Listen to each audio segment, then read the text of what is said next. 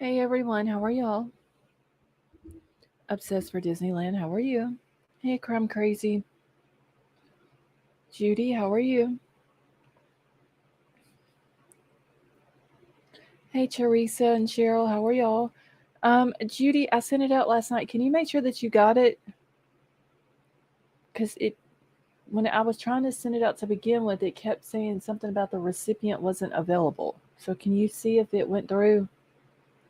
And I'm doing good, thank you.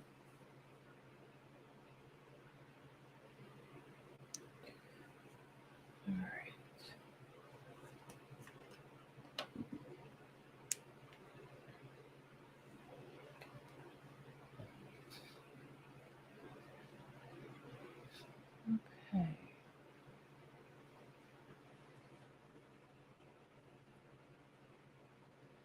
I'm crazy. I was just about to do that, but it doesn't look like Nightbot is going to work tonight. Okay, it didn't. All right, give me just a second, Judy, and I will resend it.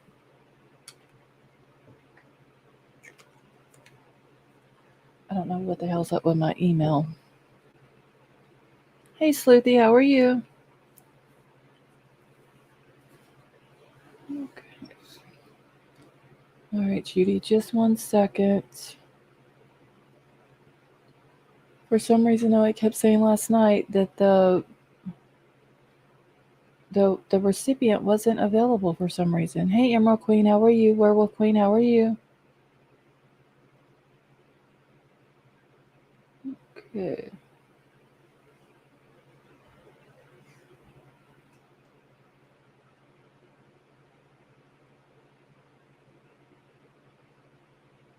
Well, hold on. Where is the?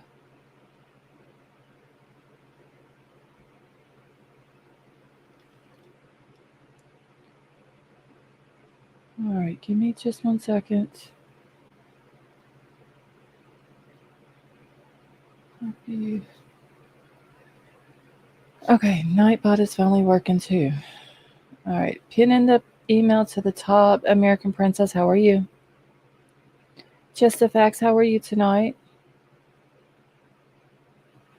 A Sleuthy Nightbot got where he doesn't want to work sometimes. Act like he's on vacation or something.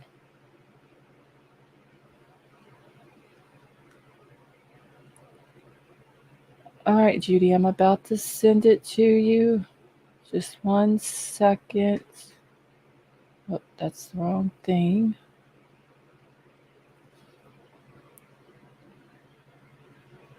He needs his pay dogs. All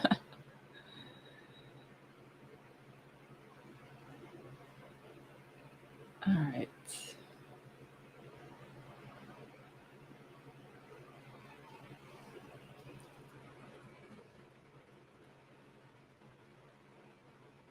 Okay, y'all, one second here.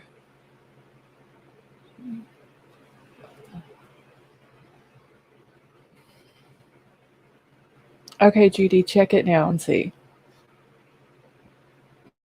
Hopefully it went through that time.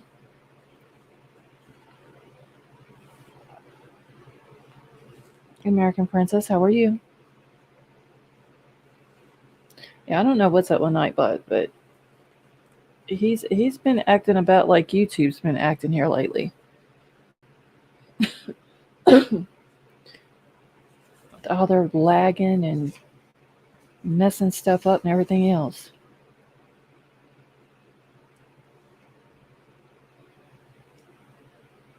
Okay, so it finally went through. Okay, good. I don't know what was wrong with it last night, Judy. I tried it 3 different times. Like I said, it kept saying something about the recipient wasn't available. So I don't know if it was something on my end with my email or what.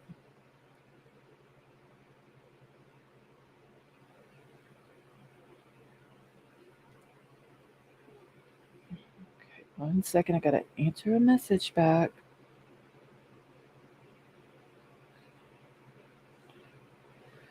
Okay. Hey, Art, how are you?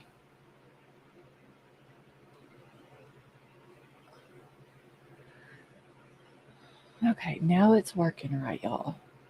So, White Widow Baby will not be in here for a while tonight.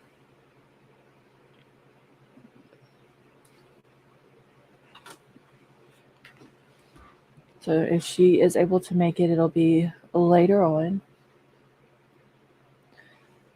We're just going to discuss a few things. I'm going to open panel it tonight. More. Thank you, Emerald Queen. I don't know what's up with my email, but y'all know I've been having the email issue since I've had that email. People send stuff to me and I don't get it. They have to send it multiple times. It's crazy. So I may have to end up doing another email because I hate that. People say they sent me something and then I don't get it. And it makes it like I'm ignoring them, but I'm really not. And Emerald Queen, I did get your email also. The one that you responded back to. Okay. Kind of dragging tonight, y'all. I feel like I could sleep for like 10 days straight. I'm just exhausted. Miss Chewy, thank you so much for being a member. And she says, yay, 1 month. I love it. Well, we love you too, Miss Chewy. Thank you so much. Hey, Marissa, how are you?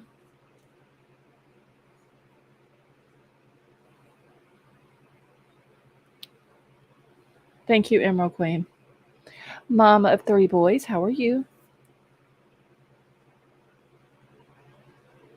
Hey, Jay, look, how are you tonight? Do I have sleeping issues? Not really sleeping issues. It's just I go to sleep and then my allergies and sinuses bother me so bad that I get woke up during the night from it. And then once I get woke up, I can't go back to sleep. And I already don't go to sleep till like 3, 4 o'clock in the morning.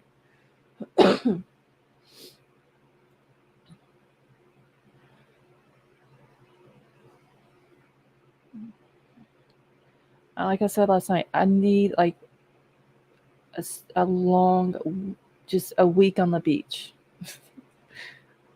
I think if I had that, I'd be okay.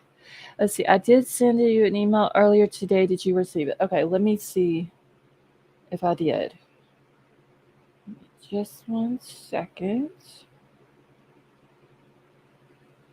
Mom of 3 boys, what was it about?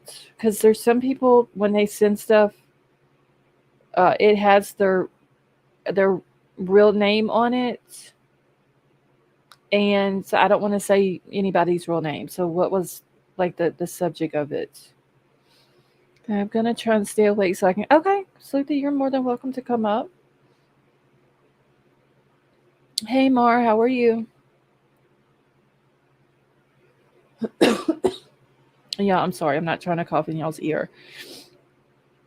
It's just this pollen is seriously killing me. I just sent you a very important email. Let's see. Kenny, where are you located at? Because I'm so desperate for a beach right now. I would settle for a Louisiana beach. For real. Hey, Stone Gator, how are you? Oh, Mar, I seen that. And you know what? They downright lied about that. Because, when I asked you about the tracking number last night, it said that it was going to be delivered today. And my behind was awake this morning at like 9 o'clock, and they never attempted to deliver anything. They just straight out lied. But FedEx, because of where I live at, they do that a lot. If they don't have any other deliveries in my area, then they'll say that they attempted to deliver something, and they may wait 2 or 3 days until they get a delivery down here. Kenny, you're in Australia? I'd settle for an Australian beach right now.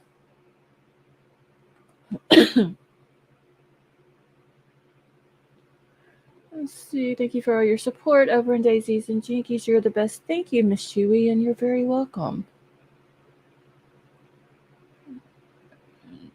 My family's beach. Yes, Emerald Queen, I do. That's a very tempting thing too. Emerald Queen's family's got a beach house out in Cali. Like I seriously need a vacation. I told Troll that the other day.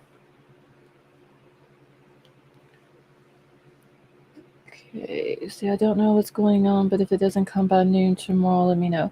Now, Mar, it probably won't be here tomorrow, but it does say that it was moved to Monday for delivery. Okay, Mama Three Boys, yeah, I didn't get it, so if you don't mind resending it, that would be awesome. Thank you.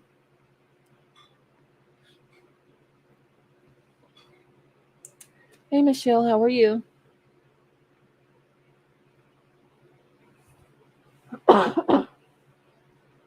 Hey, Sandra.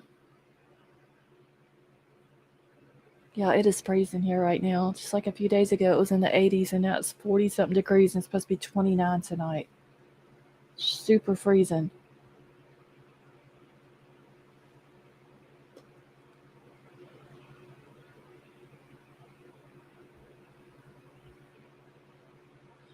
So let me know. I'm super anxiously waiting for you.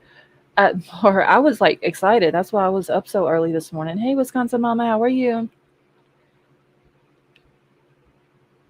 And like I said, they never showed up. But that's nothing unusual though, Mar. Like I said, they claimed to have attempted to deliver stuff here before, but it's just because I live so far off of a main highway, they don't want to come all the way down the start road. Hey Jerry, how are you? Assessed for Disneyland. Thank you so much for being a member for a month. And she says thank you to everyone for always being there. Well, Assessed for Disneyland, thank you so much for always being here and supporting the channel.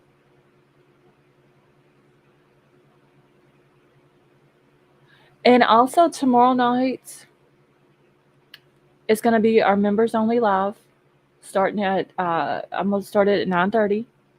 I promise this time that I will get it to stick and it will be a members only live to begin with. Let's see. American Princess says, thank you for going live as often as you do, covering the Idaho 4 case and keeping us up to date about the case. American Princess, you're very welcome. Been listening lately, but haven't got to chat. Jerry, you're welcome. We're so happy to have you join us tonight. Cheryl, how are you feeling? Hey, lovable Mama Bear.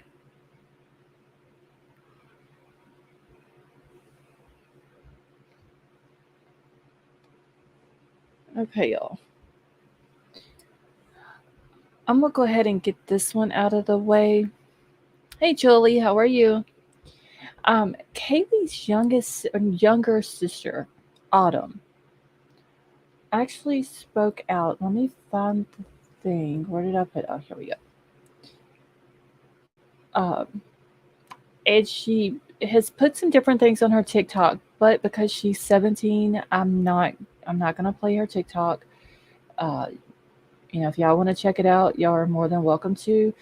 And also, can one of the mods drop Sleuthy's Twitter link, please, while I'm thinking about it? And if y'all don't follow Sleuthy Goosey on Twitter, y'all really should. She's always putting out awesome stuff. And her timelines that she puts out is amazing. Happy Cactus, how are you? Happy Cactus, I did. I believe I emailed you back. It was about a video, right? That you wanted me to check out? I think I emailed you back.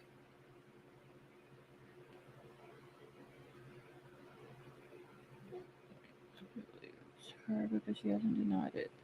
Oh wait, what am I missing? Okay. Cheryl, it's cold here too. Sleuthy, you're very welcome.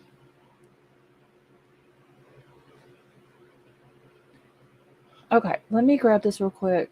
It's just sitting at the top of my email right now, and I want to go ahead and get it over with. It's kind of a long read, but for the most part, a lot of it we've already heard 10,000 times regarding Bryan and what he's done.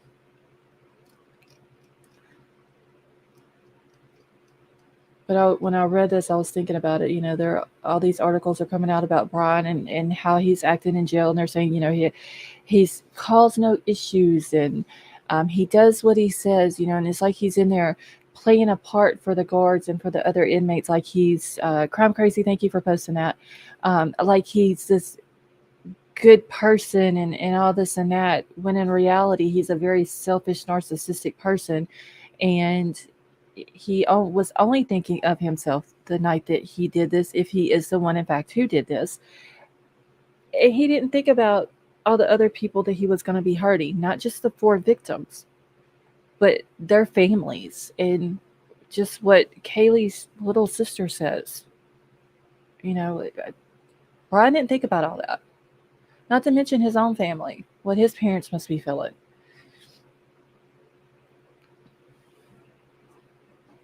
Hey, Gregory, how are you? Vinny D, how are you? Oh, y'all, yes, March 19th is Gabby's birthday. She'll be 24. So y'all keep her family in your prayers.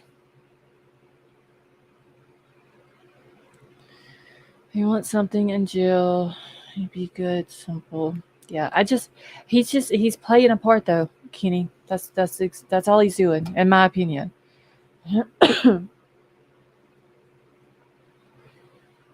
Vinny, you're doing a special for Gabby? Can one of the mods grab Vinny D's channel link and put it in the chat? See, I think it's all just weird ridiculousness. I don't believe the nonsense they're reporting in media at all, and I think it's offensive and extremely aggravating for the families. I just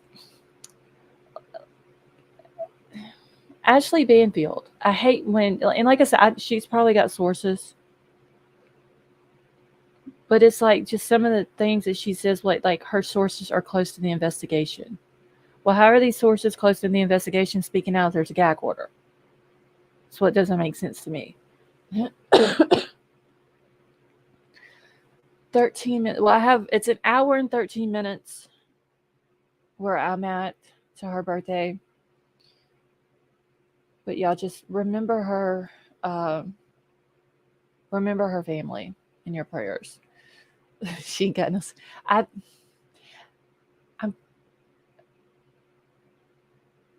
why would they want to, like, News Nation is like I don't want to say a big company. They're pretty popular. Why would they?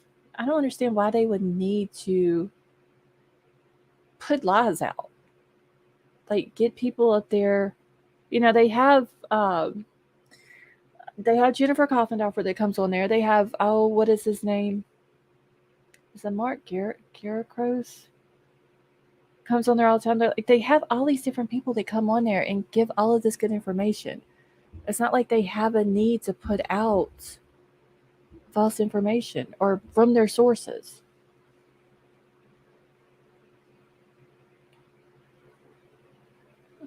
And DDD, you're very welcome. And let me hold on just a second.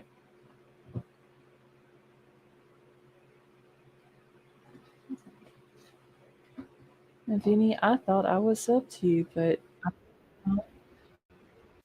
okay. So if y'all want to watch Vinny D's special that he's doing for Gabby tomorrow, Crime Crazy has posted his link in the chat, so y'all go sub up to him. Sandra, I do too. I've said that 1,000 times with this Idaho case.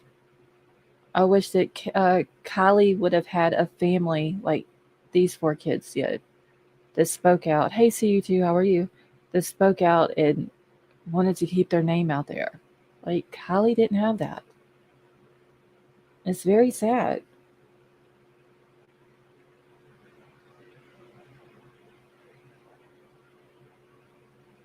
All right. And I'm just going through real quick, y'all.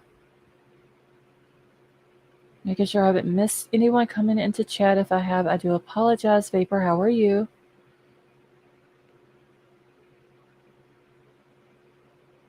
See. She has no sources. I'm sure people are giving her information. But yeah, I don't think she's vetting a lot of it. And she's saying that her sources are close to the investigation. I don't know if I believe that or not. Miss Chewy, have a wonderful night. Hey, Tonka, how are you? And Vapor, that is true. Kylie does have us. She has all of us. It's sad, though, that she has to have complete strangers to keep her name out there and show her love. instead of her family doing it. Headphones, how are you? Hey, Loaded Hot, how are you?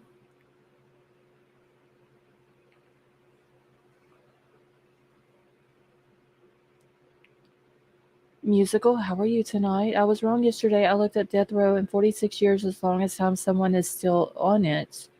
I thought it was 20 now as a record. Oh, wow. Tonka, I'm doing good, thank you. All right, let me get this article pulled up here real quick.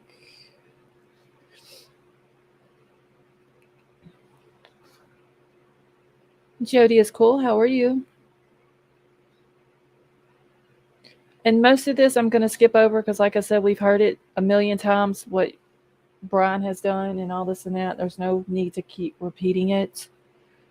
So I'm just going to read the parts that we haven't heard. It's basically talking about what Kaylee's sister has said. Uh, it is on her Twitter, or her, not her Twitter, her TikTok. I'm not going to play it because she is 17, but you're more than welcome to go check it out if y'all would like. Let's see.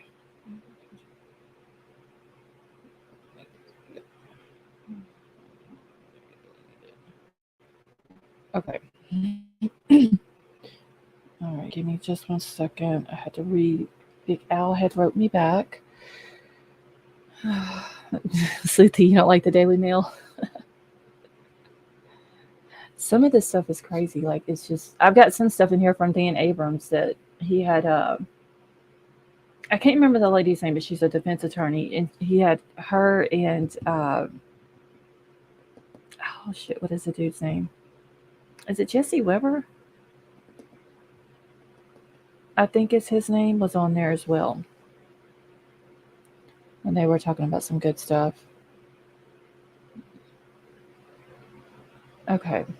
So it just says, I'll be in denial forever, which is what Idaho victim Kaylee Goncalves' younger sister shares heartbreaking videos of herself sobbing in bed because she misses her murdered sibling so much.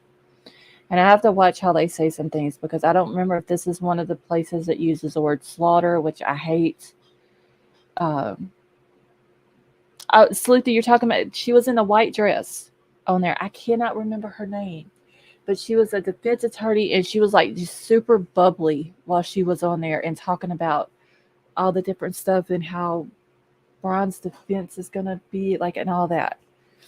So I've got both of the parts of the video because they had divided it up into two parts that I'm gonna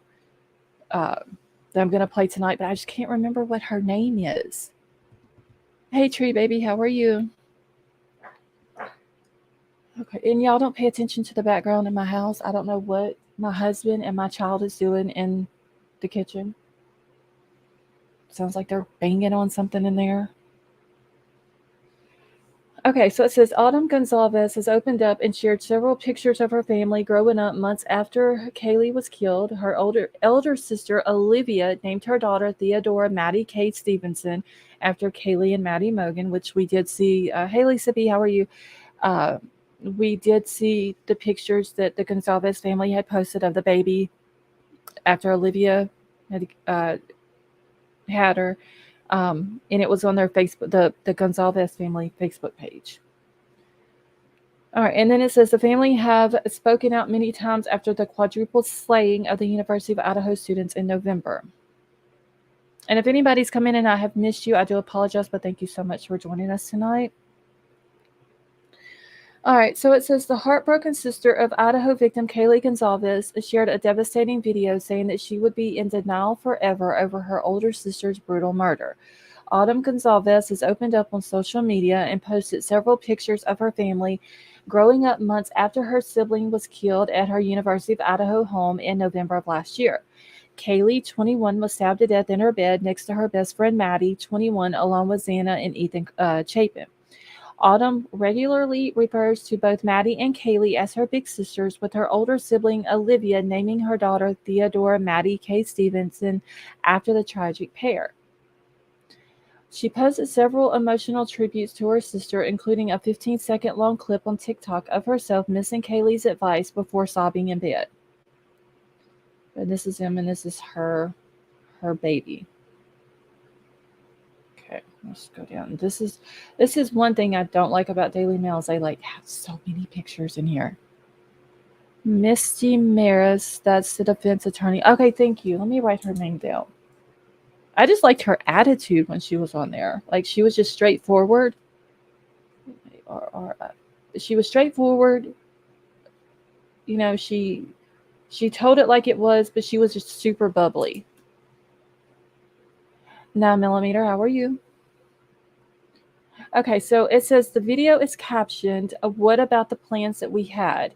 And in more footage, she shares a picture of the tight knit sibling saying that she wanted her old life back. And you know, that's what I'm saying. Bryan didn't think about stuff like this. The pain that he's caused these families, all because he was selfish and narcissistic. Uh, and that is if he did this.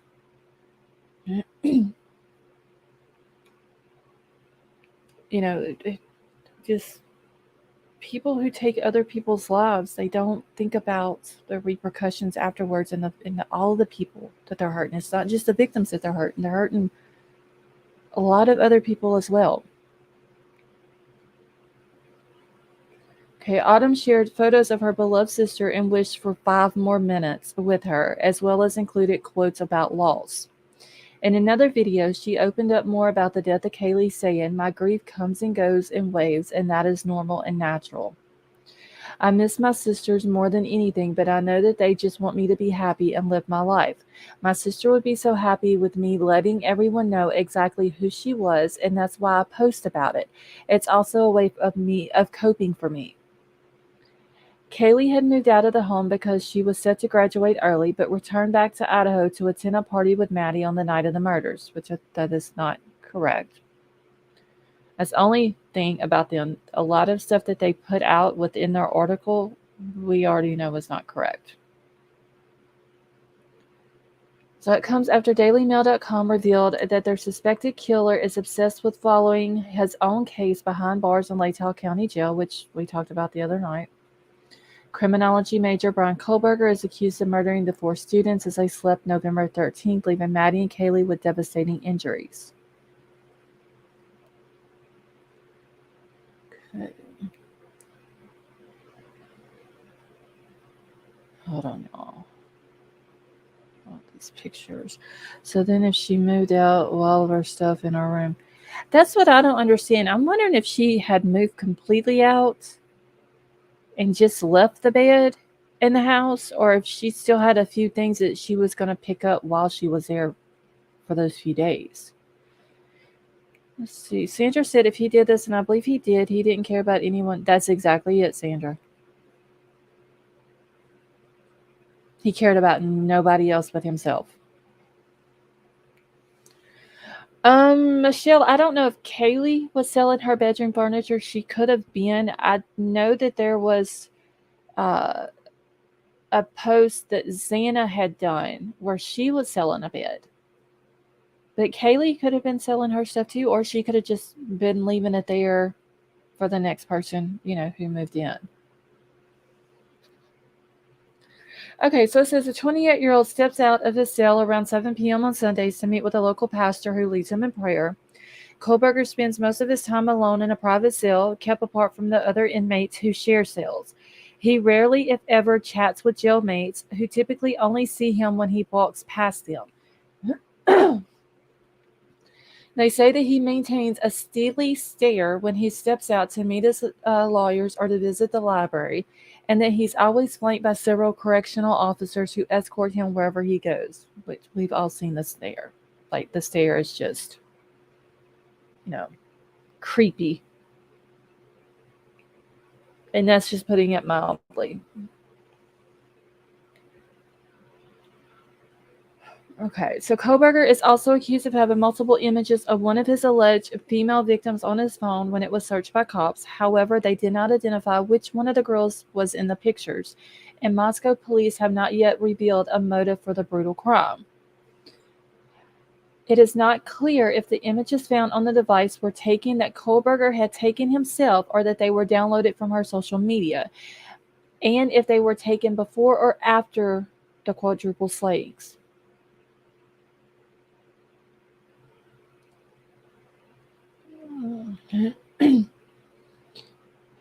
Rachel, how are you?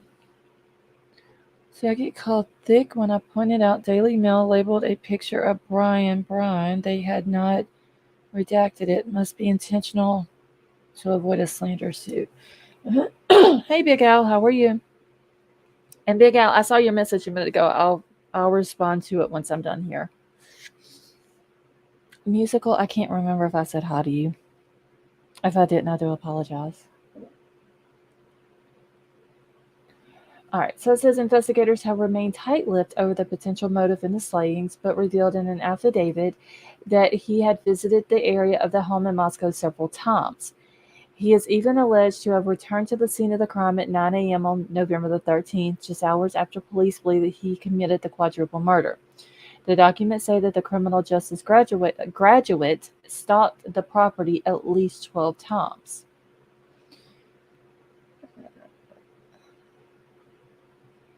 Subconscious Mouth, how are you?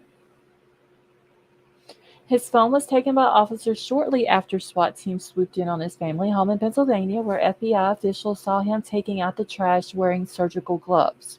Hey, Maisie, how are you? Kohberger was tracked to the area of the home in the months leading up to the deaths by his phone, but officials have yet to confirm how he became aware of the students in the first place. I'm still thinking that he come across him at the restaurant at the Mad Greek. I'm thinking that either that or if maybe he was just visiting University of Idaho and might have saw him or something like that. It's got to be one of those two places. I don't think he just like was randomly driving around Moscow and was like, oh yeah, there's this house. I want to know who lives in it. I think it was just the restaurant or the college that he saw him at. Hey, I'm sorry, guys. I'm listening, not watching chat in case I doze off. Okay, Mar, that's fine, honey. Okay. Let's see. All right, so it also says that the affidavit states that police made efforts to determine if Kohberger had stalked any of the victims before the killings. Let's see, could have stalked them from school or work. Country Chickens, how are you? Okay, that is Olivia's little baby.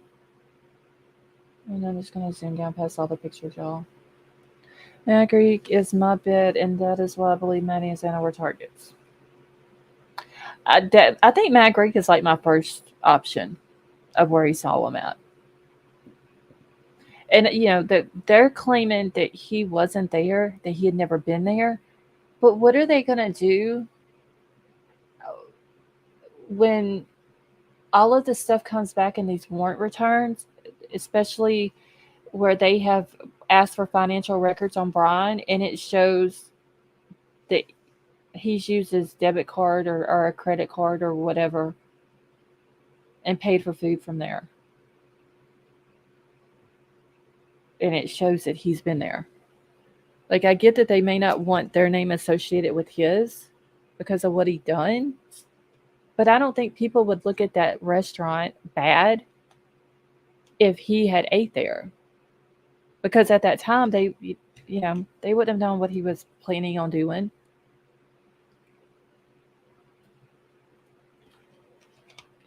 Okay.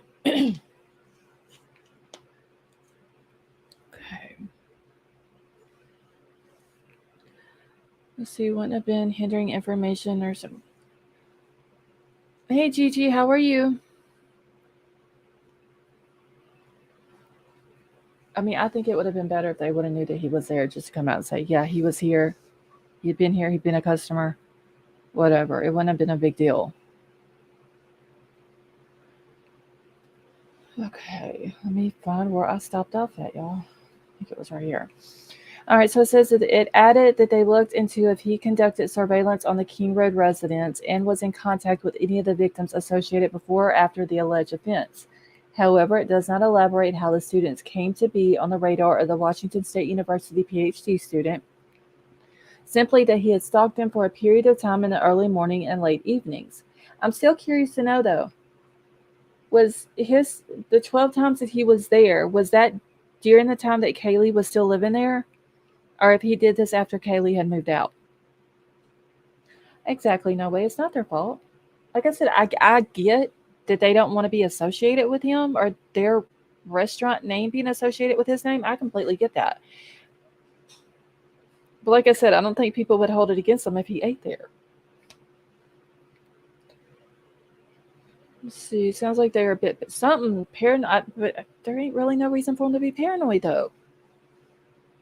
Okay, from the time he moved to PA or WA until the murders. So he moved there in June, right? So he was there 5 months. I'm just curious, like how often he went there. Hey Scott, how are you? Cause 12 times in 5 months.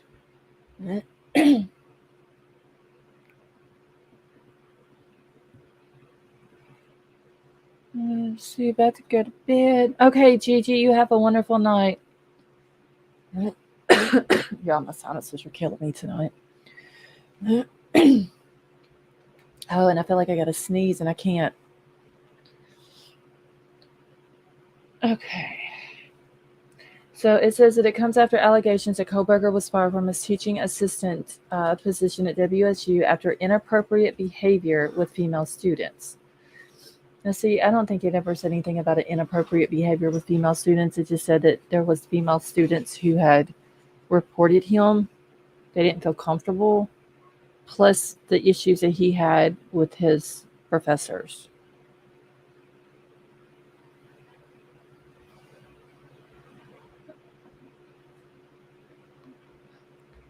12 times is like once a week. Really wouldn't even be once a week, though, American Princess, because if he moved there in June, that would be, it would have been roughly 5 months. So that was what, 20, right at 20 weeks? Let's just say, we'll say 19 weeks.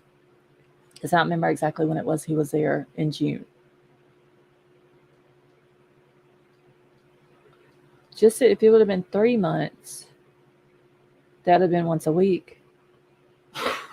See, this is why I hate Daily Mail, and they found there was no bias or whatever accusation. It had nothing to do with the alleged firing, which I also believe is a lie. Because they never proved that the paper that was being spread around saying that he was fired, they never proved that that was legit.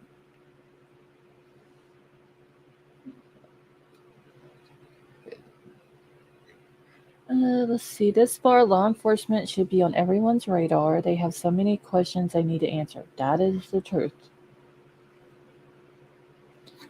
I don't like how they're putting stuff in here that we all know is not true.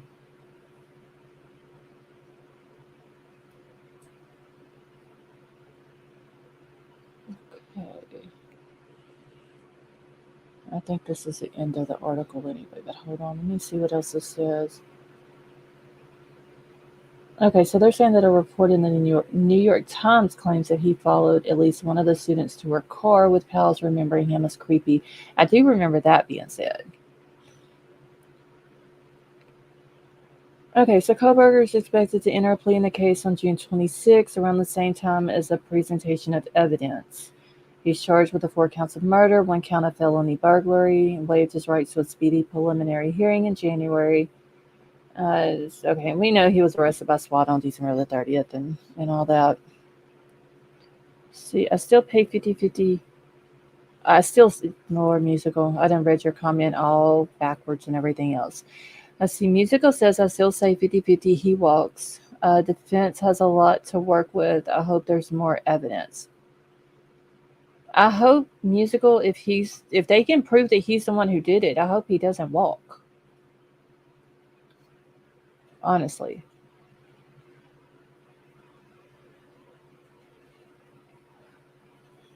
Okay. See, I go into great detail about this on my channel, Subconscious Mouth. Okay, let's see. Vapor, what was a joke? I got it. Okay, never mind. That was something else. Okay, yeah. So that's the end of that. I don't like how they're changing stuff around and not putting out what we actually know is the truth. 100% he did it, but as a court case, it's not a slam dunk at all. I think they have the right person. I just hope that they have the evidence to prove that he did it. I think he confesses to the preacher, and he. So wait, C2, you think that Bryan's gonna tell the local pastor there what he did? I just don't think the pastor could tell though. I don't think he would be able to reveal what Bryan tells him. Hey, Zara, how are you? They're filling the holes in with whatever falls into the shovel. That's what the Daily Mail does. Yeah, I don't like how they're doing that. Hey, H Town Bonus, how are you? Yeah, I don't think the pastor can tell anything. Now, even if he went in and like confessed everything to him, yeah, I killed him. This is how I did it. I just don't think the local pastor can tell anything. Hey, CJK, how are you? Melissa, how are you? But if I hope he's not using the whole religion thing to make himself look good. Um, if he really did find God, and I said this the other night, if he did, I'm happy for him, but I hope he does the right thing if that's the case and he confesses and tells exactly what he did do. See you too, I'm not sure if he knows, if his dad knows the truth about anything or not. There's imposters everywhere. Okay, y'all.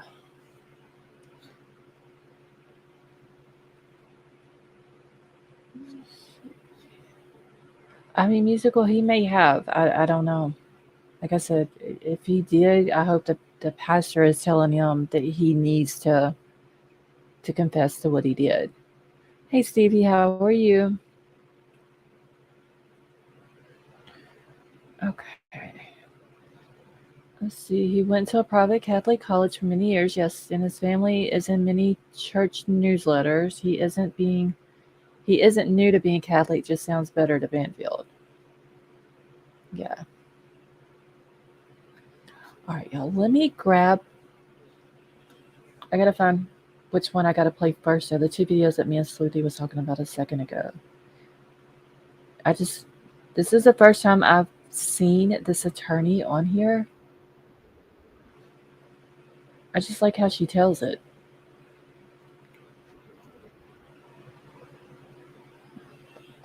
Okay.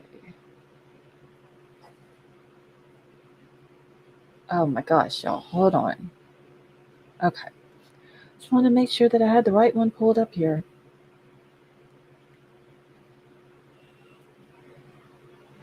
Hey Nika, how are you? And yeah, Nika, the sales uh, university was a Catholic college.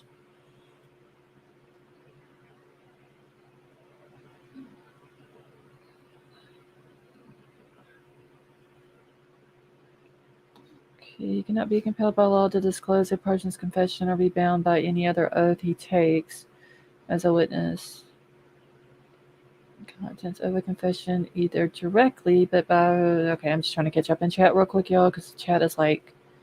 I sent you attorney. Oh, one also today. To me, Judy?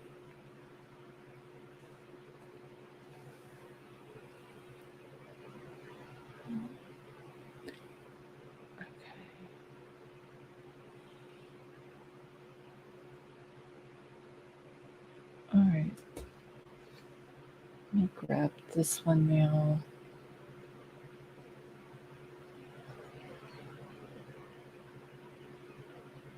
I don't know if Judy's talking about me or you, Vapor.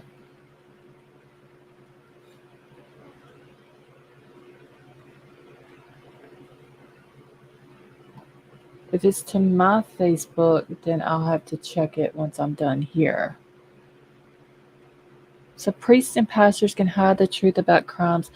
CJ, it's a what do they call it? A confidential There's a name for it. That yeah, they don't.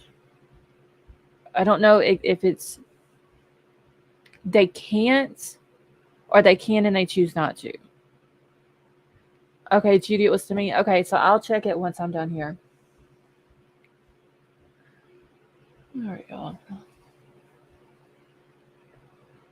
But and I mean, honestly, there's no telling what these pastors and priests and all that hear from these inmates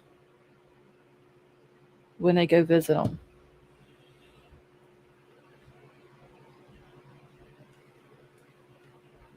Okay.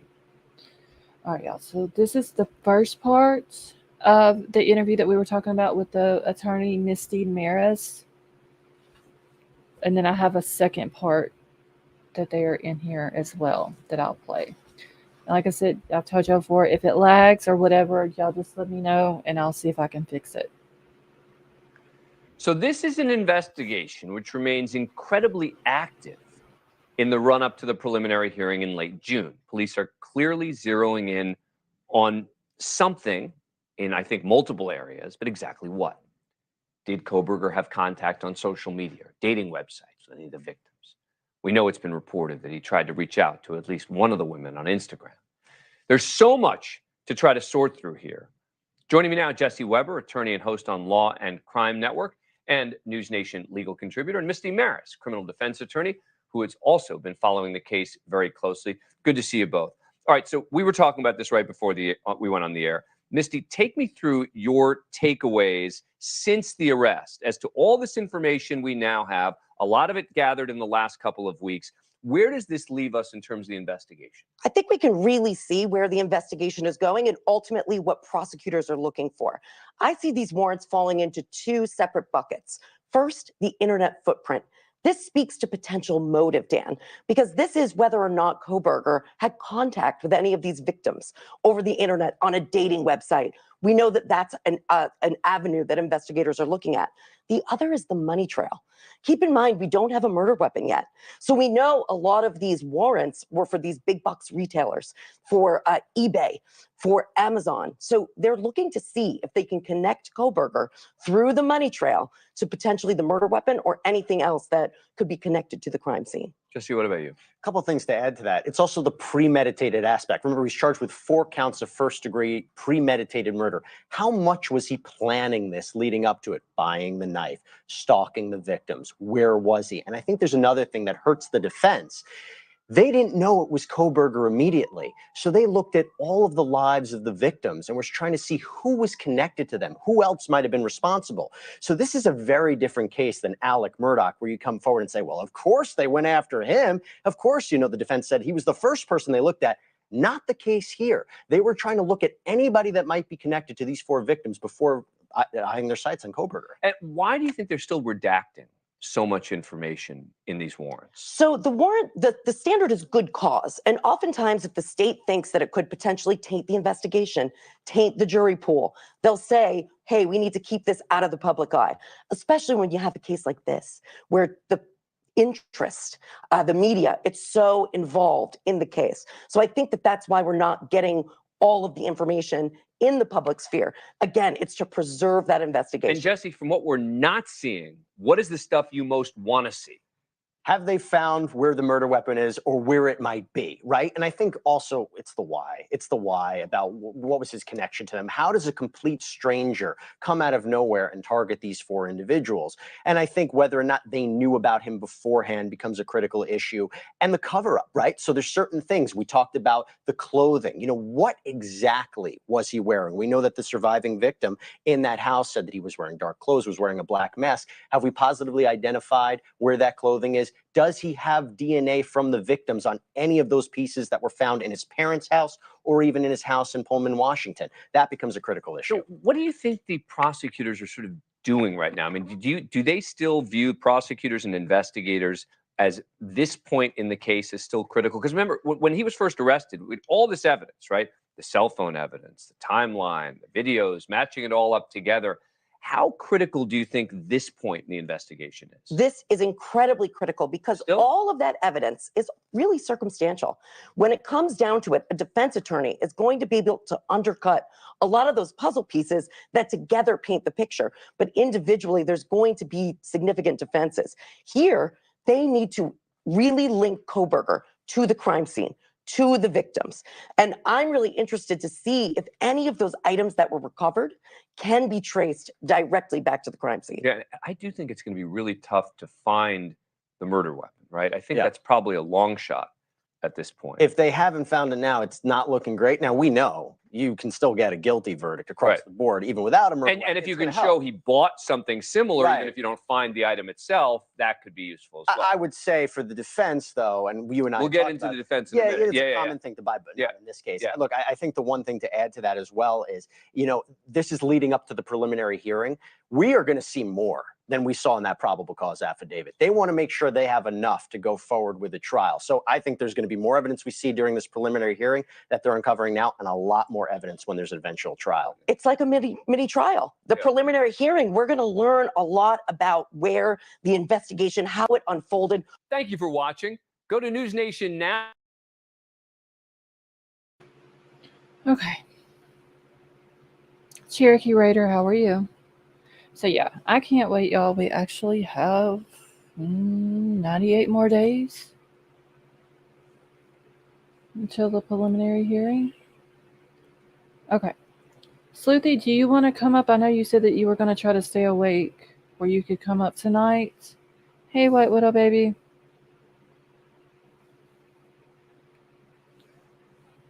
So this preliminary hearing, y'all, I can't wait. I hope they don't move it because I am just so eager to know what they have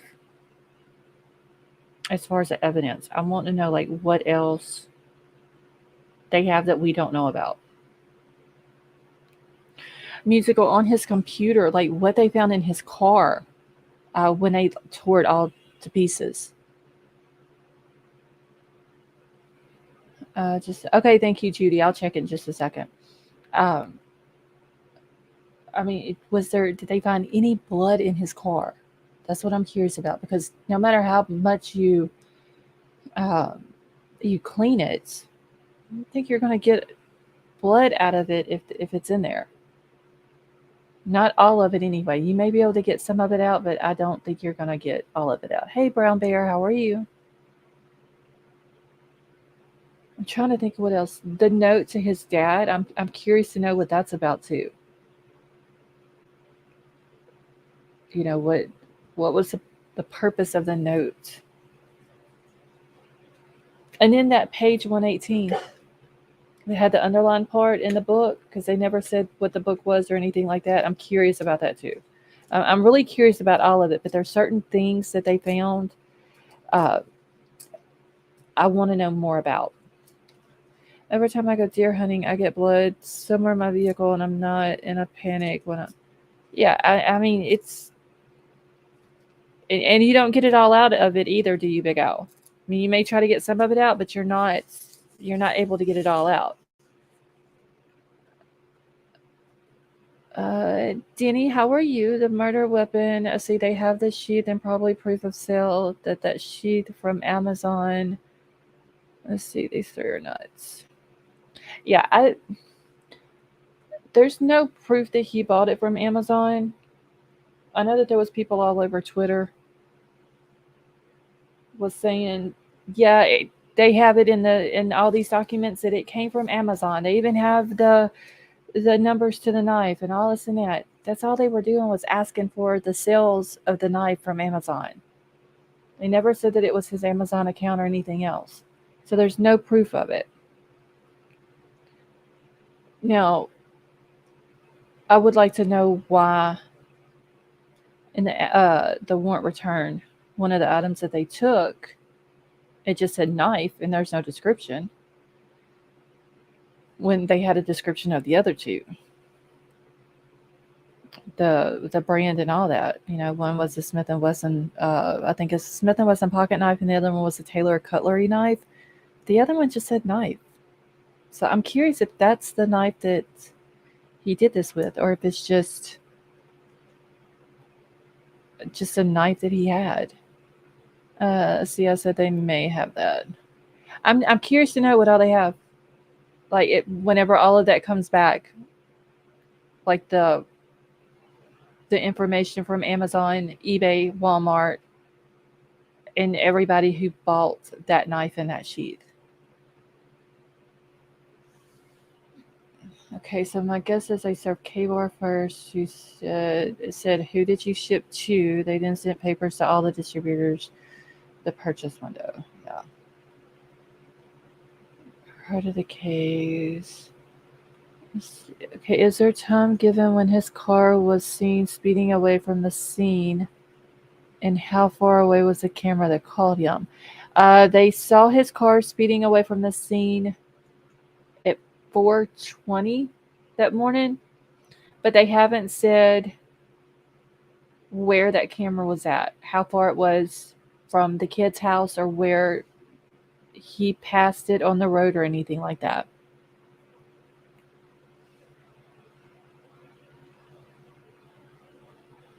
All right, what little baby, did you have fun tonight?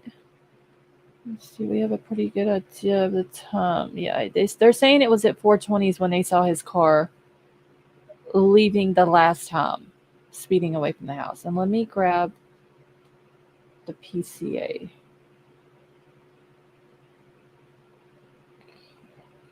Just 1 second. What the hell did I do with PCA?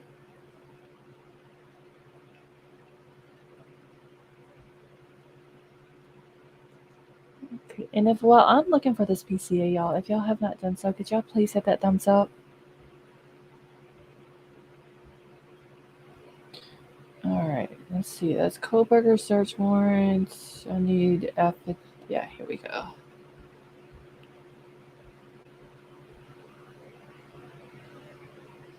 HT, how are you?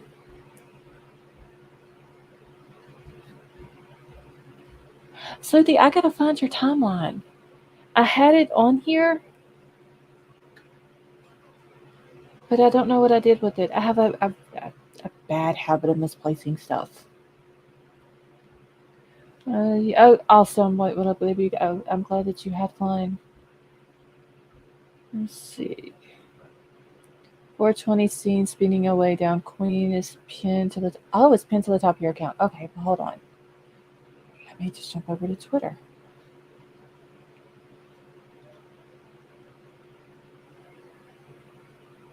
I need to put it in its own little folder. Pippi Longstocking, how are you?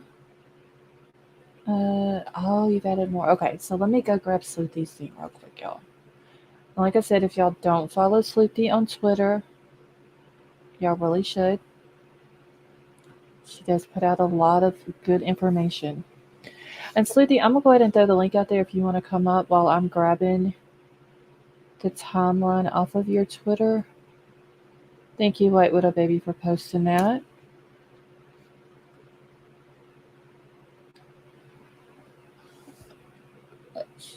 Gigi, I'm like super bad about it. Troll told me today I've got like sticky notes all over the place. I need to get rid of some of them. Big Al.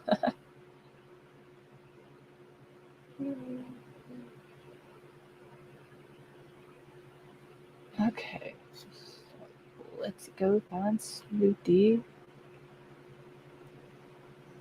Sleuthie does put out a lot of good information.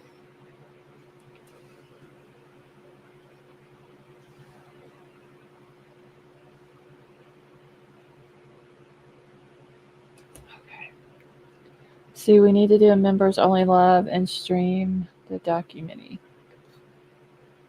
9mm, I'm actually doing a members only tomorrow, but I don't know if I'll be able to stream it or not. Sleuthie, how are you? Good. How are you? I'm doing good. Please slow. Okay, so I'm literally trying to do 4 things at one time. Wait, what a baby. Give me just one second, and I will go slow it down. Oh, my internet is just. Oh, I want to throw this shit out the window. I think probably what I'm known best for is my terrible Walmart internet. Right, your terrible Walmart what? Internet. Uh, I'm Girl, usually like mid sentence and then I just get disconnected from stuff. mine is horrible. I live out in the middle of the sticks, and it is just it's horrible. I pay so much money for internet. It's atrocious. I tried to sign up for like a business Mm-hmm. because we don't have like high speed internet here. Like it's either satellite internet, which I can't have with my job because it's not secure, Mm-hmm. or we go off of like the cell phone towers. But I have data caps. Yeah. So when I run out of data, you can forget it. Oh, and that's got us. Well, It does. we live It's out in the middle of the sticks, and we can only get this internet. Like, we can't get any other, and it's like through our phone company, and it's just it like when it stormed here the other night. Then for the next week, my internet's gonna mess up and it's gonna be slow, and my box outside is probably underwater because they don't take care of this stuff down here. It's crazy. Okay, I just don't understand in 2023 how we're even having this discussion. I know. I Big Al even told me about Starlink, and we can't even get it here because it's not available in our area. No. Well, it's not available here yet either, but they were like, hey, you're more than welcome to pay like the $700 up front Yeah, to put on this and get on the waiting list. Yeah. Yeah, it could be years, and I'm thinking, you're out of your mind. If I wanted to like lose $700 and forget about it, I would just like throw it in the yard. Right. Like I'll when it's available in my area, then I'll pay the money. Yeah, and then they'll be like, sorry, there's 300 people on the wait list that are before you. Now we don't have any for you. Okay. All right, y'all. I'm trying to slow the chat down real quick. Hey, Paige, how are you? And the company we're with, it's a private phone company that we have here. We don't have, like, there's one in town, but I'm like 20 minutes from town, so we can't get anything like that. Okay, I'm fixing to pull your document up in just a second, Sleuthy. I'm gonna slow the chat down for the mods. Okay. Let's see.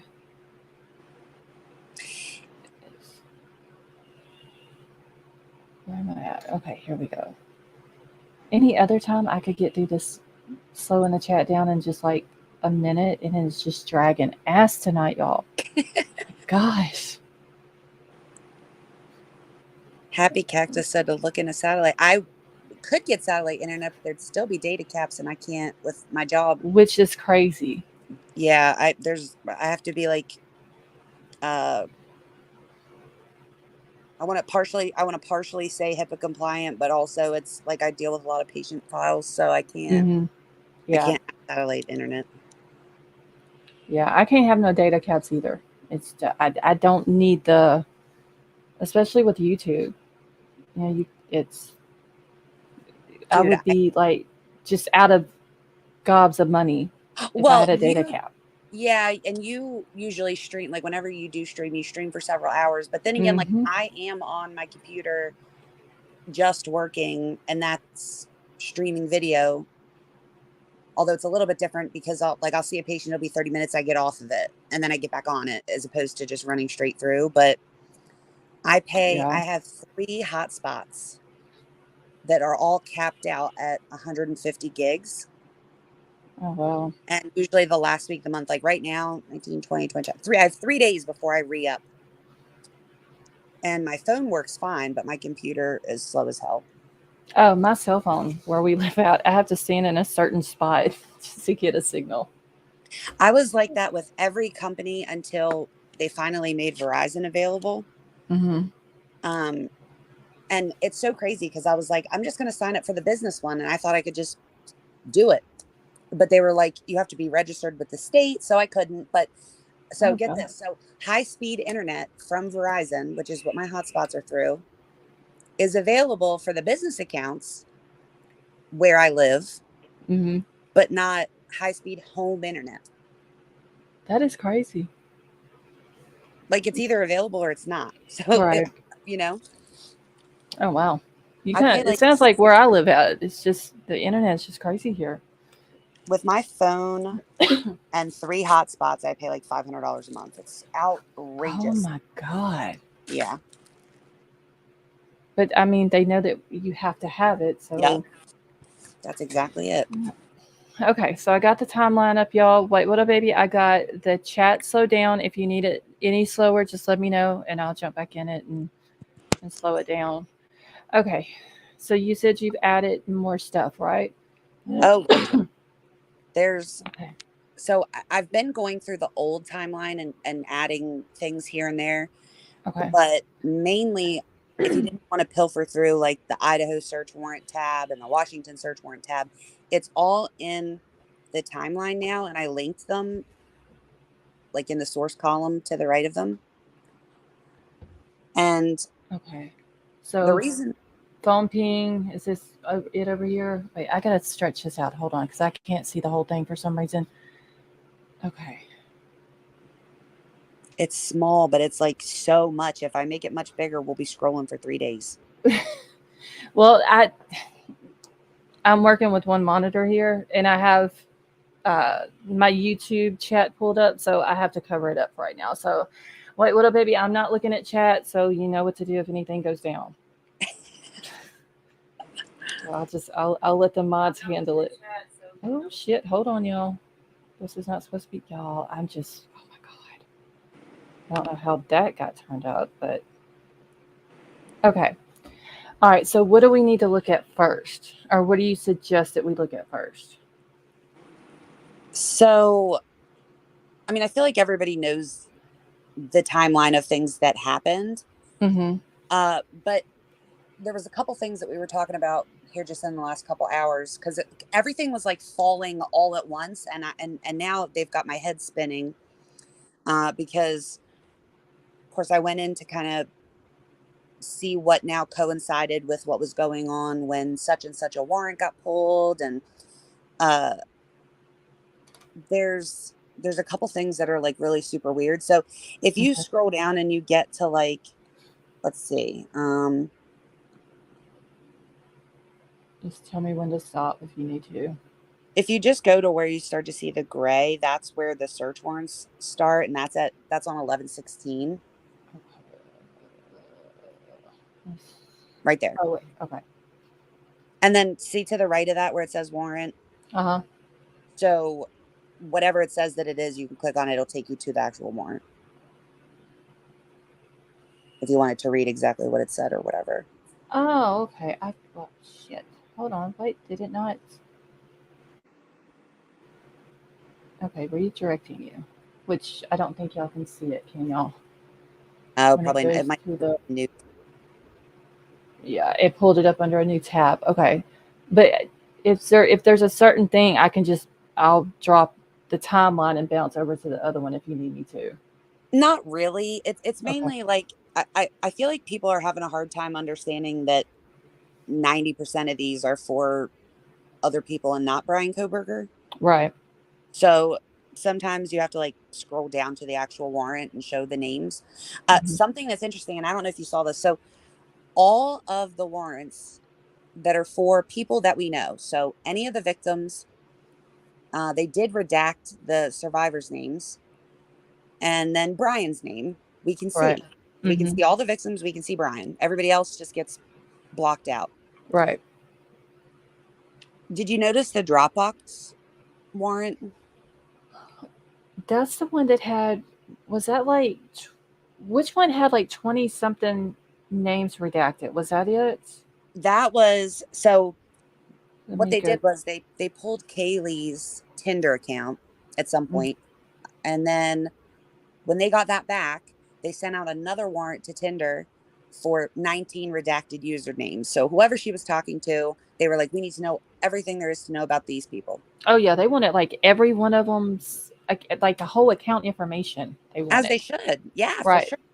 And then and keeping in mind that like when that was, they didn't have if they didn't have Bryan Kohberger's name until November 29th when the WSU police called and said, hey, there's a white Elantra here, Mhm. then they didn't know who they were looking for. So Right. I'm glad that they would do that. So they did that. They sent that off. Then they did a warrant for Maddie's Tinder.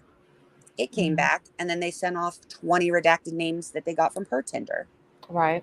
Maybe that's the one I'm thinking about, because I remember there was one or two that I counted the redacted bullets that they had on there by the names. And it Yeah. was like 21, I believe, on one of them. I counted them so many times. It's so hard when they do the black lines, it's way easier. I don't like when they redact in white. Yeah, and they just, that little bullet. And because I have to like scroll from page to page with the bullets, and then I get all mixed up on where, and have to start all over with counting. It's But very confusing. The Dropbox one, why it's interesting is that it was on January 25th. Okay, let me just go to 25th then, because I was trying to find it on the website.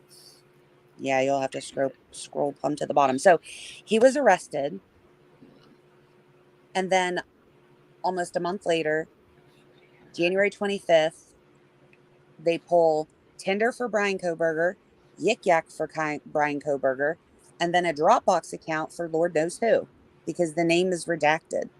Okay, and I'm fixing to pull up Dropbox, and I'm gonna bounce back and forth from the timeline to this. All right, I gotta zoom in. Okay, so I'm just gonna skip through all this. Every single one of these pages were the same. Like the It's first ridiculous. 4. I don't know why they couldn't have just made one file and said these 4 pages are going to be on every one of the files, and not include these, which I know legally they have to, but it would have just made it a lot easier. Okay, so this one, I'm like currently in an email war with their whatever she is, records clerk. It was Chief Fry's wife. Then I got pushed off to somebody else. Now there's like a guy and a girl that were just like firing emails back and forth like all day long. Really annoyed with each other. But here's the problem: is that all of this stuff is public records. Okay, so Right. once these warrants have been served in Idaho, these are public records that can be requested. And when I requested them, they were like, they gave me the runaround for several days, and they were like, Judge Marshall's going to look at it and look at your request, and then we'll get back to you. Well, that was on the 9th of February. Then on the 10th, they had a hearing and sealed all of this up. Oh, wow. Then I heard nothing until like 3 days ago. And she was like, we're going to deny it. And all of the stuff's up there. I was like, oh, wait a minute. No. Because there's not a single affidavit of probable cause here at all. And the only one that I asked for that I was curious about was the cell tower. So he didn't show up on the cell tower dump, right, for the 2 hours that they were checking. Right.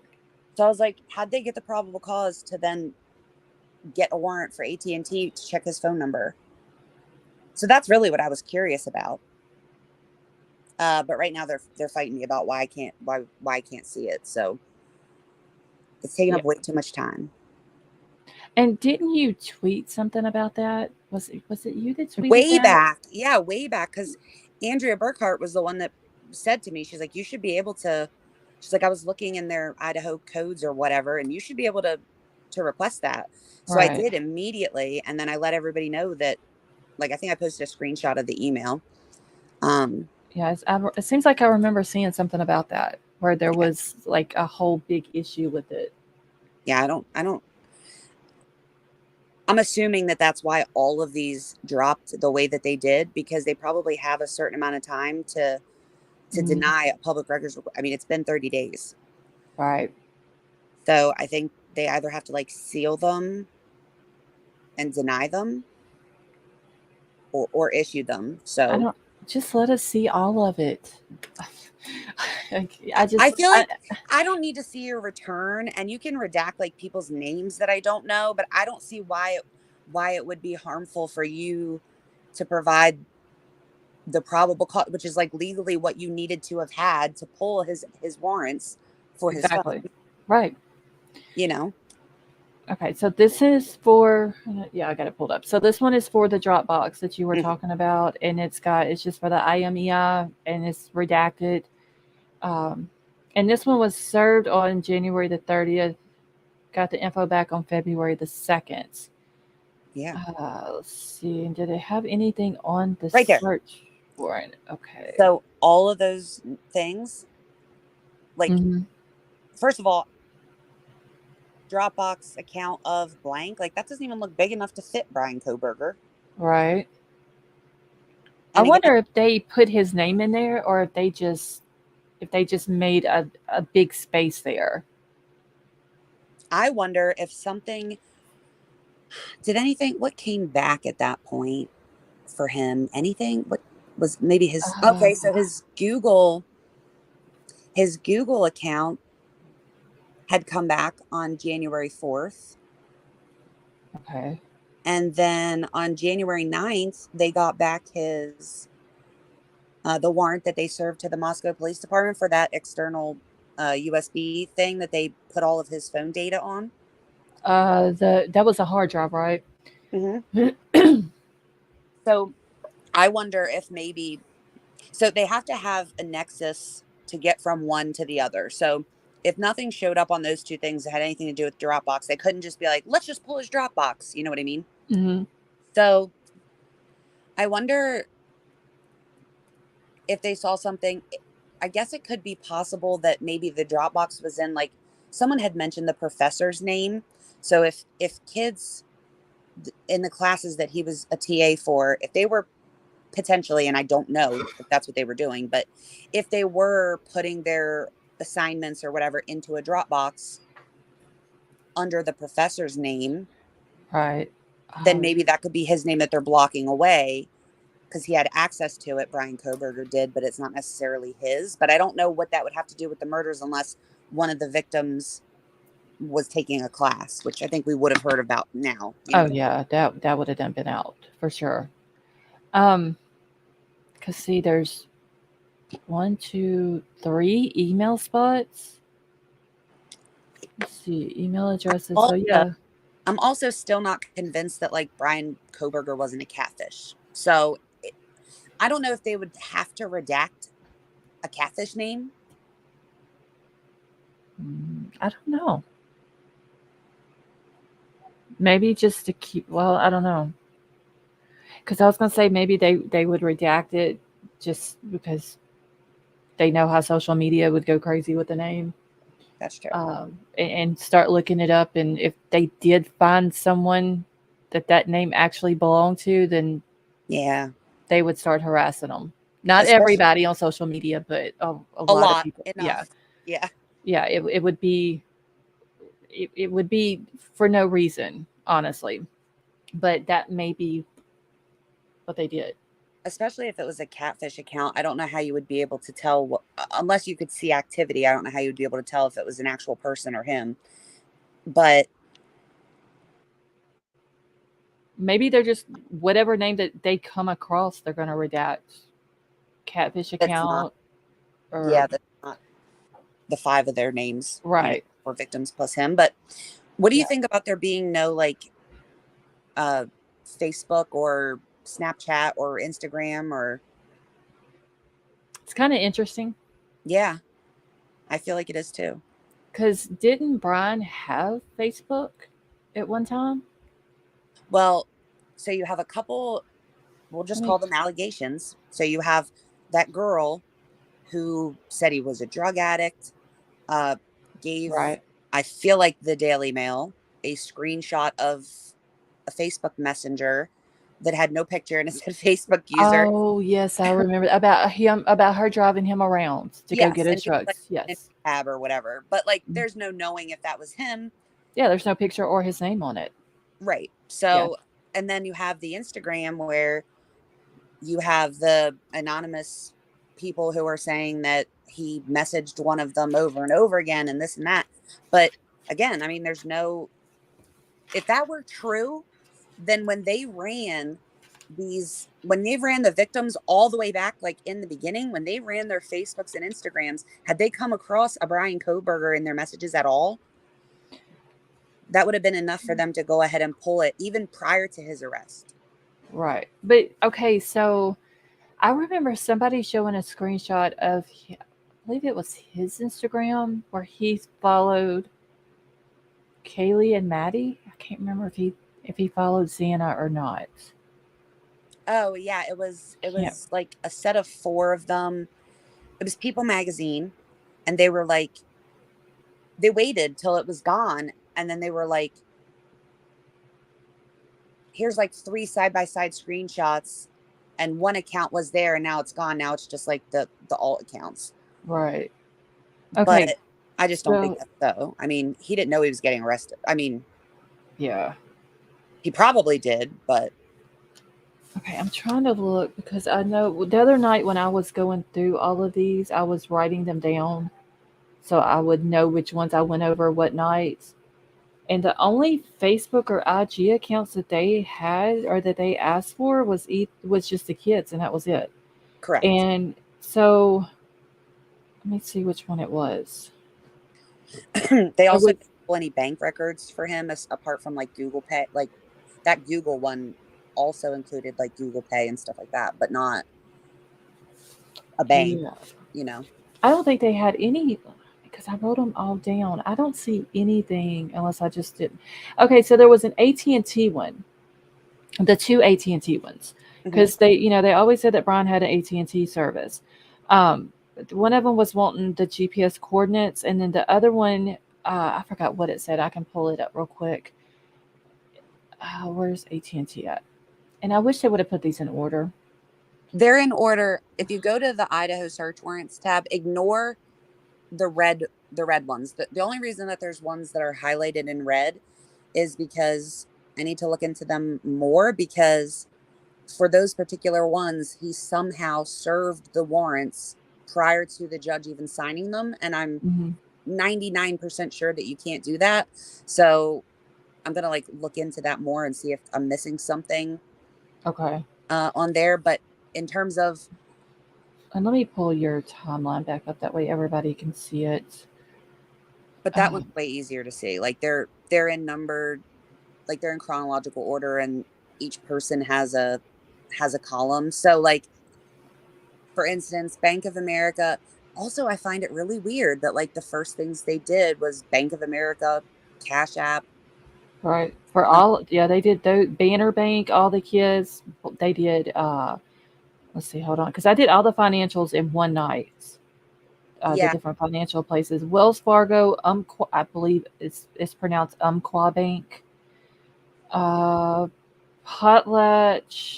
Numerica, Idaho Department of Labor, the Idaho Central Credit. Like they did all of those yeah. for all of the kids, but none of them that I saw was for Bryan. And something else that's interesting. So when it all first came out, and we're like, okay, we're looking at Bank of America, and it's the 4 victims plus 3 redacted names, right?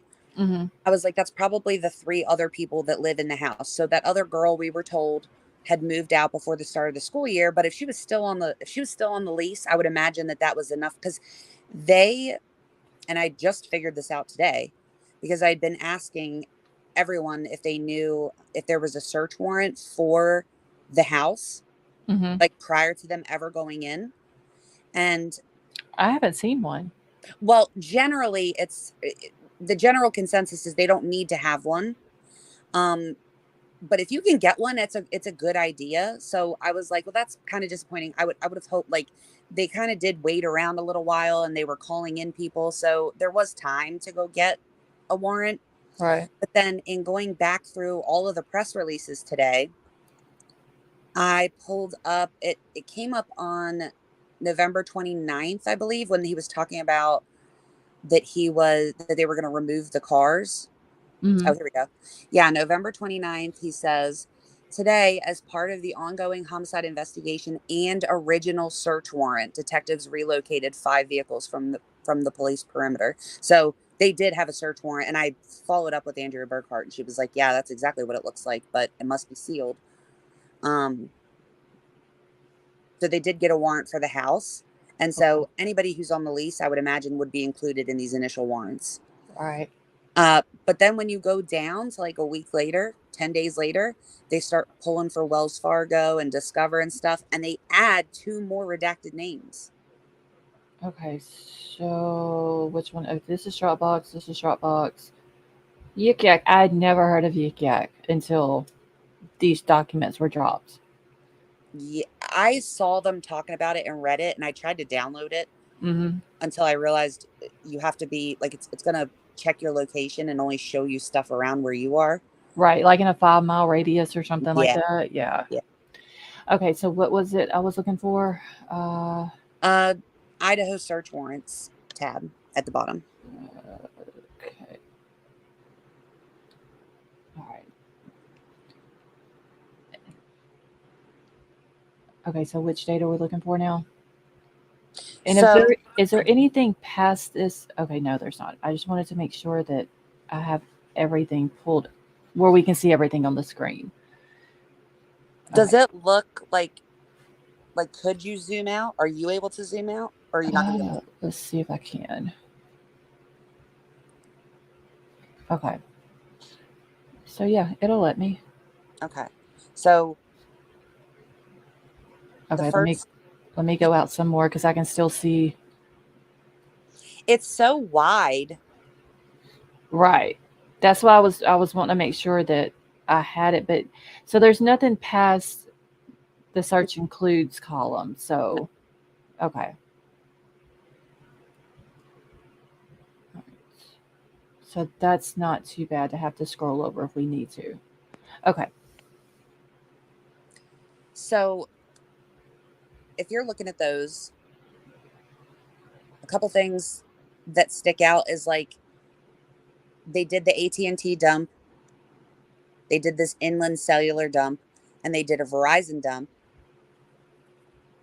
But then they sent out a warrant for 3 redacted phone numbers for Verizon. I would assume that those people came back from the dump.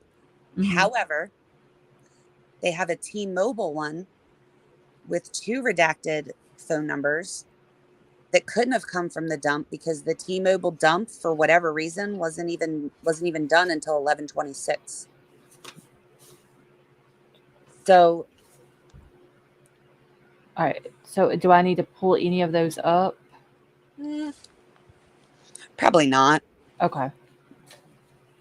And then you have all the banks. So you have the Bank of America, Cash App, that Umpqua Bank. That's a local bank. Mm-hmm. And then the PayPal, Venmo, And the didn't they do on the Umpqua Bank? Wasn't there 2 different warrants that they did, but one of them was for just Kaylee, or was one. that another one? There is one that's like that, but this one there is 2. You're right about it. There's one that wants to know about all of their accounts from September to present, but then they sent out another one to that bank as well, asking for exterior surveillance camera footage from 11:12 at 9 p.m. to 11:13 at 12 when the 911 call was made. Okay, maybe that's what I'm thinking about because I know that the Eland Financial was just for Kaylee. And the Extreme Networks, because that was her job. Okay, yeah. And Reddit. That she's the only one that got Reddit pulled. Okay, that's gonna be on another page that I have. Okay. Yeah, I tried to write them all down as I was going, but It's a lot. yeah, because I even had the T-Mobile GPS one. I even had to write a note on my notes to send that one to Big Al because I had a question about it. Yeah, it took me 30 nights just to go through and just tell the bare minimum of what these things said. Yeah, And me it too. was It was probably a week before I ever even commented on any of them, just because having to scroll through them and catch all the names, and then the dates. even today I was still messing around with the dates for the actual timeline Mm-hmm. tab for it, because there's like a date that it was requested, or there's a date that the judge signed it, then there's a date that he served it, then there's a date that he got it back. Then Yeah. some of them, I don't know what he did. If he hung on to them and they expired or what, then he needs to go back and get another signature. It's just, some of it is just. Right. I know that there was one in there that they have until I think it's the 22nd to get the information back. I don't remember which one that was, but there was like an amended I believe it's amended search warrant where they requested more time or whatever. But I think it's the 22nd they have until to get all the information back, which I thought was crazy because I mean it was served, I believe, in January. I mean, When it was though. for him, where they know that he's like in jail, that's one thing. But I would feel like it would be really irresponsible for when they didn't have anybody in custody and they needed the information. You know what I mean? Generally, came back really fast. I think the judge only gives them 7 days to serve the warrant. So if he Yes, 7 to serve it, and I think most of them were like 14 days to return. yes, Some of the cell phone companies, there was one or two that the day that they were served, by like the next day, they already had all the information sent back in. yeah. I mean, when you think about like everything being so automated right now, and that, I mean, what can be pulled up in a computer as quickly as it can, there's really like there's dedicated departments that deal with law enforcement when it comes through. So Right. that's like all they do. They should be able to pull it really fast. The ones that take a really long time. and so this is another thing. So I'm looking at all this. We're pulling banks. We're pulling social media for some of them. We're pulling a random Reddit account. Right. But then we went in on November 13th and supposedly saw a knife sheath next to a body that had been stabbed in a house of 4 that had been killed. But we didn't request a warrant for Walmart to see if anybody had bought any knives until the 21st. She signed off on it, and he didn't even serve it until the 28th of November. That's weird. Why did they wait so long? I don't know. That would have been literally, I would have been like, okay, that's like the first thing we're doing as soon as we walk out of here is we have a literal sheath that has a name brand on it. We can send it everywhere and find out who bought this name brand. If there was ever probable cause, I would say that would be it. But wasn't there some of the local stores around there that sold those type of knives, or just knives in general, that said that the police didn't even come in and ask if they sold those type? That's one of the things we were going around and around before I came in here was like I was pulling up old articles, and at first it was like, oh, they went to local businesses within the first couple of days, and the guy that works at whatever local place said, I couldn't help them. They came in several times, and I told them that I don't sell that particular brand, so I couldn't help them. Right. But then a couple months later, I think it was like December, all of a sudden there was multiple reports saying that they had gone to like 3 or 4 different local stores, including that one. And every single person said not only that the police had not come in and asked about specific knives or if they had sold any knives, and for lists of what knives they had sold, but that they didn't ask for any like interior footage either. That is, I don't understand that. I mean, you have 4 kids who are brutally murdered, and you're just basically slacking on trying to find anything. Just, you have 7 days to serve a warrant. And for the very first warrant that he sent out looking for K-Bar knives to Walmart, he waited the full 7 days. I don't why. That, I mean, if you have 7 days, just go ahead, get the warrant and serve it that day. You all worked through Thanksgiving. Yeah. So what were you doing? You are like, you're the forensics you're like, he's the forensic detective. So this is what he was doing from minute one. I mean, and some of these warrants, if I'm not mistaken, wasn't they served through an email? Most of them, yeah. I mean, how hard is it to serve a warrant through an email? It's not like you had to send snail mail and they were like, okay, we finally got it. Like most of these places have dedicated portals right to go into to submit it. I mean, it's like I understand some of these places were out of state. I think there was one company that was in California. It's not like you had to drive out there and personally hand them the warrant. Yeah. Just send it through an email. Call them on the phone if you need their email. Be like, look, I need your email so I can serve this warrant. It's not that hard. That's just they wasted so much time with that. It is a waste of time, and also I cannot come up with any explanation as to why there would be any type of delay. Like, I don't know Is it why everybody, laziness? like, I would feel like Brett Payne and like whoever else, like Chief Fry, would be like, did you go get that warrant? Did you get it back yet? Did you send it to them? What did they say? What came back? Like, we're talking about the actual knife. That's important. Exactly. I mean, now I could understood if they wouldn't have found the sheath and they just knew that it was a knife, but not, what Right. kind, or, I can understand that, but they had the sheath right there. Right. Like, They knew exactly what what knife was going to fit that sheath. exactly. That's crazy. That's I don't know if you call that laziness or just not caring. I, They had like 40 FBI agents. Like, did no one say, have we sent that yet? but they get upset because the family was speaking out and was basically irritated because they wasn't getting any information. Yeah. You really can't blame the family if they have 7 days to serve a warrant and they're waiting the full 7 days. Let's think about how many days is it between the 13th to the 28th? Let me see. Shit, I got to do math, y'all. Yeah, I hate it. So 13th to the 28th, that's 15 days. Is that right? Yeah. So 23 would be 10.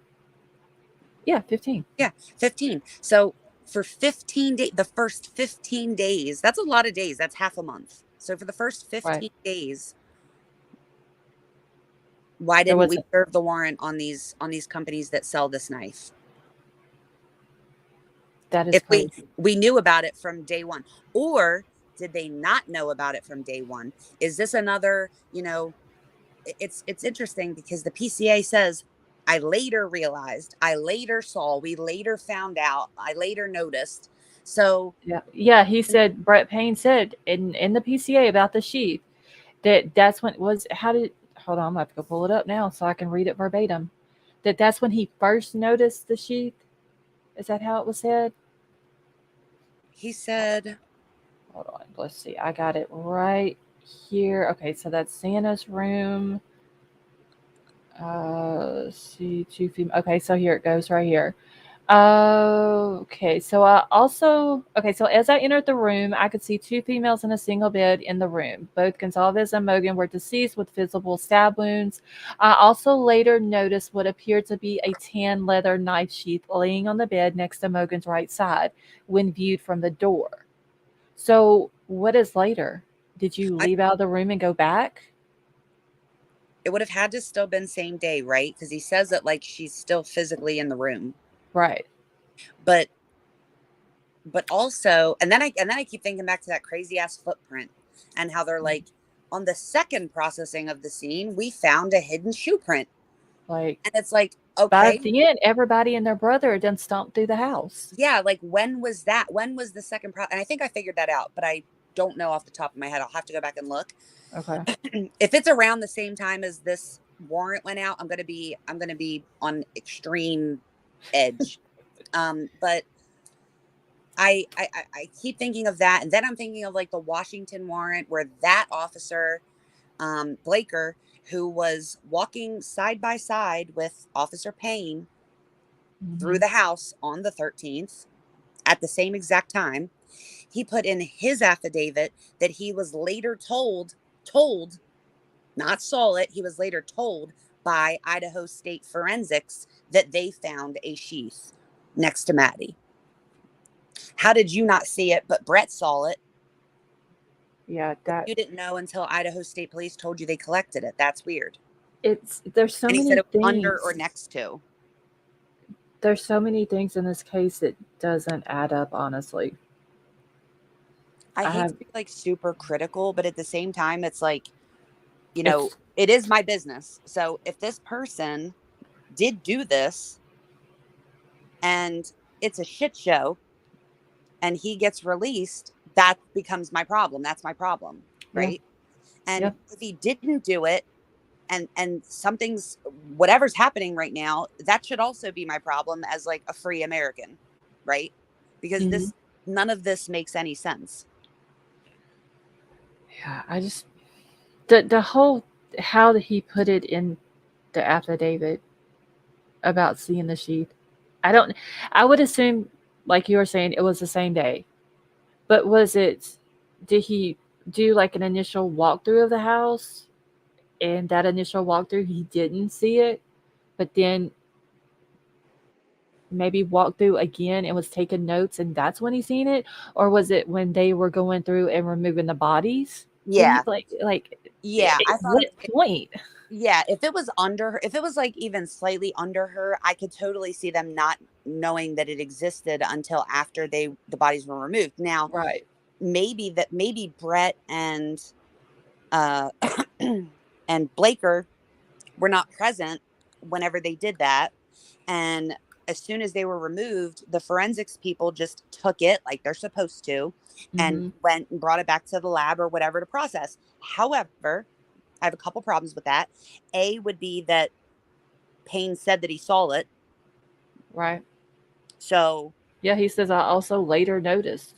yeah. So you can't notice unless you're noticing with your eyes. But he says, I also later noticed what appeared to be a tan leather knife sheath. Yeah, So I know. That's weird. if you're looking right at it, it shouldn't appear to be anything. It should be a tan leather, unless, was it the way he was looking at it? Could it possibly been partially Well, under Maddie or under covers or? well, he goes on to tell you what's on it too. Yeah, He's like, it like he said, got up close and personal with it. yeah, so, and at the same time, it's like, even if, say, that evening they remove the bodies, ISP is like, oh shit, there's a knife sheath here. I can't imagine that they would just like take it back to the lab and not say a single word about it. Like, I feel like that would be very important for me to like let someone else know that we just found a knife sheath under one of the bodies. Right. Yeah, It would be important to the investigators, right? Yeah, that would be like number one key evidence right there. You know, they just find 4 kids murdered. They believe what looks like stab wounds, and then they find a knife sheath. That should be like screaming at the top of your lungs, we need to find the knife that goes to the sheath. Yeah. But Instead instead of they pulled a Reddit account. I'm like, you know, like what? Like their Reddit? their priorities are ass backwards. Let's be real, you know. It's scary. This whole thing is very scary. Well, I mean, at the beginning, and that's what I didn't understand. And literally, when the day that this PCA came out and I read it, my jaw hit the ground, because the whole time we were thinking that Dylan and Bethany were on that first floor. Mm-hmm. They ran with it. The cops did. They were on the first floor and they slept through the whole thing. They didn't hear nothing. And then this comes out and Dylan's on the second floor and she sees the dude. Right. Like, I had to reread that to make sure that what I was reading was what I thought I just read. And Bethany's the one that saw them at the party. Like, this entire time you've been asking people. We need to retrace Ethan and Xana's steps, because we don't know where they're at. So we're trying to figure out where they were at from 8 to 9 o'clock. Yes. 8 to 9 o'clock. 8 to 9 o'clock. They were seen at Sigma Chi. And we need help finding out where they went to after that until they showed up at home. From 1:45. Okay. But I missed it the first 35 times I read it. But I looked at the PCA again today, and Bethany says that they were there from 9 to 1:45. So now, where were they from 8 to 9 now? Okay, but Bethany also, her and Dylan were in the community that night separately, but they allegedly ended up back home at 1 o'clock, which I said from the jump, I thought that was weird. If they're separate in the community, they just all of a sudden show back up at home at 1 o'clock, the same time. Sure. But now Bethany sees them from 9 o'clock to 1:45 at Sigma Chi, So how did she see them at 1:45 at Sigma Chi if she was at home at 1 o'clock? But then Xana's dad said that he talked to Xana at 12 o'clock, and Xana told him that her and Ethan were at home. Yep. It's like the timeline still isn't, something's off with it. And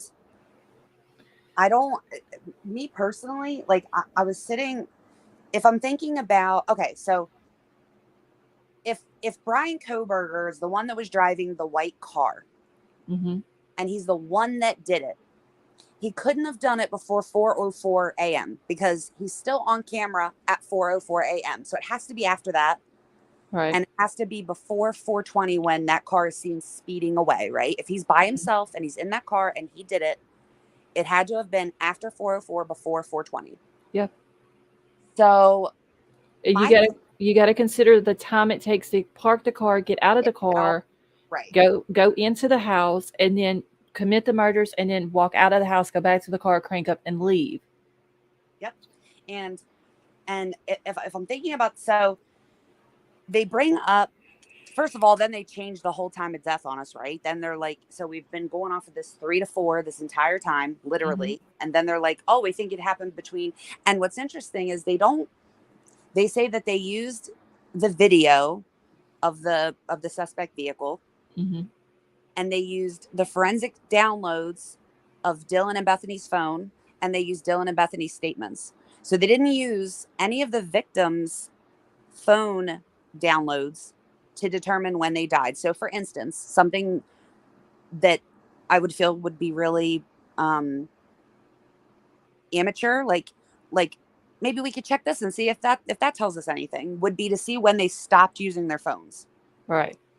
So if they're using their phones, for instance, like Kaylee and Maddie, who was power calling Jack, and then all of a sudden there's zero activity for the rest of the night.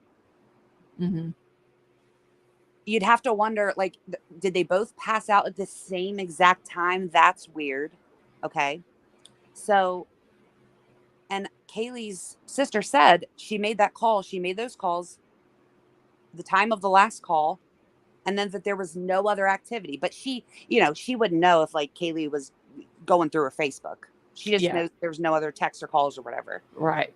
So my thing is what do I have apart from Dylan saying that when she woke up at 4, it was because she thought she heard Kaylee playing with the dog, and then she thought she heard Kaylee say that somebody was there, but then the police turned around immediately and was like, but that was probably Xana, because Xana was up and she got a DoorDash, and so then what do I have that tells me that after that last phone call was made to Jack by both of their phones, that they were even alive?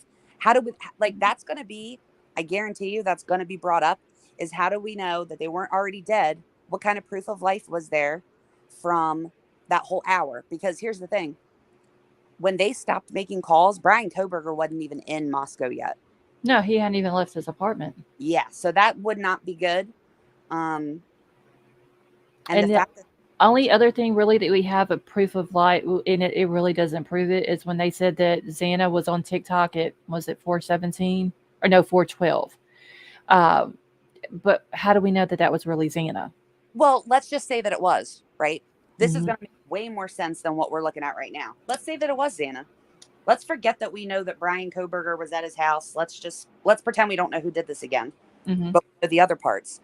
So Xana's on her phone at 4, whatever it was, 4:12.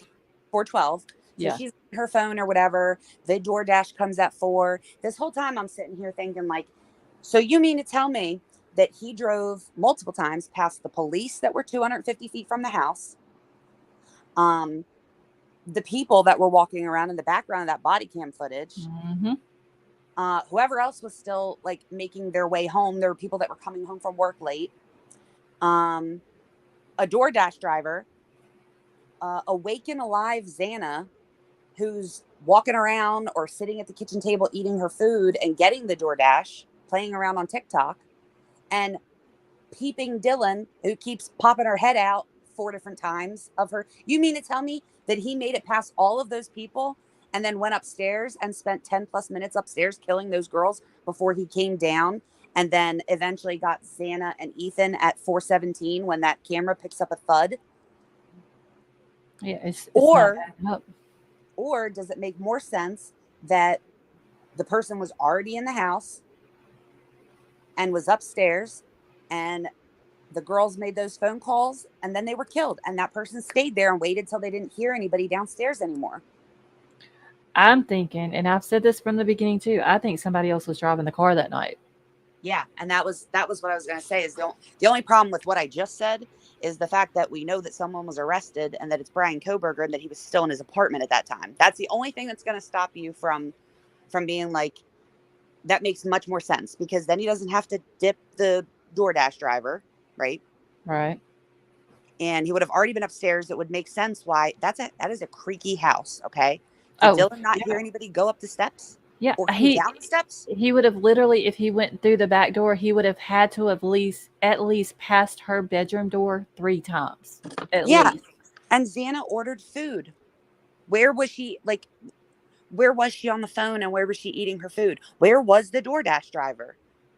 Yeah. I just don't see how there's any time for everyone to be, unless they all knew him and all came in contact with him. I just can't understand how he would sneak past all of those people. Yeah. And Kara said the timeline, and Kara, thank you so much for that super chat. She says the timeline doesn't add up for him being the only defendant, thinking his comment made sense on somebody else possibly being involved. I think he thought someone snitched on him. Some people have said that they think that maybe somebody threw his name out there. Yeah, I think that if he truly said that, I think that he thought somebody snitched on him, because up until that point, and you got to think, if they really did like orchestrate those 2 pullovers in Indiana, that had to have been the dumbest thing that you could have done. Why would you do that? Why would you not reach out to him a month prior and just simply say, hey, it's not the right year, Bryan Kohberger, but we saw a white Elantra that looked pretty similar to yours. We just want to see what you were doing that night. Do you care? Just let us know. We were talking about that in here. Was it last night or night before that? I think it was last night, about which we don't know if they questioned him or not. I don't think they did. They didn't. But we were talking about that last night. Like, why didn't they question him when WSU sent his car information over to them? I don't want to hear a single soul tell me again that they didn't want to scare him off, because here's the thing. They didn't know who he was until they were told that he drives a white Elantra. What was there to be afraid of? Not a thing. Why would they have automatically assumed that it was him immediately, to where they were like, oh shit, we can't go talk to him? Well, I mean, how many cars was it? 22,000 white Elantras? All they would have been doing was 22,000. Yeah, I think that's what they said, wasn't it? In that area, like in Idaho, whenever they went through and was looking for the white Elantras, there was 90 on the campus.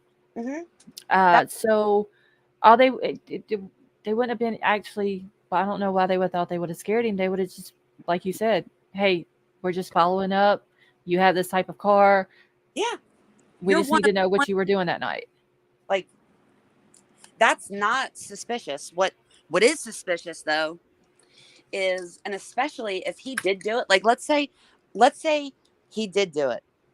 If I did it and I know that it's not quite in the year, so I'm not going to reach out and put myself out there and be like, oh, hey, you're not talking to me when you're pleading for people that have a 2011 and 2013, but I'm here just in case, Right.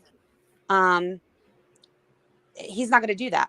However, if he did do it and he knew his ass was in Moscow and that they were talking about his car, it would have been even more suspicious to me that they did not come and say, like, I would be like, why are they not coming to me and asking me about my car? Yeah. And then the 2 pullovers in Indiana, forget it. They're lucky. If you really were, and that's the other thing is, you can't say that they were scared. They didn't want to tip him off and they didn't want him to run, because they let him go across the country. Yeah, literally. Just and from what I understand, they lost him for like 14 hours, 12 to 14 hours. They thought he was going east and he went south. For crying out loud. it came out that they had lost him for those couple of hours until his plate went through a plate reader, and they caught him down in Loma, Colorado. But I don't And know. that's the other question is like, until December 23rd, you didn't have like the reason that so you literally said in the affidavit that, again, the girls' statements and their forensic downloads of their phones, plus the video of the car, and then you followed up with all of his pings, right? Mm-hmm. Those are all what made you believe that the murderer was likely him and was there between 4 and 4:25, right? You're using all this data to do that. And then what was the final nail in the coffin was when you gathered the trash on the 27th. At his parents' house. Right. But you didn't know about the pings to go even be looking at him, to be waiting for him to throw out trash, to go try to get DNA from it until the 23rd. So what were you following him across the country for? Yeah, there's a lot of things. It doesn't make sense. I really don't. I just And can't imagine. I don't know why you wouldn't. Again, I feel like that. So they're saying that the time of death is between. So if you were a juror, right, mm-hmm. and I presented to you, they said that for literally all of this time, they said that the time of death was between 3 and 4. Okay. Right. And then, and they're looking for footage from like 3 to 5 or 3 to 6, whatever it was. And they're doing pings for 3 to 4 or 3 to 5. And so, and then I say, and then they changed it. They pushed it out technically another half hour. Mm-hmm. But because they would have access to the kids' forensic downloads. Okay. So let's say that they say, but look here, there was absolutely no activity on Kaylee's phone since 2:52 a.m. I Right. think it is. Yeah, that 2:52 was that was the time of the last call. Yeah. Yeah. So they're like, okay. What about Maddie's? There's no activity on Maddie's phone since 2:52 a.m. Mm-hmm. And then you go, they don't say shit about Ethan at all. They hardly, it's very, nothing but a sentence about him in that entire PCA. Just that, what was it? It was in the very beginning. Hold on, I gotta pull That it he back was up. also in the room. He was Yeah. also in the room. That's it. No idea where. No, it just says also in the room. Later was a male. Later identified as Chapin. He was deceased with wounds later determined, and then they redacted his autopsy report.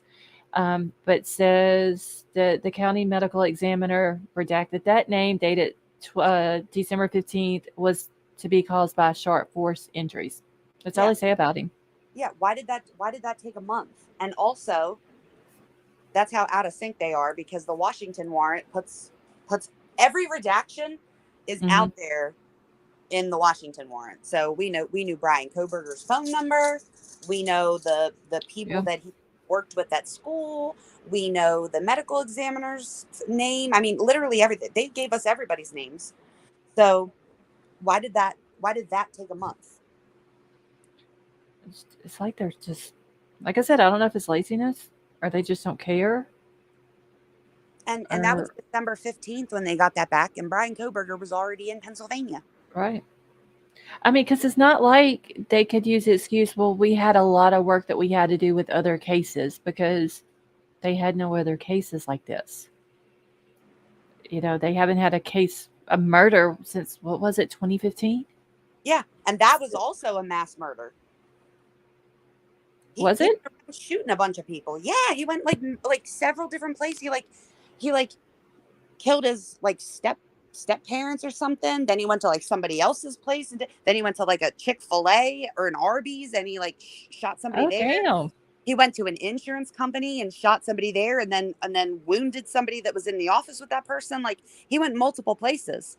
Oh God. So I was thinking this whole time they didn't have experience in this, and That's, oh my gosh. Well, and that was a little different, right? Because he died. So that Right. was essentially what a quote normal mass killing looks like. Okay, Mhm. they know they're gonna die.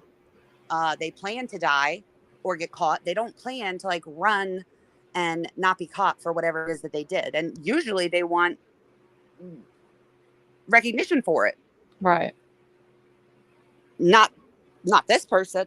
This person, you know, and that's what I don't understand is I feel like in the media a lot of this is getting mixed together. So, you know, you're comparing him to say an Elliot Rodgers, but an Elliot Rodgers is like a typical mass killer who left a ridiculous amount of reasoning behind him. Like he wanted you to know his entire story. Like it Yeah. doesn't, we're trying to apply that person and what they did and their personality and their motivations to this person. And he did nothing the same. Like if Bryan Kohberger did this, he doesn't even have any social, like we have no way to observe him, right? To even know how he is.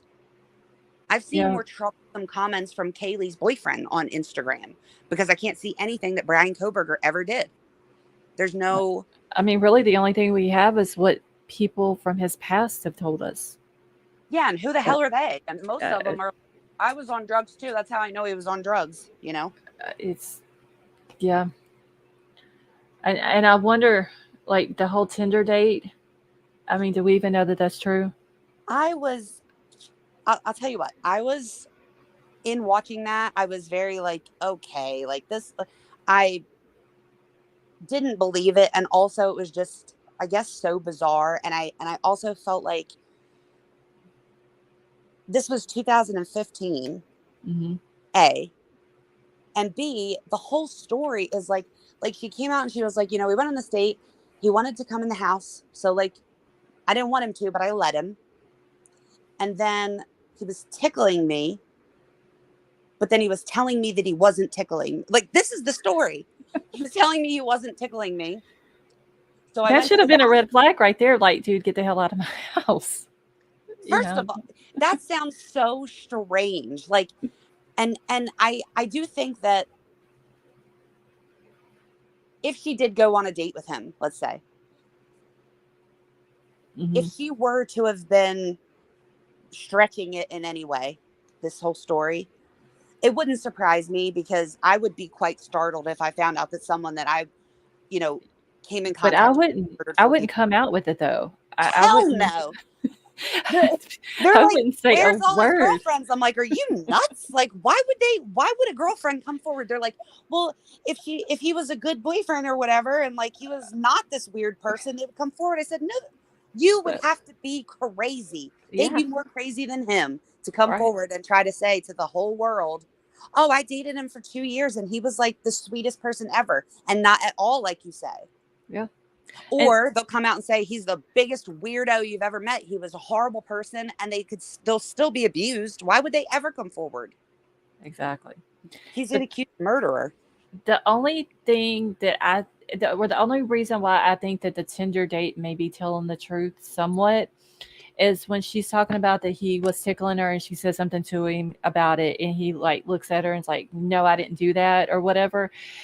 Goes back to the guy that owns the bar or the brewery out in Pennsylvania.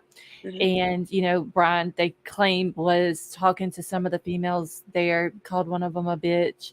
And the bar owner had to confront him about it. And Bryan looked at him and was like, I don't know what you're talking about. Just completely denied it. It kind of sounds like the same thing that happened at the bar as what happened with the Tinder date. So I kind of believe her a little bit, but why would you come out and say that you went on a date with him? Like, and then, because no one knew who Bryan Kohberger was. You know what I mean? Yeah, I don't think she was. If she really went on the Tinder date with him, I don't think she was ready for what the internet, YouTube, social media, and all this and that was going to come out with on this guy. Yeah, and I also so if I'm thinking about it in terms of and yeah, that one guy, it was like a guy owner of the bar. Mm-hmm. First of all, you have to remember that Bryan Kohberger, people think that Bryan Kohberger like can't hear anything they're saying.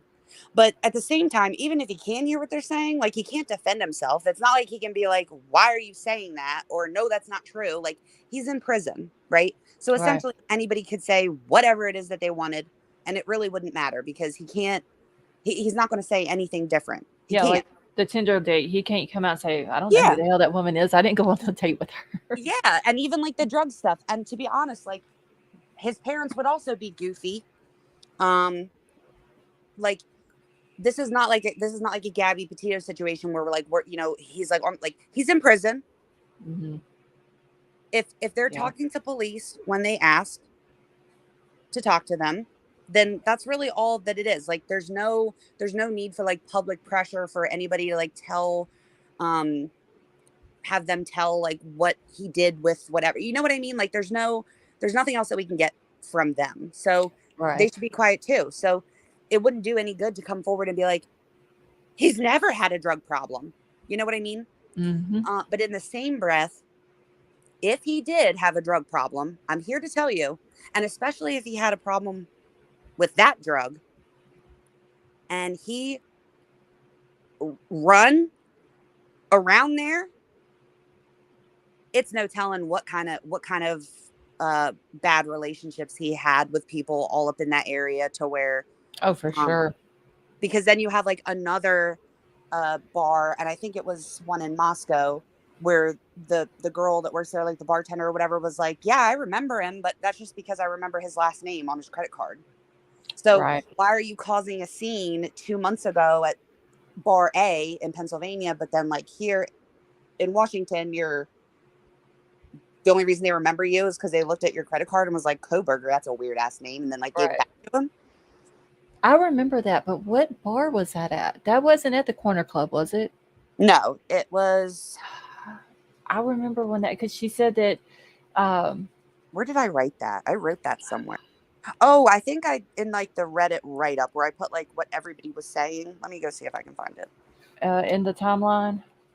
No, I don't think I have it in this one, but I wrote up a couple things on Reddit. I did like, Okay. here it is. So Kohberger's friends, students, classmates, neighbor compilation. Then I did one of like all of Banfield's sources, her anonymous sources, and then I did one for people. Let me ask you something real quick about Banfield sources.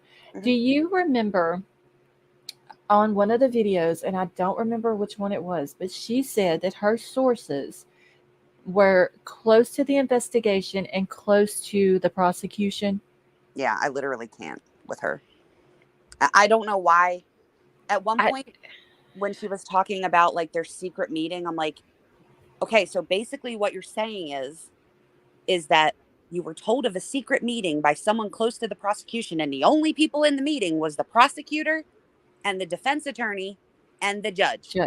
So who really, it had to be one of them three. So like, why would you even say that? And there's no way that that's true. And she totally flipped. Like, I loved how it was like, and apparently there is no conflict, you know, Mm-hmm.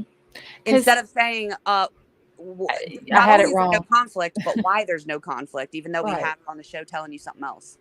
Because I remember her saying that about her sources were close to the investigation and close to the prosecution. I just couldn't remember what video it was, and I tried to go back and find it because there was a lot of people that was in my chat that night said that they didn't hear it. It was that one for sure. It was the one about the. It was the Because one it about, was right when she started coming out with all these videos from her sources. yeah. It was the one about the conflict, and then she said, and I'll tell you that the prosecutor's not happy about this. And then it kind of sounded like she's saying that the prosecutor was her source. Yeah, they're like, exactly.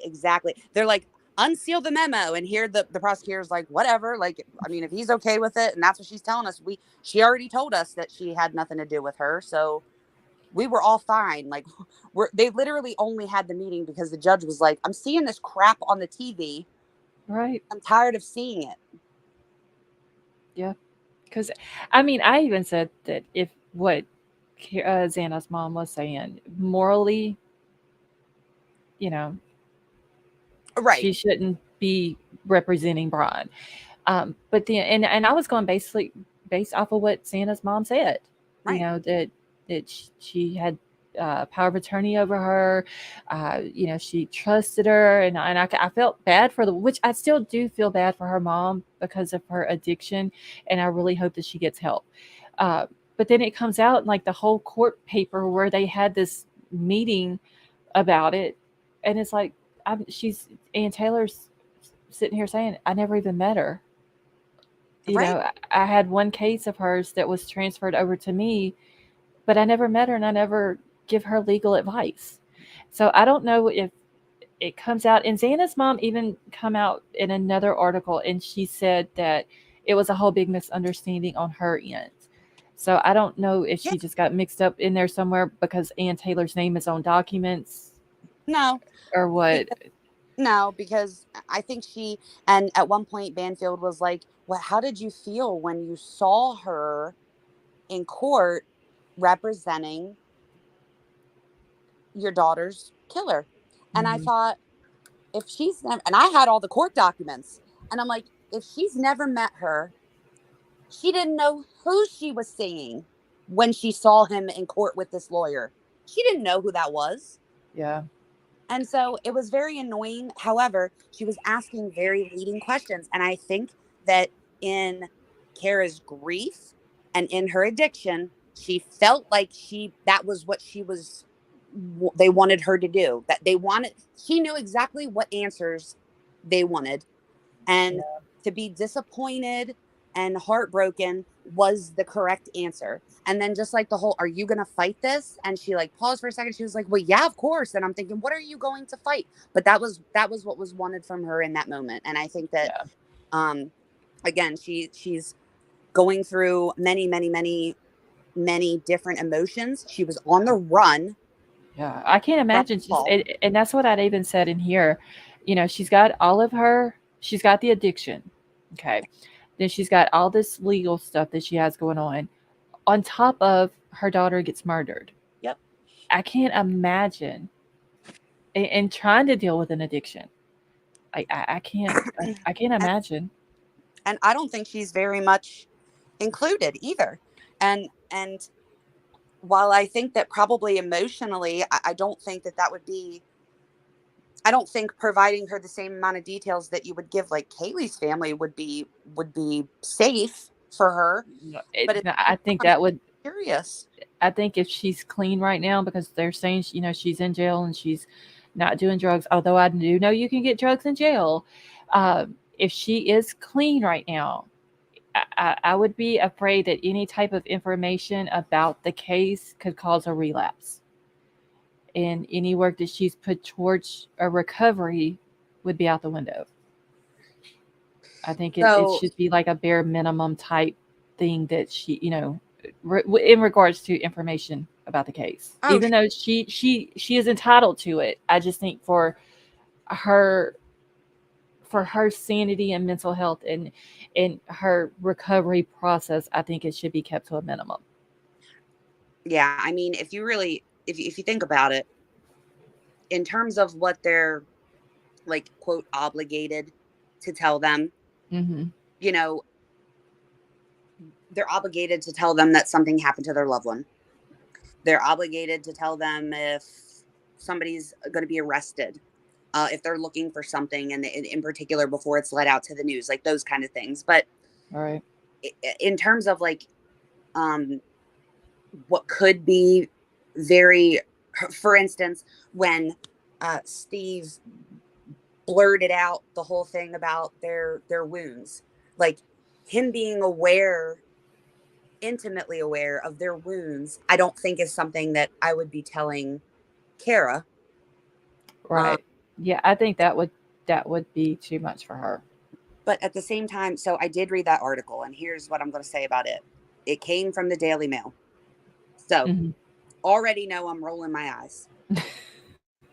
I don't like how they put some of their information. Like, did she really say it was a misunderstanding on her part? Like, it's hard to tell. But then on top of that, they were like, she was like, it's really hard here right now, like with what all's going on, and I'm going through withdrawals. Okay. And I was like, that Yeah, doesn't they're only sound giving her ibuprofen and Gatorade. Gatorade is all they're giving her to deal with it. Yeah. So I'm like, that doesn't sound right, because the number of states that don't give you any type of medication to deal with withdrawals is so low. And I'll tell you what, one of them is Idaho, but she's not in jail in Idaho. She's in jail in Washington, and they offer both Suboxone and methadone for coming off of. They transferred her back to Coeur d'Alene, though. Well, after this interview, like by the time they transferred her, by the time they got all that going, she would have been feeling better. Well, yeah, that is true, because she was in Washington 3 weeks before she was transferred, I believe. Yeah, and she would have. I mean, really, would have been into that, but she would have been craving really bad, so it was, it felt very antsy, and it was more or less like I'm going to throw this out there because I feel like they need to let me go so that I can go to a rehab instead of being here. But the fact of the matter is that if you look, we pulled all of the court records. It wasn't just like this one time that she didn't go to court. Oh yeah. They let her out to go to Xana's funeral, and she didn't go to court. Yeah, but this, I mean, years and years of just not going to court. I don't know how they even, like, I got in trouble one time in my whole life, and like I feel like everything they could possibly do, and I guess it worked because I didn't get in trouble ever again. But like, I'm like, how are they, like, she just like doesn't ever go to court, and they're like, okay, come back in like 10 days, and then like they give her bond again. That doesn't make any sense, but they have done that. But it felt like, I need to be in a rehab. And while it's true that she needs to be in a rehab facility, because just like not being on drugs anymore is not enough. It also felt like I'm reaching out because because I'm here to tell you, if you look at, like, so the state-run programs, they all have that information. So if they have drug treatment programs in their facilities where they're giving inmates controlled medications to get through withdrawals, whatever that may be, that has to be listed. Right. So all I'm saying is that in Washington, in those jails, they offer Suboxone and methadone both. So she didn't have to be sick. Like it wasn't like they were like, too bad, lady, like just take the ibuprofen and the Gatorade. Right. Gatorade, I mean, more than likely she was getting some type of withdrawal treatment then. She either was, or she was like not. Or she refused it. Yeah. Yeah. So I don't know. I even noticed when she got arrested in Washington the last time for the trespassing charge, she had a $250 bond. And I'm like, anybody who pays that bond is crazy, because she's got to go to Idaho. She's got a warrant for her. So what was the purpose of even giving her a bond? Yeah, that is weird. Well, I guess because I guess she would still have to. Well, they probably were like, if she goes over to Idaho and they let her go, we need to have some type of, But I've never heard of, though, if you get arrested, like she did in Washington, and she has a warrant in Idaho, that they would just give you a bond and let you bond out if you wanted to. I know. Like in Louisiana, if somebody here is arrested and they got a warrant in Texas, they're calling Texas, be like, yo, we got your person over here, come get them.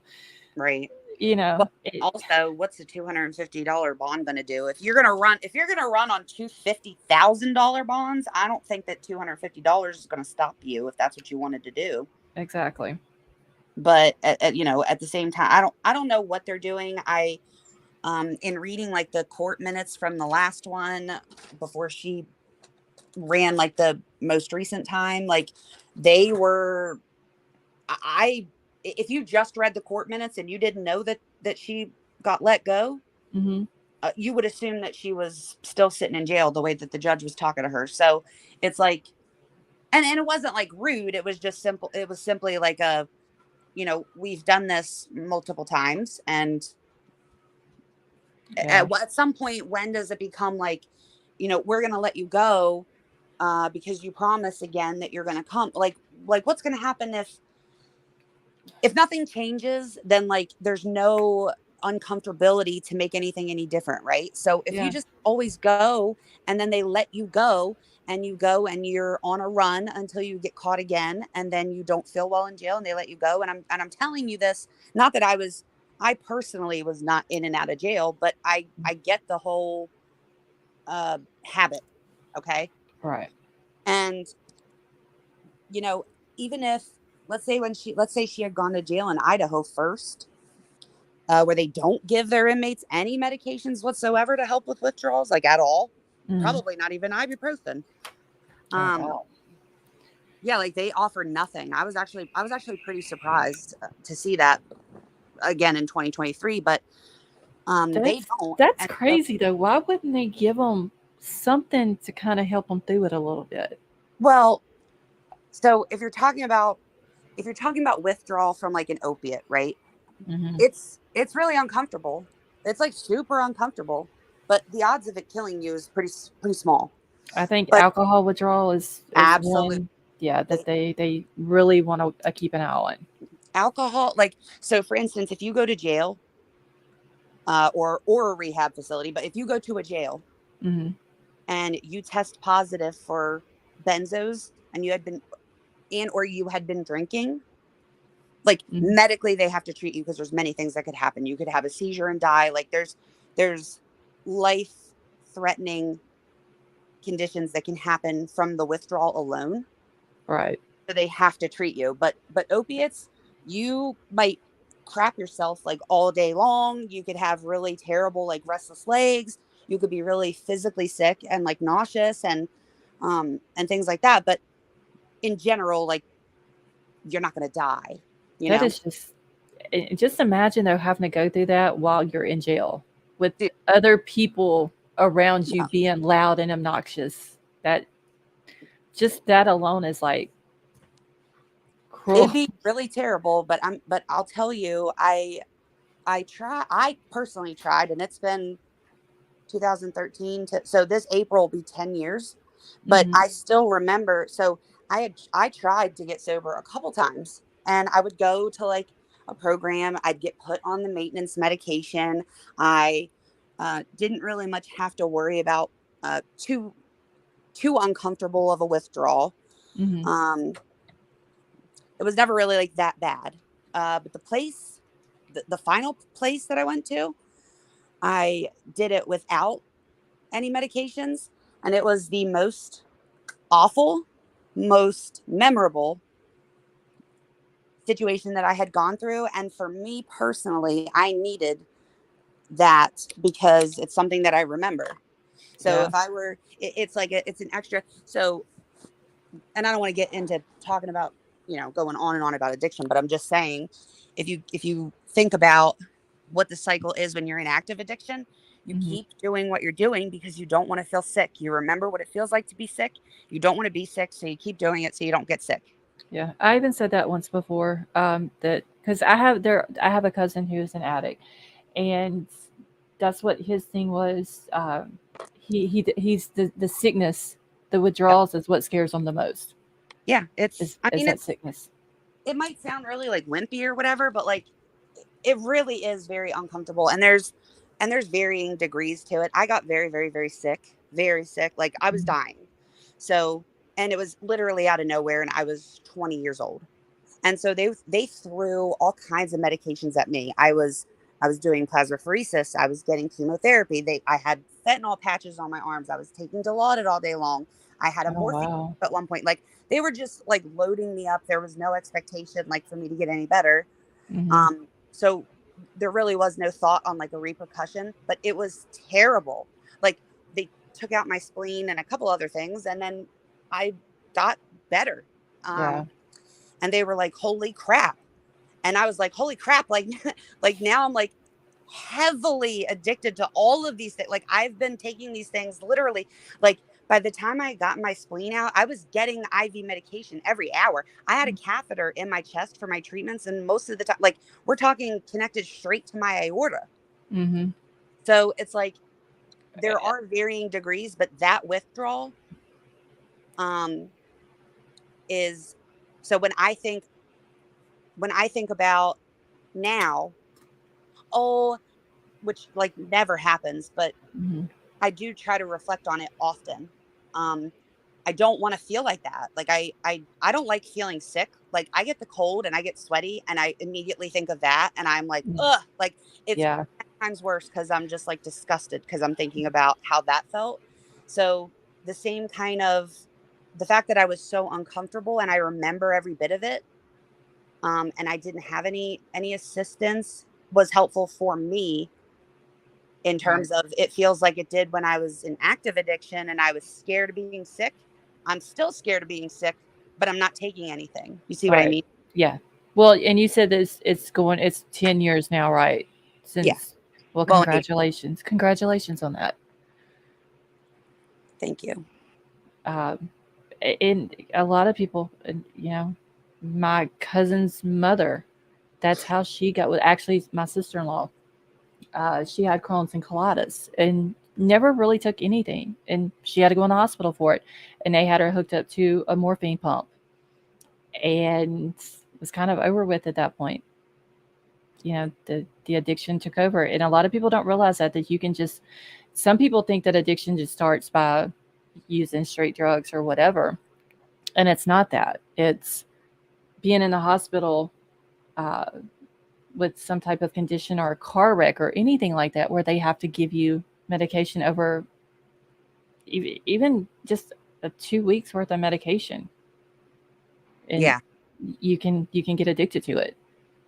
And Yeah. it's crazy. It's so funny because they say, and it always like waxes and wanes, right? So like I Mhm. was like going through YouTube, and all of a sudden I see this thing that says like CDC says that like Oxycontin isn't bad for treating pain. I was like, what? Like, Oh my what? God. Yeah, I was like, let me click on this. Like, surely this is not what it says. Who is playing games today? And I clicked on it, and they literally like had someone there from like the CDC, and they're sitting there talking about this, and they're like, you know, it just comes down to like smart, smart prescribing, but not being scared to do it because and here's the thing. Oh my So God.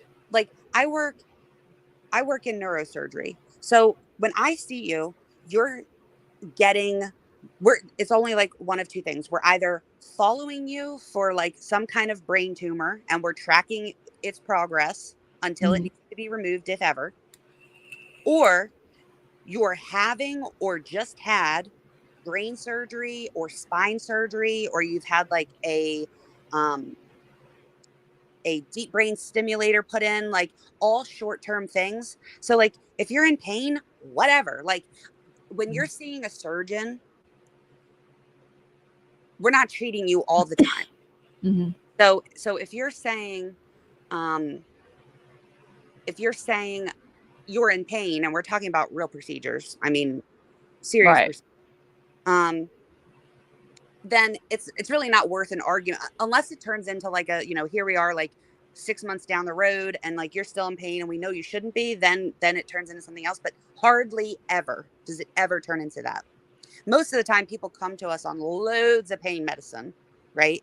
And then we Mhm. put in like a spinal stimulator and all of a sudden or like a baclofen pump and they're like, holy shit, I can stop all of this shit, you Right. know? Yeah. So but they were basically saying like it's worse to not treat real pain. And the problem is that pain is subjective. So if you're saying that you're in pain, I'm not you. I can't tell you that you're not in pain. And by doing so and then not helping you and not treating you, I'm doing harm, which is like against what I'm supposed to be doing. Right.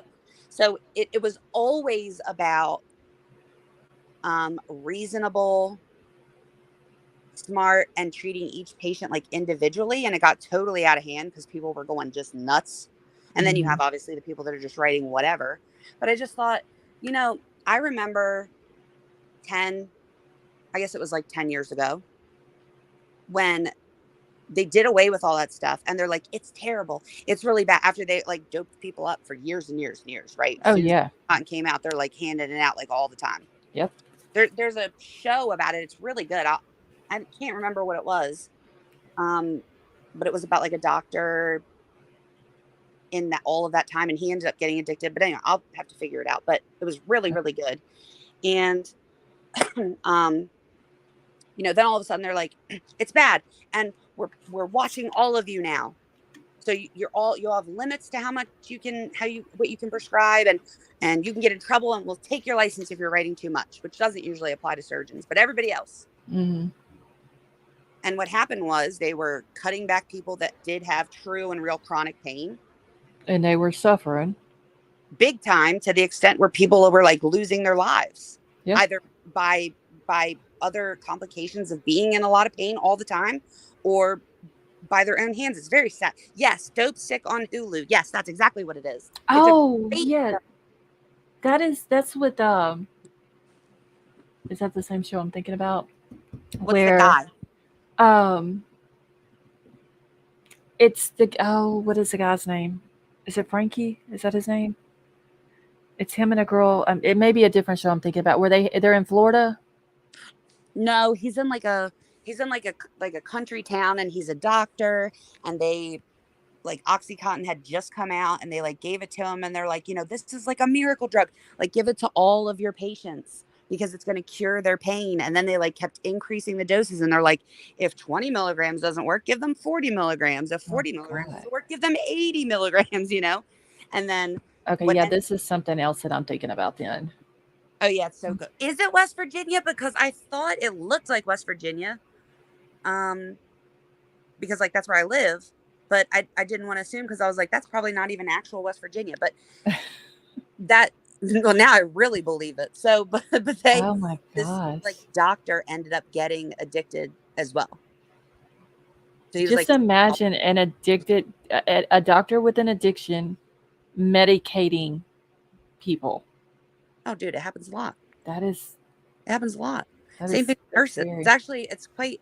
It can be very sad. Oh, and that's if you need another show to watch. Have you ever watched Nurse Jackie? I've seen it, but no, I haven't never watched it. Oh, it's so good. I may have to check it out. Like it ended for real. Like it's never coming back ever. And I was like, if I was ever going to pay for a subscription, that would be it. Just because. Someone said 25% anesthesiologists are addicts. I mean, and that's you're scary. Talking about scary. That's the scariest of the scariest. Because because they have to sit there and watch you as you're asleep during surgery. Can you imagine? Like, not even that. I'll tell you what. Mess up a little bit on your. Giving you something. We're talking about a little bit. We're talking about like not even to the naked eye a little bit. Like not even seeing you move to the naked eye a little bit, and you could die. Like my uncle is an anesthesiologist, and do you know how serious that schooling is? Like when you go to like become an anesthesiologist, like you have to get 100%. Like there is no like, I got one of these answers wrong, because it's that serious. It's a very serious thing, because essentially your entire life is basically in their hands pretty 100%. Much. And also like, and you can have really great ones and like really bad ones. When I had my son, I had 2 different ones just because it stretched on forever. Mm-hmm. And the first one that I got, she was awesome. She came out in the middle of a snowstorm. And she had to give me my epidural twice, but that was okay because it hurt so bad. I had no idea what was going on. Nobody told me back labor was a thing. So I was like, what is this? I've been having contractions in my belly for like 2 months now. Yeah. What is this? I thought I was like dying. It's a serious thing. Why don't they tell you about that? Not only did they not tell me about that, but they also lied to me. And they were like, oh, going into labor is nothing like in the movies. Like you really have to pay attention, because like your water won't break like it does in the movies where they're like walking in the store. And that is horseshit. I I literally, so I was like stressing myself out, probably why I was having contractions for over a month, because I'm like, what if I'm like in labor and I don't really know? And then I don't get there in time because the closest hospital is an hour away. And then they try to tell me I can't have any drugs because I will be having all the drugs. And and my mom's like, don't worry about it. Like, you'll know. And they just kept saying, you'll know. And I'm like, whatever, you people.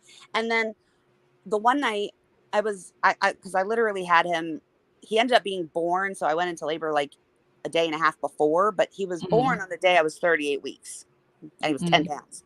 But, Oh, wow. but I, like, for whatever reason, I was getting ready for bed. My ex-husband was like, I'm going to take my nighttime medicine or whatever. And I was like, standing in the hallway and I'm like, something's going to happen.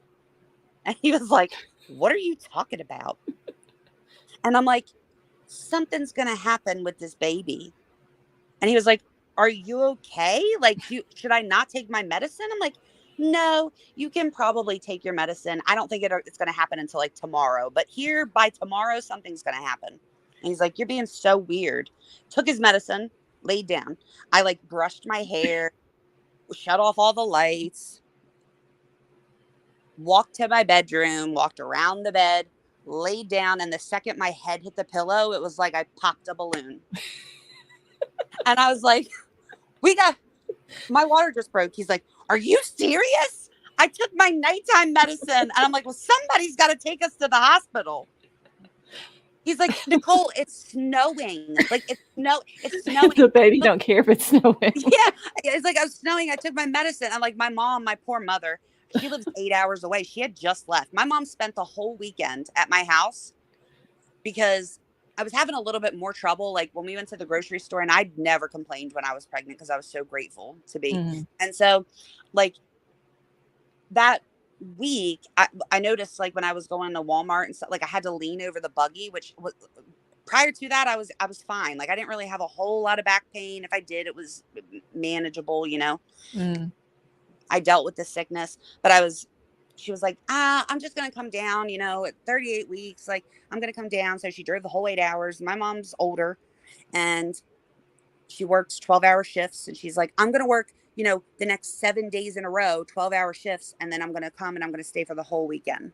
And I'm like, Mom, that's crazy. Like, and she's like, I don't know. I just feel like so anyway, she was here the whole weekend. Literally when my water broke, my mother had just walked in the door 8 hours away, like 30 minutes prior. I thought she was like in tears, like like I'm too old and very tired to be turning around to drive back the 8 hours, you know? And she was just so upset. And then like my brother, he's a Marine. He is much more advanced now, and he lives in California now. But prior to that, he was in, I guess, South Carolina. And I called him, you know, in the middle of the night and he drove all the way up. So at least he was there. Like by the time it all was said and done, after emergency C-section, and then they kept me down there for like hours. Everybody was with my child before me for hours. I swear I died. But they say no, but I know that they lie. So, but anyway, the whole reason we got here was because I was going to say that anesthesiologist, the different one that did my C-section, was absolutely amazing. I'll never forget him for the rest of my life. Just because of how comforting he was. When I got my epidural, I was seriously sick, like violently ill immediately. And I guess because I hadn't had like anything for so many years. And it was really terrible, like, and trying to push and things like that. And anyway, God, that is like the worst. There was no break. Like, and from the minute that my water broke, like my contractions were one after the other. Like there was no like gradual progression of anything. Like I immediately was thrown into labor. And so let me tell you, that is like the most tiring thing ever of the whole labor and delivery is the pushing. Yeah. So imagine like, you know, push, and then like, here's the trash can. That's what it was literally for hours and hours and hours and hours and hours and hours. And then they were like, so, you've got a fever. and the baby's heart rate's going up. And also, I made it a point the whole time I was pregnant to see every single person that worked in that office. And when I say, like, I saw the midwives, I saw the other nurse like practitioners, I saw literally everybody, and I was like, I'm not stupid. I know that I'm not going to be able to like have a relationship with one of you, because then whoever you are, you're not going to be there. So I literally, every time I went in, I was like, it needs to be with someone different, because I do not want to go into labor and for the first time ever meet somebody. Yeah. Because I was I mean, that's sure. scary because you don't know. Yeah. Like, yeah, And I it's was a like, very scary thing. yeah, I'm like, I was assured that I saw everybody. And guess whose face was there whenever I got to the hospital? Who's? I don't know. Your guess is just as good as mine. I was like, who are you? I was like, did you just start? Because they literally told me like 3 days ago when I was at the doctor that like I saw everybody. Who are you? And she was like, oh, really? It's okay. Like this always happens. I was like, this almost feels like a big joke to you people. Like, does this happen to everybody? Like it's normal. Yeah, like you switch last minute because it's like funny. I mean, and she was like, it's okay. But anyway, by the time, like a whole day and a half went by of pushing, and then my doctor, he was the weirdest person ever.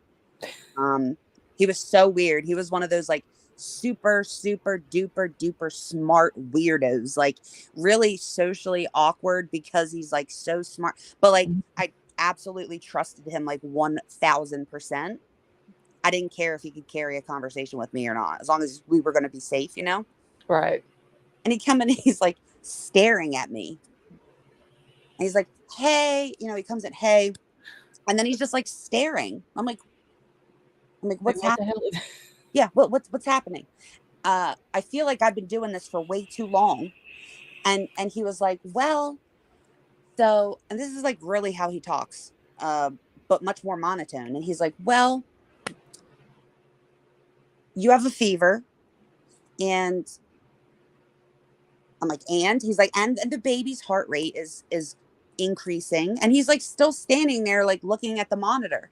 like they wasn't trying to do like how long did you have the fever? Well, they kept having me, they were still kind of like having me push. And then we were in this like weird break that felt like a 3-hour break, but it really wasn't. Like at one point in time, I felt like we stared at each other for like 10 whole minutes. Like he told me that I had a fever, the baby's heart rate was high, and that he couldn't, his shoulders couldn't get past like a certain point. Like I thought, if we're going to talk about birthing hips, like I thought I had them, and I had just had an ultrasound within the week. They told me this baby was 7 pounds, plus or minus a pound.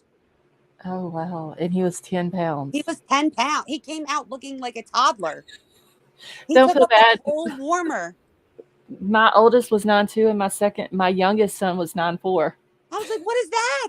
He was tall and chubby. Like, I was like, what is that? Like, he looks like a toddler. And of course he did lose like a lot of water, because I was in labor for a long time. He was full of water. So was I. And I was like, oh my God, that looks like a grown ass baby just come. I mean, I don't understand. No wonder.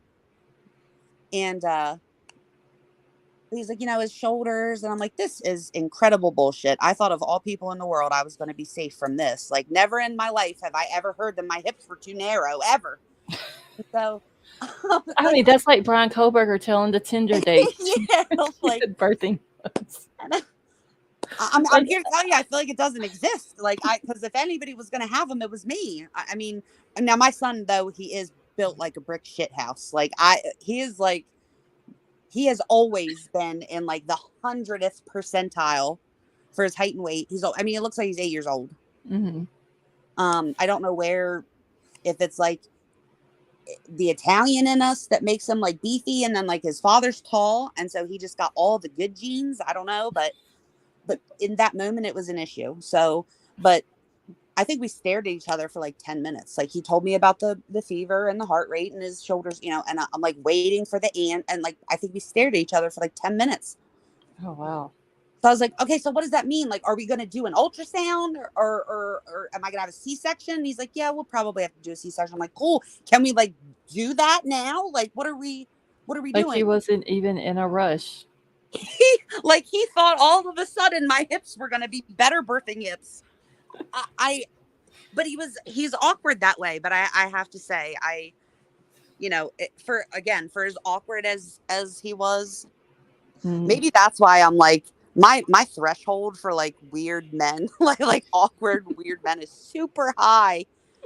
Because my gynecologist that like delivered my child was the most, if anybody in the world was gonna be that you wouldn't want to be awkward, it'd be that person. Right. And by God, he was by a whole lot. On like a scale of 1 to 10, he was like a 30. Oh God. But they did good, other than the fact that they killed me. But Yeah, the whole thing though with the anesthesiologist being on drugs, that is, or having addictions, I will say, that's a very scary thing. But that just goes to show you, I mean, most people think so. And I saw someone in the chat earlier talking about like, so you've had experience with this, and like you still are so judgmental about the way that Xana's mom is, and like, and what she should be doing or whatever, and like, and then followed up with, I've never done drugs in my life. Like, it might sound judgmental to you, but like, as someone that's been in that place, like, it's just the reality of it. You cannot, I'm sorry, but, and especially once it reaches a certain point, like, anybody that does drugs and is addicted to drugs, like, is eventually going to die. Like, that is what it is. Like, that is the end of it. So she's done the jail thing over and over again, right? It is a literal matter of life or death. You can't coddle addiction away. And the fact of the matter is that she is going through a lot of things. But I know the way that an addict's brain works, that we're all the same, literally. So, my comments aren't judgmental in any way, because that could be me tomorrow. They're just more reality based. Oh my God, someone's like, what if the pilot is drunk or high? Like, please don't. Nobody will ever go anywhere. I feel like now everybody's going to be giving everybody the side eye. That's why I don't. That's why I don't fly. Do you ever see that show with that movie with Denzel Washington where he's the pilot and he's like an alcoholic? Yes. I mean, it happens. That was a real story. So, but yep, it's a scary thing. I mean, because there's so many things that we do in life where other people hold our life in their hands, with a pilot or a doctor or whatever, and you don't know what their background or what they have going on at home or anything like that. And it's it's very scary. Very scary to think about, honestly. It's interesting because usually the people who, whenever you talk about something like this, and they think that and especially if you're coming from a place of experience, they think that you're being judgmental. 9 times out of 10, it's because they're judgmental about the people that are in active addiction. So, in general, people that don't understand quite what it is has a picture in their mind about what someone on drugs looks like, what someone on certain drugs looks like, and what someone, in various stages of an addiction will look like, right? And the fact of the matter is that you probably every day come across people who have addictions. That is true.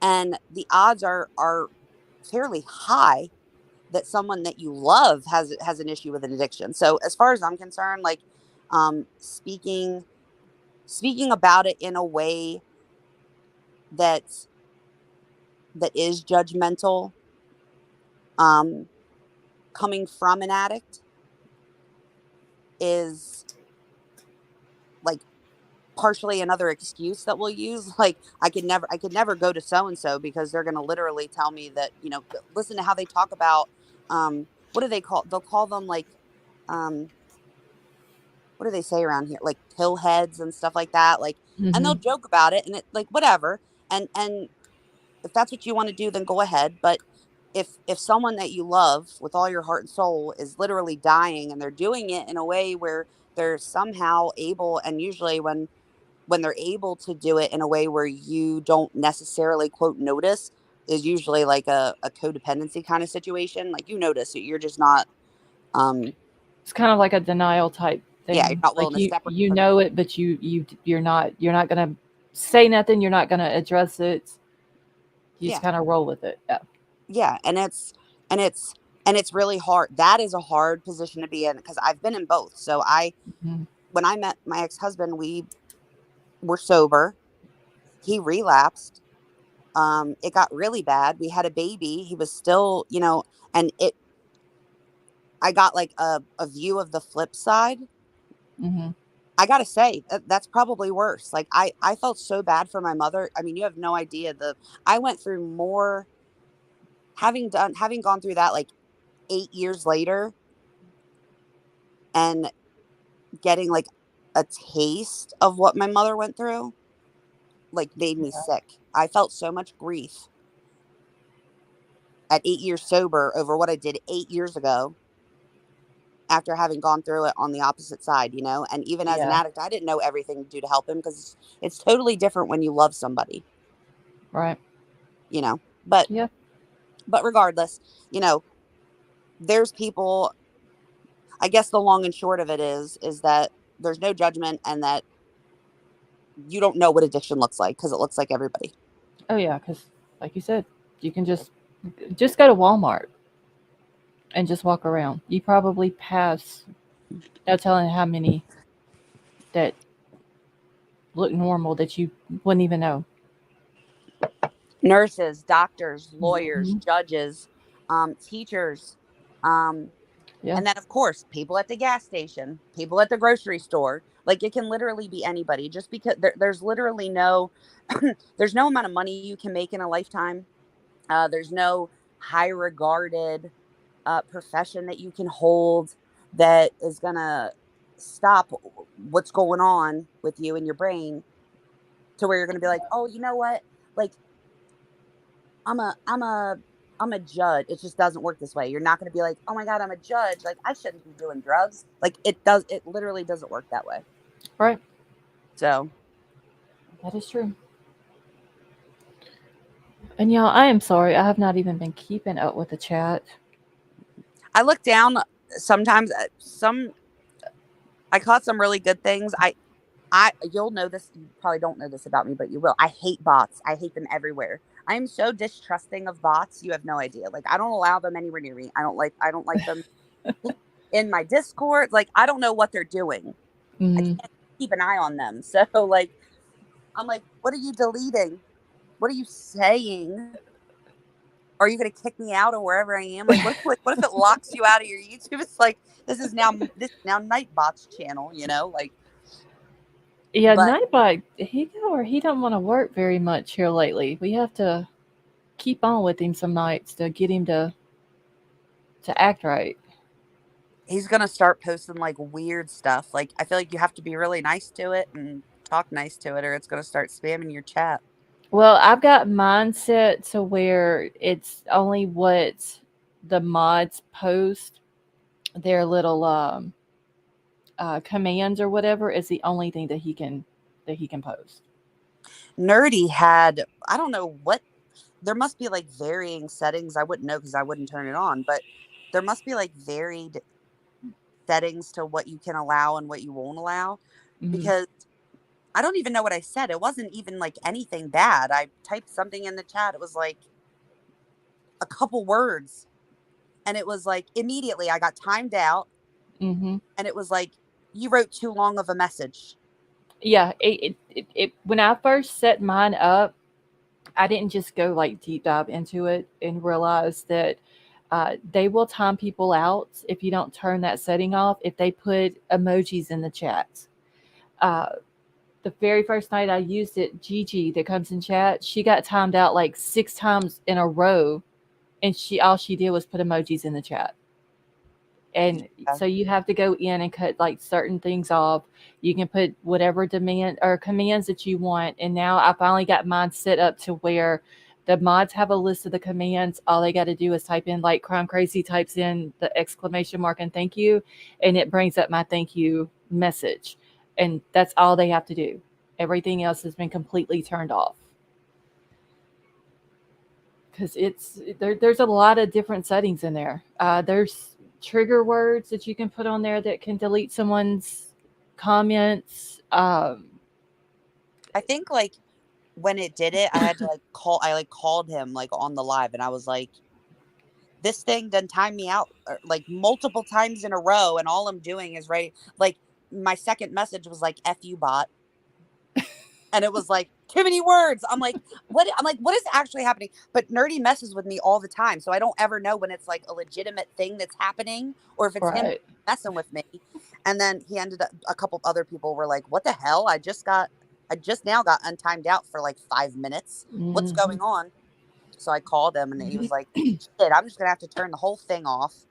And then of course the whole chat got spammed with like weird stuff we couldn't delete fast enough. But a lot of times I have to go in and like log into Nightbot just to get it to start working for some reason. Like he's just being lazy here lately.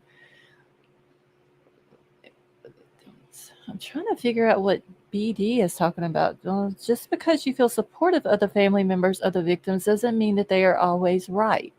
Yeah, so they're talking to someone, the person that I had mentioned that was like, as someone that has been through this, you're being judgmental or whatever. And the fact of the matter is, and this person's right. This Bernice Rivera is right too. Support doesn't have to be enabling. In fact, something that you do learn when you're recovering, or like if you're in Al-Anon, which I went to whenever I was dealing with my ex-husband, which is kind of the same, but it's also different. And you can literally, one of the biggest things was like, okay, I get it. Like you love him, right? But you can enable someone to death. You can love someone to death. And by like, yes, ma'aming and yes, sirring them over and over again. And I believe you. I side with you. That really is all that's going to do. That just harms. Yeah. Sometimes they need tough love. Sometimes they need someone else to come in and like grab the back of their shirt and tell them how it is. I had to go. I had the best counselor. Like when I went to rehab, we have this guy, James, and he was absolutely awesome, but he also like didn't mess around. Yeah. So if well, I won't like go into it, but there was a certain situation with my grandfather, and I was like on this whole thing, and of course blubbering mess. If anybody's ever gotten sober knows that like for the first month someone says hello, you start to cry. So it's like I blubbering mess, and I'm like, but he always said that like if I ever did A, B, and C, like he would never forgive me, and he just never will. I was like all tore up about it, and like the counselor was like, I'm gonna tell you something, and then we're gonna like work on it together. I was like, what? He's like, and this is in front of like a group of 100 people, right? And he's like, your grandfather's never gonna forgive you. Oh wow. You're a thief. He made it clear that was the only thing that he would never forgive, right? And it sounds really harsh, and it makes you want to like jump out of the chair and punch him in the face because like, you don't know my grandfather. But wasn't I just saying that same thing? Wasn't I literally just saying that I was upset because he was never going to forgive me? Yeah. So it sometimes it takes hearing it from somebody else.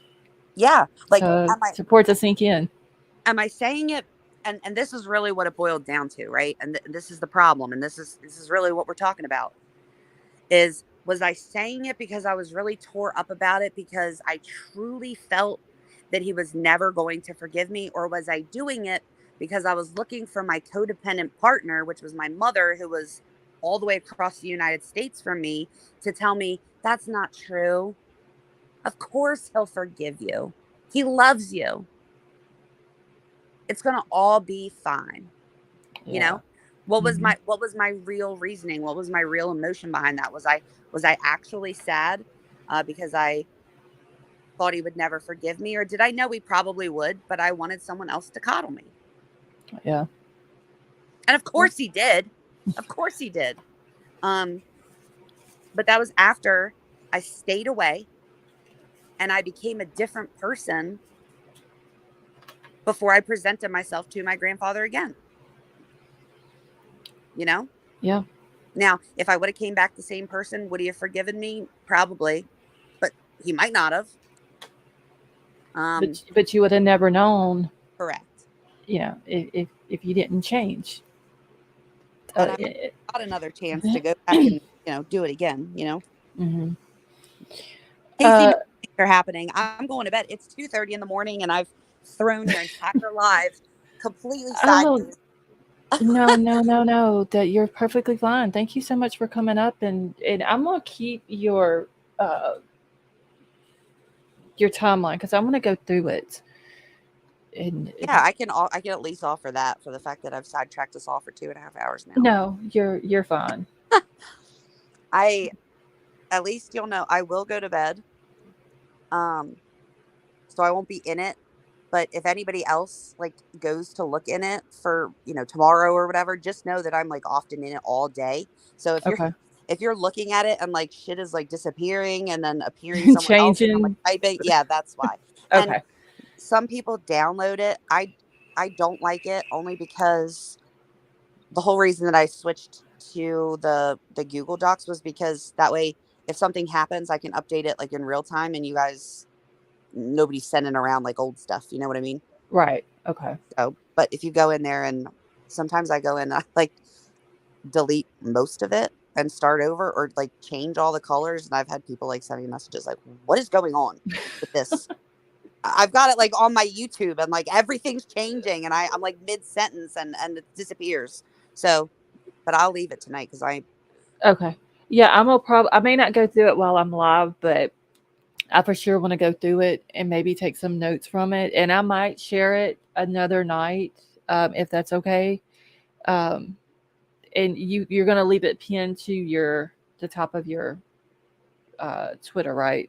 Yes, of course. Okay. And there's like something that's not there or different. The only thing that's really not in there is like rumor stuff.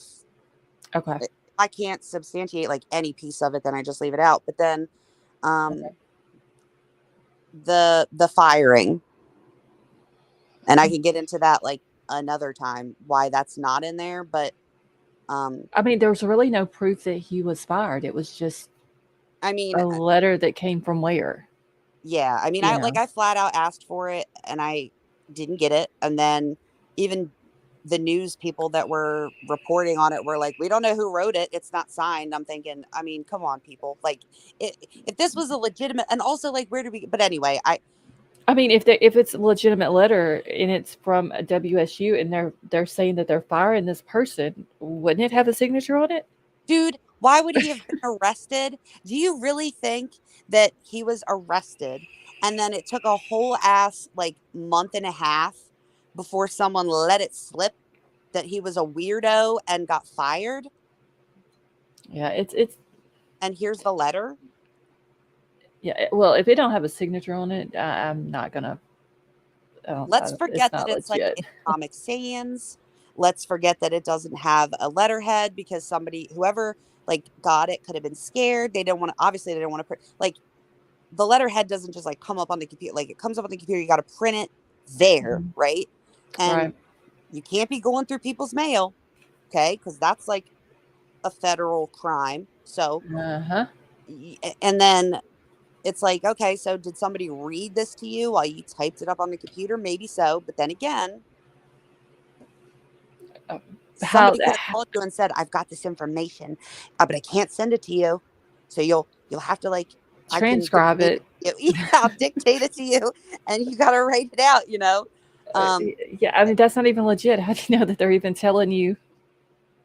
Yeah, Dude, when Banfield was like, I confirmed this with like people at the university, and I thought, but you didn't think to ask who wrote it?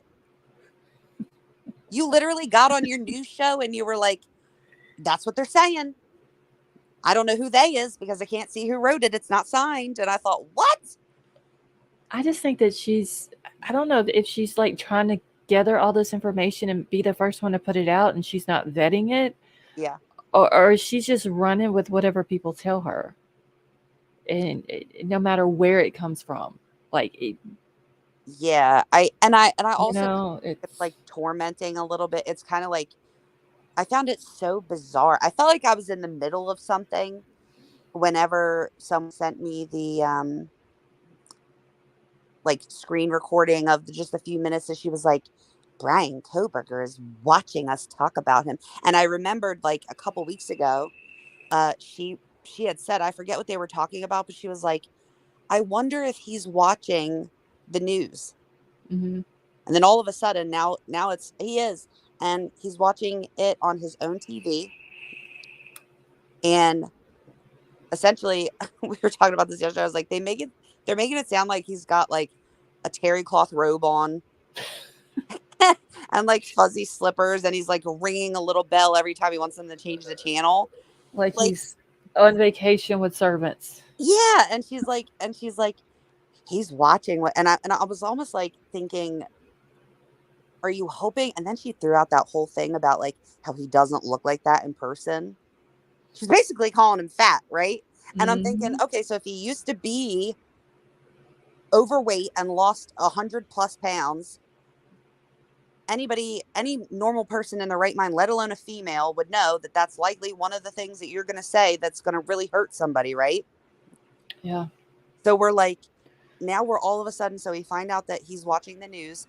Then we're getting on and we're saying, oh, sources are saying that in person, like basically that the camera does the opposite of what they say it does, and it makes you look thinner because Bryan Kohberger is much bigger in real life. Yeah, what was it? I seen one, he's more imposing in person or something like that.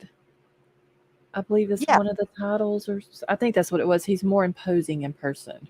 Yeah. So then how does that translate to Dylan's description of this person? Like, yeah, athletically built, but yeah, but not athletically built, but not muscular. I think that's how it was said. Something like that to that effect. That may not be verbatim. Like, it's like, I feel like it also said he wasn't skinny. Like, I don't know, but all I do know is that anybody that's been bigger and lost a bunch of weight, that's going to be sensitive. If I could think of anything, like everybody's always talking about like this incel angle, and like that's cool and all, like whatever. I don't think he's an incel. I mean, maybe he is, but I haven't been able to observe him. But I did see pictures of him where he was overweight, and then where he was very skinny. So the odds are is that stuff is true, that he was overweight and he lost weight. So if that's the case, that's the one thing I could think of that like would set him off, like get you to your core, like right, like very sensitive subject for him. Yes, like for me, it's my kid, and it doesn't even like have to be all the way there. It could just be a tad, and I'll be like, "What are you saying?" And like I'll fill in the blanks, and I go plumb crazy, like because that's my child, right? And I feel like she knew, and that was purposeful. He's watching TV. We know that he's obsessive about his diet, right? And exercise. He's running at midnight, right? Normally, 12:30 in the morning. Yeah. And so what am I going to do? I'm going to get on the TV and be like, everybody always said that like the camera always added weight, and I never found that to be true, but it made Bryan Kohberger skinny because he's actually much bigger in real life. Yeah. And if he is listening, I guarantee you that was, I don't know. Probably very upsetting to him. And I'm not trying to like defend his feelings, obviously. I mean, if he gets upset, then whatever. But my point of saying it is that it just feels like a tit for tat, like a game. Like it's almost like, okay, so now we have the news that's in the Supreme Court talking about this. We want this gag order lifted, and it's like, I'm just going to pester you all to death with bullshit, right? until you lift this gag order and let us talk to the lawyers. Right. That's what it seems like, is like an angle. I don't know. I used to like Banfield, which I still like her. It's just I don't like the whole sources thing. That that's why I was watching Dan Abrams tonight. His seemed a little bit more legit compared to what Banfield's been putting out. He still gets stuff wrong too, though. Like, I Yeah, just wonder. they really all do. Honestly. Yeah, I'm like, whose job is this? Like, I mean, maybe the anchors don't look into stuff, right? So they have people that work under them, I assume, who find all of this information, verify all this information, and then give it to them. So, Yeah. whose job is that? Because they need to hire somebody else, because Yeah, this is like it this is like a seems bare. like when they're so if whoever's getting the story for them, whether it's Banfield or they have somebody behind the scenes is doing it, her being the anchor should still vet the information because she's the one sitting in front of the camera, and telling it. So I'm wondering, does she just not do that, or do none of them not do that, or are they just going off of what people behind the scenes are telling them? Well, they can't. I wonder I how mean, that's. they literally can't. If anybody's going to sit on a news clip and they're going to say things like that there's a Facebook and an Instagram confirmed for Bryan Kohberger, or they have the receipts from eBay that he bought a knife, and this is how stupid he is for someone that was and it's like, who's stupid? Like, it really, all it takes is some reading. Right. So they have to not even be bothering, because I can't imagine, like, that's worse. If they're actually going in and they're reading it themselves and they're like, yep, looks legit, and then like they report on it. I don't know, but I just feel like it's all really like easily verifiable information. Something else that and I'll go back and watch this tomorrow, Mm-hmm. or when I'm asleep. But if anybody knows, something that I was thinking of was her mom, Kaylee's mom, saying about how she had moved out Right. of the house, like, entirely. But I guess I'm just confused, like, why her stuff was all still there. Like, when I think move out, I think all of my stuff is gone. Someone Yeah. else is able to move in. Because But how long was Kaylee moved out before that weekend? I thought it was like a week, or maybe it was a week and a half. She hadn't been there in a week and a half. So I wonder if maybe she was just going to grab the rest of her stuff. Maybe she had like small stuff that she could just, load up in her SUV. Well, her bed was still there Yeah. because her dad was. Like the bed was still made up or whatever. Yeah, He which had said. Yeah. I doubt that was what it was, but he was smooth on the fly. Like, I think it was that he actually knew from like the actual investigation. But then when they were like, how'd you know? He's like, the reason I know is because the bed. I was looking through the window, and her bed was made. Mm-hmm. Smart. But And he was. the one picture though, it looked like that her bed was made up for the most part, but like the one side of it was like the covers were turned back. And it almost kind of looked like either she was going to sleep in there that night and she had to leave out of the room and go to Maddie's room, or she was already in the bed and for whatever reason she had to get up and go in Maddie's room. That's exactly what I think happened. I wonder, because a lot of people think that he came through the second story, like through Kaylee's sliding glass door. I'm wondering if maybe he came through that sliding glass door and Kaylee was either in the bedroom, in the bed, or she was just in the bedroom with Murphy, because really I don't see her leaving Murphy in the bedroom by herself all night. And he comes through her bedroom door and makes her go over into Maddie's room. Do you want me to tell you before I go to sleep what I was thinking? Sure. Let's never mind all the other stuff that I was saying earlier about how it would make more sense that whoever did it was already in there before all the DoorDash fuckery and stuff like that. So, but they were talking about how could this have happened so fast? And seemingly seamless, but I think that if Maddie were the target, and also this makes Dylan like not a liar, right? Mm-hmm. So if Maddie were the target, he gets in there somehow, and he's in there, and then when you think of a dog, when you think of someone playing with their dog in a place that's very echoey with hardwood floors everywhere. So when I think when I read the PCA and it says that Dylan was woken up at 4:00 in the morning by sounds that sounded like Kaylee upstairs playing with her dog, I Mm-hmm. think it's nails, right? We're playing in the floor. I'm more likely to wake up to all the tap tap tap tap tap tap tap. You know what I mean? You can Right. get it in your head if you've heard it before. Oh yeah. I had two big dogs. One of them was a mastiff, and he was like a monster. And he couldn't go anywhere or do anything without making that clacking noise, which would make sense, and that would wake me up. So let's say that's what woke Dylan up. Maybe Kaylee really was playing with her dog.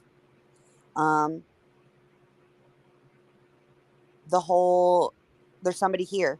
She thought that was Kaylee too. I feel like Dylan would have known her roommate's voice. I think if Dylan's telling me that she thought that was Kaylee, then I'm going to go ahead and think that, unless I have a reason to believe that Kaylee was already deceased, Uh-huh. I'm going to go ahead and just go with her, because I've not heard Kaylee and Xana's voice, right? If I'm the police officer, I don't know better. So Right. maybe Kaylee was talking to Murphy. So maybe she was like, there's someone here. Maybe she heard something going on in Maddie's room, said to Murphy, there's someone here. And she went out to go see what was going on. Not necessarily knew that there was any kind of like danger. Maybe she heard muffled talking or whatever. Leaves the bedroom, shuts the door behind her to keep Murphy in the room so he doesn't wake the whole house up by tap, tap, tapping across the hallway. Mm-hmm. And goes in and sees whatever and tries to fight him or something. And maybe that's why her wounds were worse per her father than Maddie. Maybe at that point Maddie was maybe at that point it was to the extent where Maddie wasn't really like able to where he really only had to worry about Kaylee. Right. Fought Kaylee. The room is small. Okay. When you put a bed in it, Super small. yeah. Yeah, like When you there's put a bed in it, a walkway maybe with a bed in there. yeah.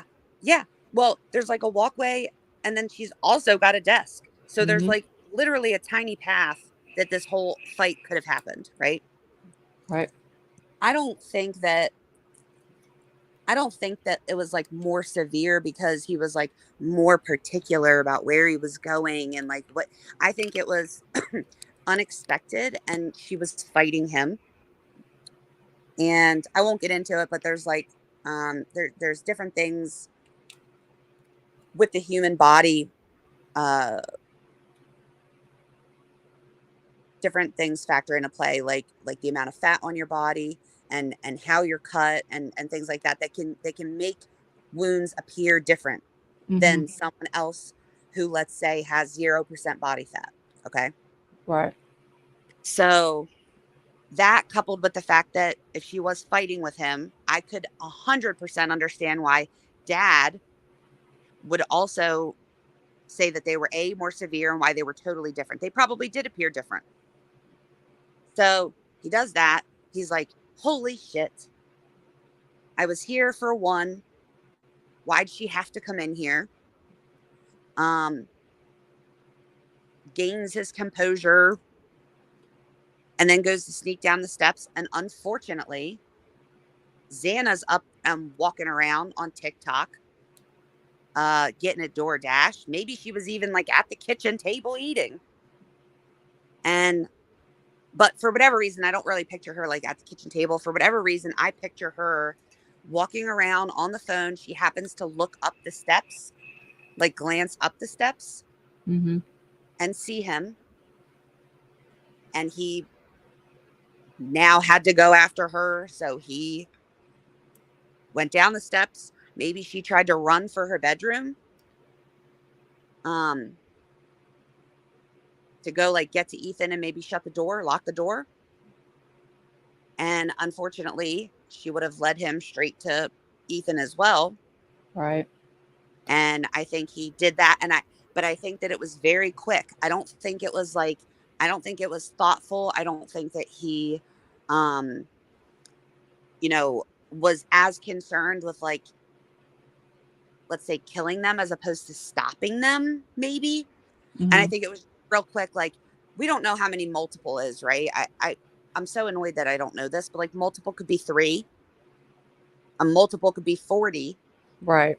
So we just don't know. But I think he just real quick, like, the both of them and then walked out. I think that all of the rest of them were like of circumstance. Right. Because I was wondering that too. Did he plan on that night? Obviously, he planned on when he made the decision to go into that house, he planned on doing something very bad.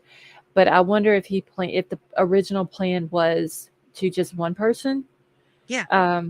And then the other 3 were just kind of in the wrong place at the wrong time, and they ended up being collateral damage, or was it 2 people? Or was it for whatever reason, maybe the 3 girls that lived there and Ethan ended up being at the wrong place at the wrong time?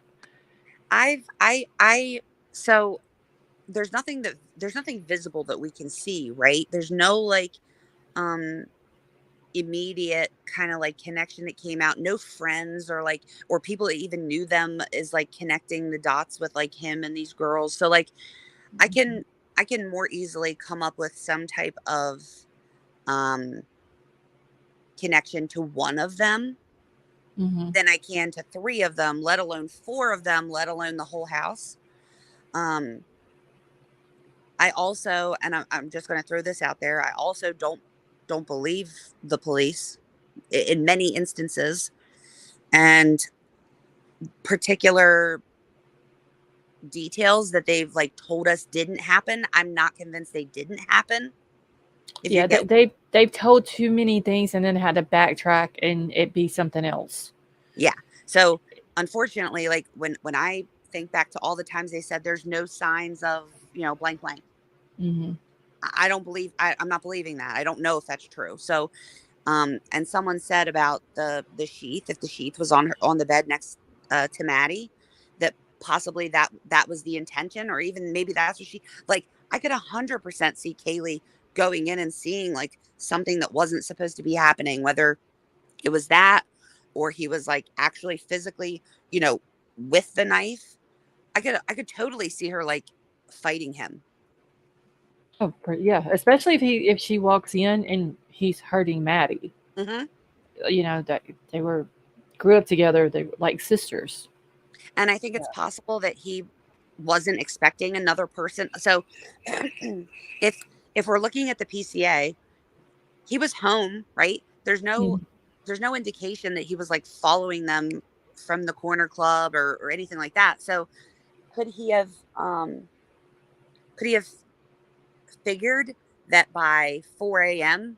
the house would be asleep? I mean, that's really early. Like, well, that's early in the morning. That's right. I usually bed at 12. Obviously, I'm not now, but I'm usually up at like 4:30. But that's because I go to bed at 12. That's really late for people to be hanging on. So even if they were drinking, it's like it would seem like a safe time. And he didn't leave the house until like he wasn't even in Moscow until like after 3. So it's what was it? 3:29 was the first time they caught his car on camera. 3:20 something. Yeah, 3:20. And that's why I always wonder if somebody else was driving the car and they dropped him off at that time, and it just took him that long to work his way up to the house, or maybe he knew that they were still awake and was waiting for them to go to sleep or the lights to go out. Because, and this is another thing I've said 1,000 times, they're claiming that he's been in that area 12 other times.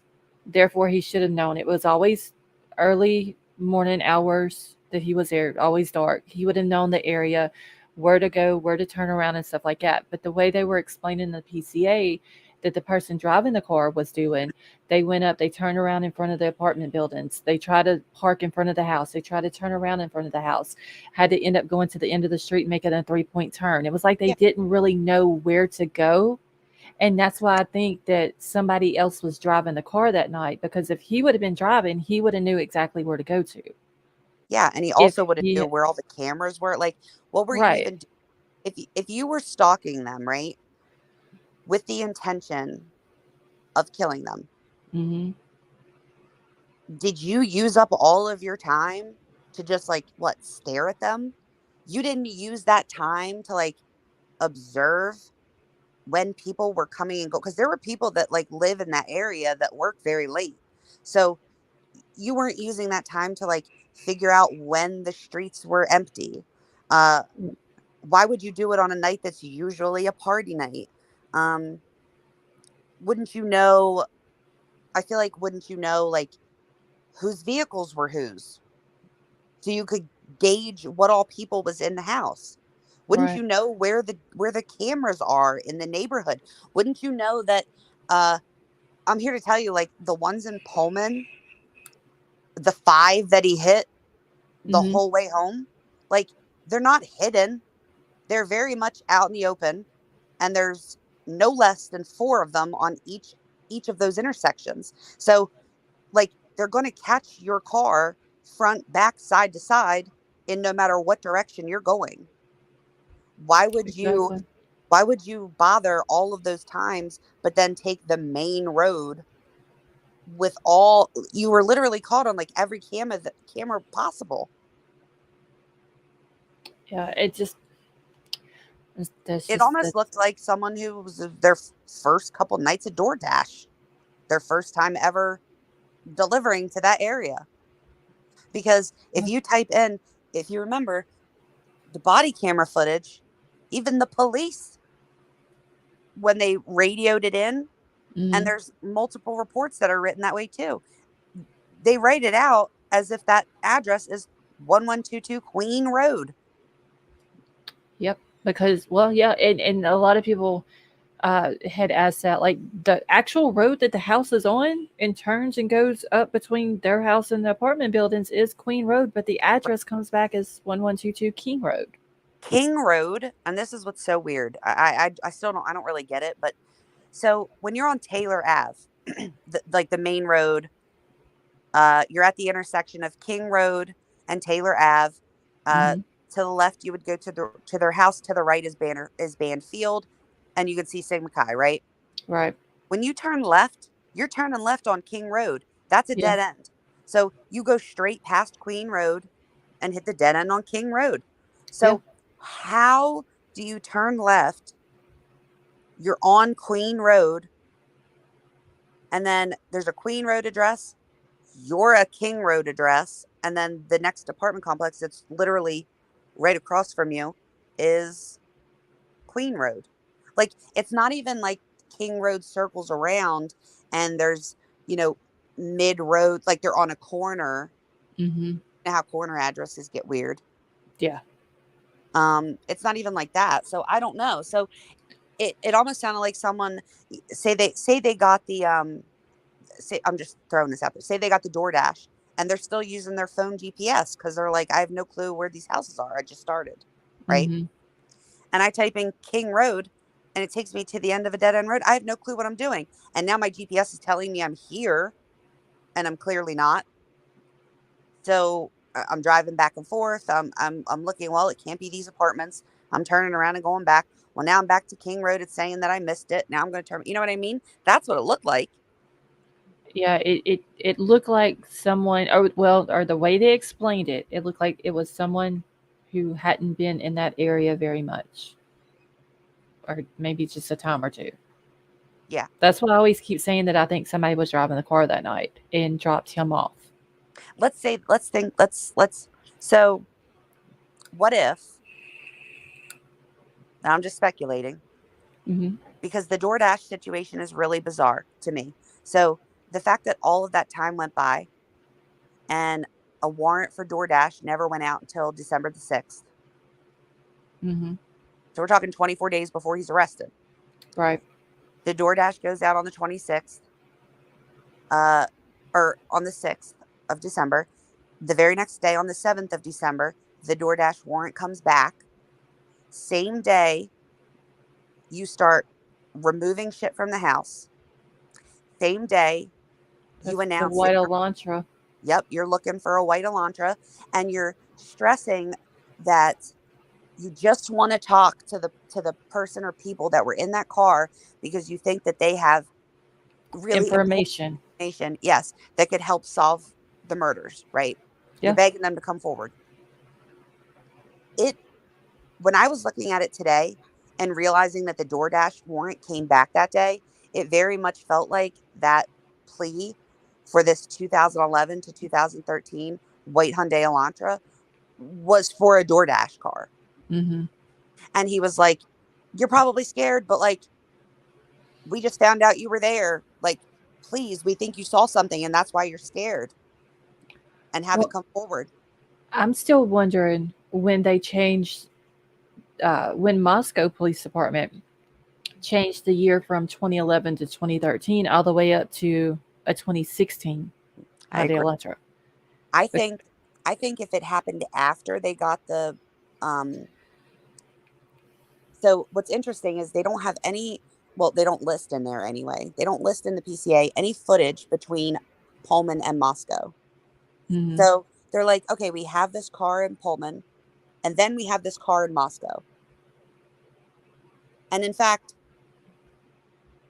yeah. So it's like, okay, so, but how did we get there? Is there not a single camera anywhere from there to there? No. Okay. So now what? If they, let's just say that they pulled the Pullman information or cameras Mm-hmm. and then brought that to the FBI, because I feel like part of me feels like, and I've read too much to know that this might not necessarily be the case, but my initial gut reaction wants to be like, okay, you've been doing this for 35 years. You're an expert in Right. literally this. So if you felt comfortable enough to immediately narrow all the way down to 11 to 13, I'm feeling like you were very confident that that's what it was. Right. Initially, you should start with a bigger gap, right? Mm-hmm. And then you'd be like, well, on second look, the more that I looked at it, I found, little things that were different between the years, and I was able to narrow it down even further to 2011 and 2013. And I see people saying that DoorDash was cleared, but DoorDash was never cleared. And the only thing that we know about DoorDash was what was in the PCA that said that Xana received a DoorDash at 4 and that they confirmed, it said like they confirmed the identity Of the driver, of the wasn't driver it? that gave the information or something. That's literally all that it said. It didn't say, Yeah, I'm going through the PCA now trying to find that part. And I don't like how they did the PCA. To me, it should have been in order, but yeah. in a timely order. And it wasn't. They jump around too much, and it almost seems like they did that on purpose to try to confuse people. I don't I don't know if it was like if it was a confusion thing or if it was more or less like a this is like minor details, we'll hash this out later kind of thing. Like if I put this so essentially if I were to say to you, we found within the first couple days we checked the footage in the area and we saw this car, we brought the footage to this FBI expert for 35 years who says that 2011 to 2013, right? Then later down the road, we asked Pullman if they have any footage, and they happen to have a car driving around, which is really interesting because at 2:42 he's pinging at his apartment. And then at 2:44, 2 minutes later, that white car is seen way down the road, like 6 minutes down the road, way more than 2 minutes down the road, heading north towards his apartment. And then a couple minutes later is when the phone starts pinging away from the apartment and the car is seen again. But the very first time that car is seen, it's seen going north towards his apartment, not away from it. And his phone was pinging at the apartment. So did they bring that footage to the forensic person and they said, what kind of car is this? And they said, oh, that could be a 2011 to 2016. Are you bringing them are you saying compare this footage to the neighborhood footage? And now I need to know if both of these are the same or are these two Elantras? But I'm wondering, how did they know, out of all of these white Elantras, how did they know that that is the one? Because there had to be more than one that looked the same. You know what I'm saying? So how did they know it's this one if they didn't know what the plates were on it? Right. And what's interesting about that is that, like, so if this car was seen on all of these cameras, like the stupid Ring cameras and stuff probably were very blurry, but the ones in Pullman are legit, like real deal camera. I mean, you can go view them right now live. So yeah, I think I had the website for that. I may have it bookmarked on my computer. So yeah, I think it's like WeatherBug, but the fact of the matter is like I said, so all 5 of those lights in Pullman that he was seen on, there are cameras on top of every single light in each direction. So Right. whether he had a front license plate or not is irrelevant because it would have captured also his back license plate. So my issue with that is that if you had that car on camera and there was a license plate on it at all. So, right. So now we're talking about either someone purposely removed the license plates and that's why you don't have it, or you had the license plate number, in which case you should have known way back when you got the Washington stuff exactly what years the car were. Exactly. And who owned it. Yeah.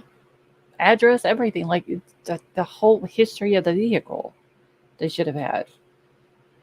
Okay, I'm trying to find about the DoorDash driver. Apparently, I have missed it scrolling through here. I was trying to find what they said exactly about it. Super Geek got it right because I think people are misunderstanding and thinking like I'm sitting here saying the DoorDash driver's the killer. I'm saying there was other people on the road. There's no footage or cell phone pings of Bryan Kohberger and this white car driving from one city to the other. I mean, they don't even know what path he left. Do you know what I mean? Right. So it's like he's lost. So my thing is that if they expanded this, you also have the light colored sedan that the police were in that night, and they were literally sitting there. So what's interesting is the apartment, like one more down, I want to say it's a Taylor Ave address. That landlord came forward and said that they saw a white or light colored sedan. Oh, that was on the Linda Avenue. Linda, yes. Yeah. White or light colored sedan from like 245 to 315 a couple times, and they were heading towards the crime scene. Well, that they're giving us this time frame of 245, but I got the public records request for that band field thing, and those officers were in an unmarked light colored sedan, and they went to the Taylor Ave apartments, less than 250 feet in front of the house that the crimes were committed in. And that was at 2:50. they were sitting in the parking lot observing people walking from Sigma Chi across the field to go back to the apartments. So I feel like that Linda Ave or whatever it is, whatever that was, I think that was probably the police because the time frame, and then like their thing was over at 3:30. So just the timing of when they were there and when they left to go on their next call seems like that was probably it. But there was also another white car that drove by there, like when they were walking across the field, I believe it was. In the body camera footage, you could see another white car driving. So my point is why can't there have been a DoorDash driver that was driving a 2011 to 2013 white Hyundai Elantra that they really did want to talk to because they really were there when everything happened, and they were scared to come forward.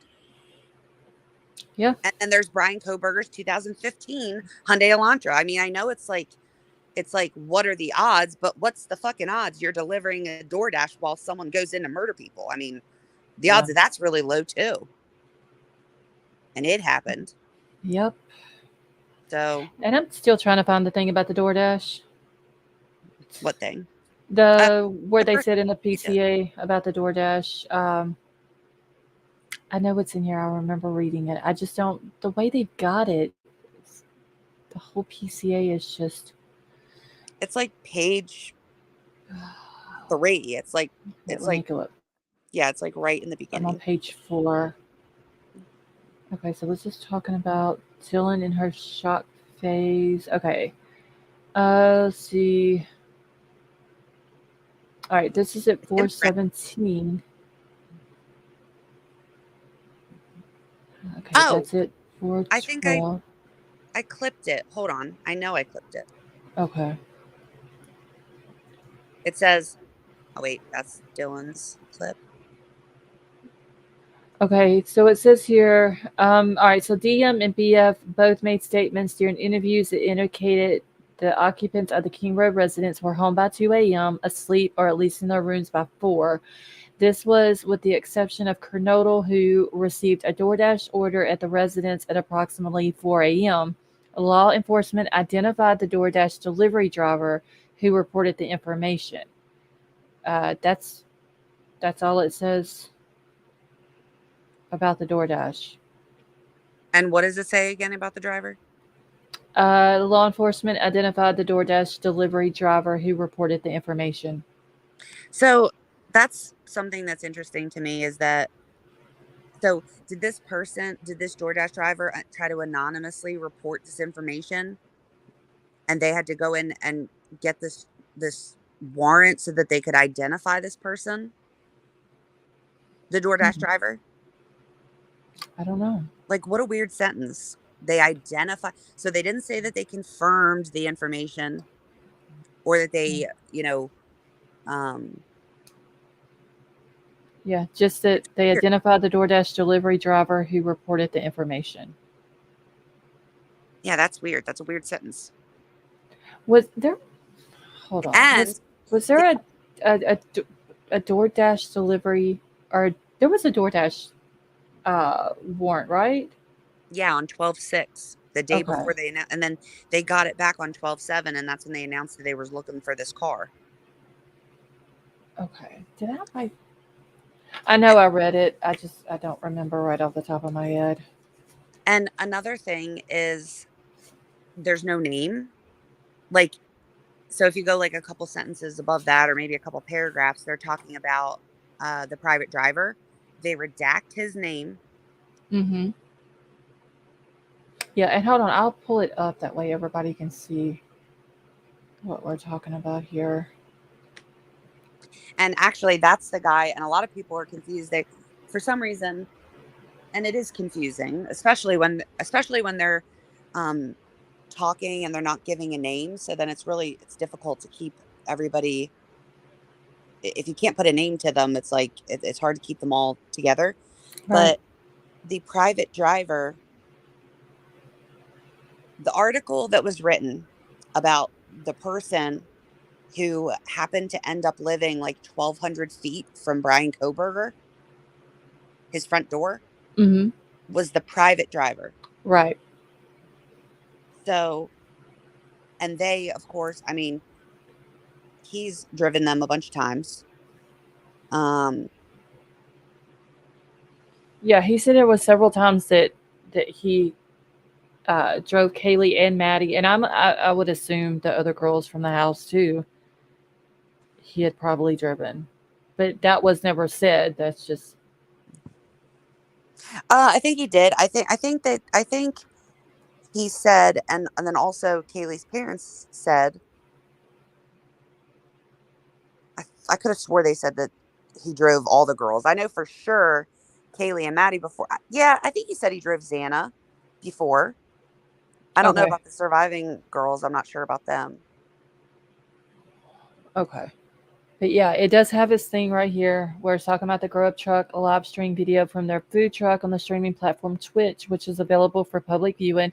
And I've often wondered if Bryan knew about that and he was watching, and maybe he saw Kaylee and Maddie do In the that. I live wonder. Do what? in the live stream, you mean? Yeah. Yeah. Maybe I, so.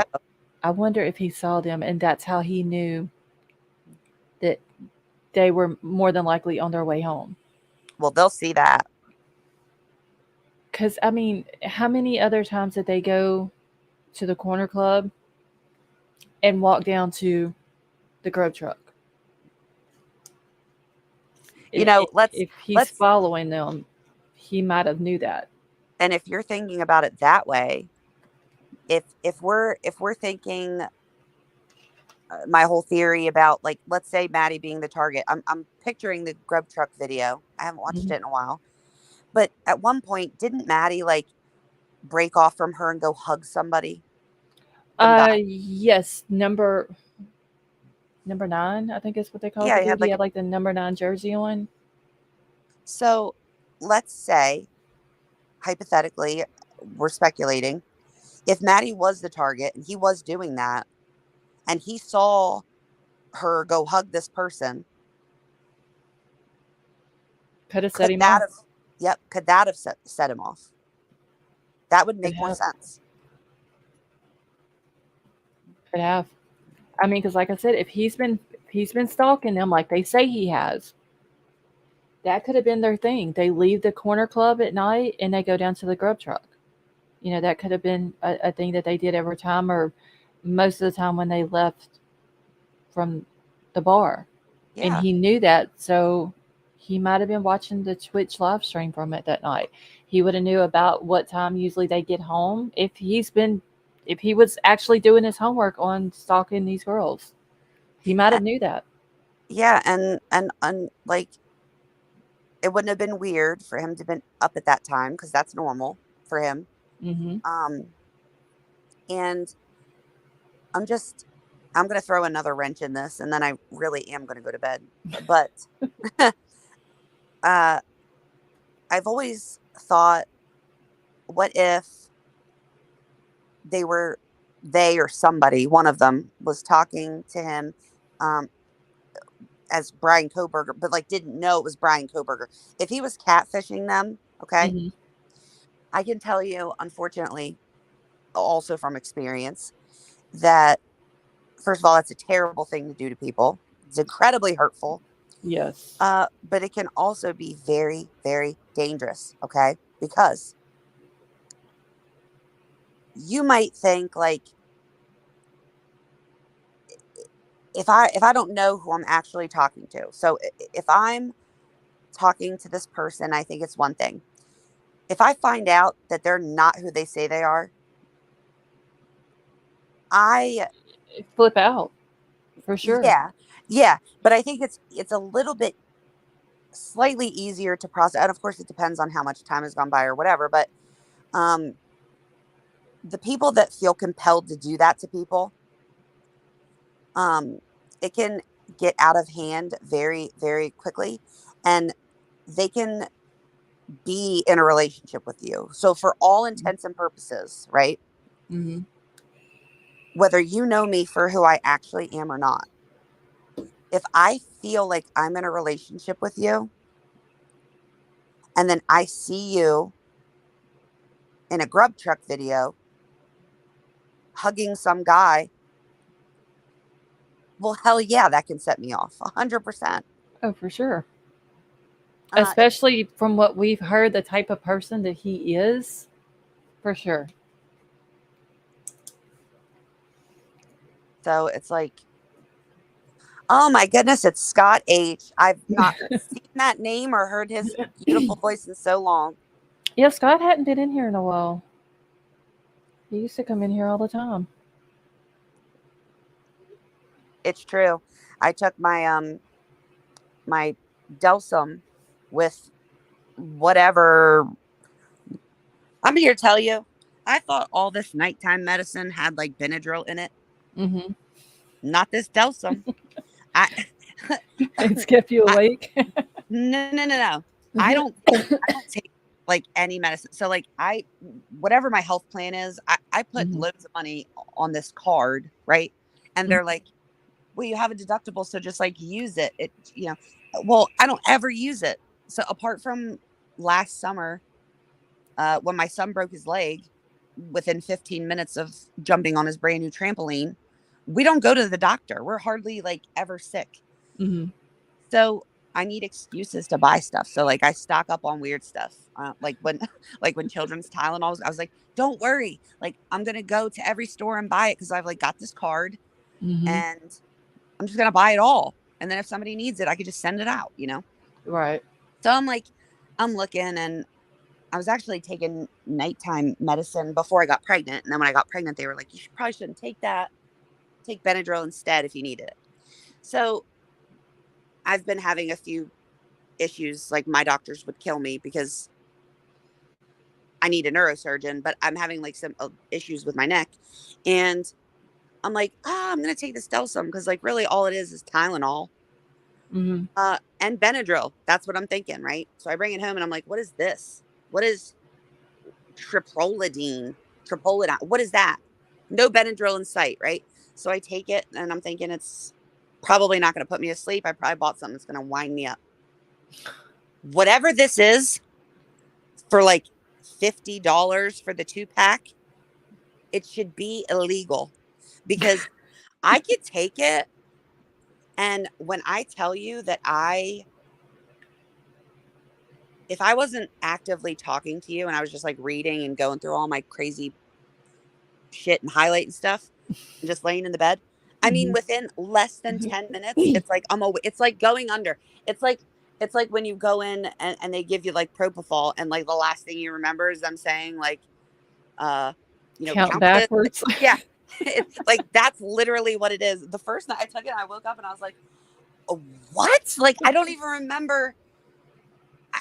When did I go to sleep? And all of a sudden I'm awake. Like, and I don't sleep no more than like 4 hours. I actually, 4 hours is optimal for me. If I sleep much longer than that, I feel really. How do you function on 4 hours? Actually, your body. So I'm conflicted because I also work a traumatic brain injury clinic. And one of the things that I literally say all day long on those days is how important sleep is to your brain health. Mm-hmm. And that you really should get 8 hours of sleep a night and that it just makes everything better, But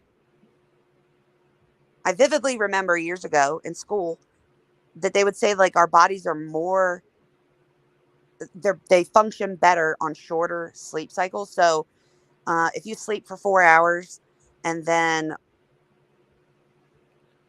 take a nap in the middle of the day, that's better than sleeping 8 hours straight. Now, I missed the nap because there's just no way. Once the sun is out, you can forget it. But like the 4 hours, it almost seems like maybe my work schedule, to where I got so used to it that now if I sleep longer than 4 hours, I'm tired and I just feel like blah and cranky. White Widow Baby says she can function perfectly on 2 hours of sleep. 2 hours is pushing it for me a little bit. I mean, I could do it, Oh my If it was like, gosh. if I was like in the middle of a case, like when Bryan laundry was on the loose, but wasn't Mhm. really on the loose, I think I probably slept like 4 hours in a whole week. Oh God.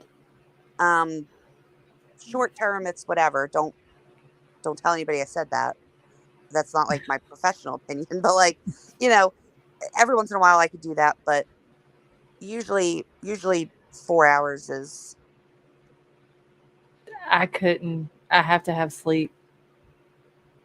If I don't, I literally cannot concentrate on what I need to do.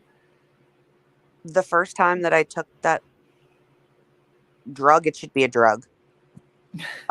But the reason that I keep taking it is because I find that when I wake up, I'm not as tired as if I were to take Benadryl, but also it helps my neck. And I'm like trying everything I can to avoid any type of surgery. Um, the problem is I know exactly what's wrong. So I'm like avoiding, like, I haven't even gone for my CAT scan. Hmm. Cause I'm like, I don't have time for this. But it helps. Whatever it being mixed with this Tylenol is. Christina, girl, I got catfished too. I got catfished by a girl, if you can believe that. But it really helps. But that first time that I took it, I was totally not expecting it, like, at all. And I probably slept for like 10 hours. I felt terrible. It took a whole week to get like right again. It's Delsum. It's just like cough medicine, right? Or Yeah. So daytime Delsum is usually the only thing that works. Like if I get sick, hmm. it's super thick and it's like orange flavored, but something about how thick it is has always been really helpful for me when I'm sick. So when I saw it, I was like, since when did Delsum have a nighttime version? Um, and then I got to looking and I was like, well, like Tylenol, like, sure, I could do this. Um, but I'm telling you, as someone who has sleep problems, obviously, Hmm. uh, it is, it is powerful. It's still powerful. It's been weeks. I may have to get me some of that. If I was sick, you know how like when you're sick and you've got like the nose thing going on and the cough or whatever, and like Hmm. you'll be fairly decent like most of the day, but come like time to lay down, it's like your It's nose is 10 times entirely worse. stopped up. Yeah, Yeah. you like can't breathe, your nose is stopped up, you're coughing like all the time. There's like a tickle back there constantly. Hmm. I'm here to tell you, I'm not interested in trying it, but if I were to get sick tomorrow, there's no way that I would take this and not like immediately sleep through the whole illness.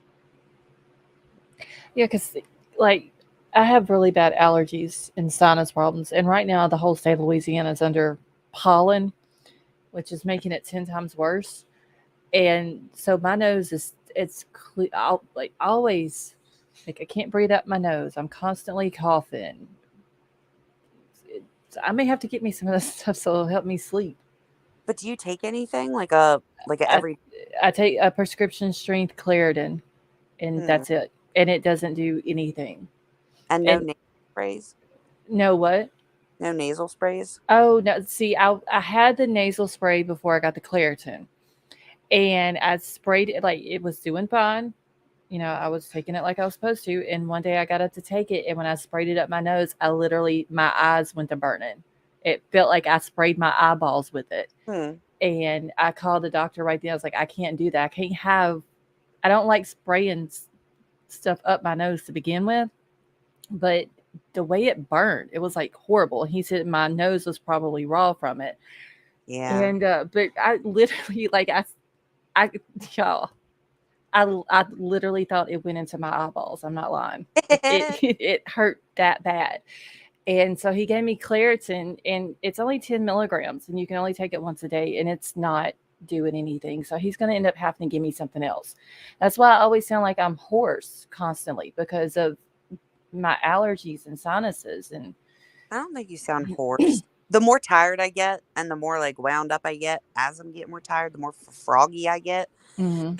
But a lot of times that all of that stuff starts like with your nose. Like I've seen people take Singular and all that stuff like all the time, and it's like it's not clearing anything up as soon as they add a nasal spray and they get, because you got to think whatever nasal symptoms that you're having, that's like 90% of the time that shit's dripping down like the back of your throat. That's what's causing all Yes. throat problems. Yes. So so you could like take something that's supposed to help your throat, but like if your nose is still all jacked up, like it's still going to mess up your throat.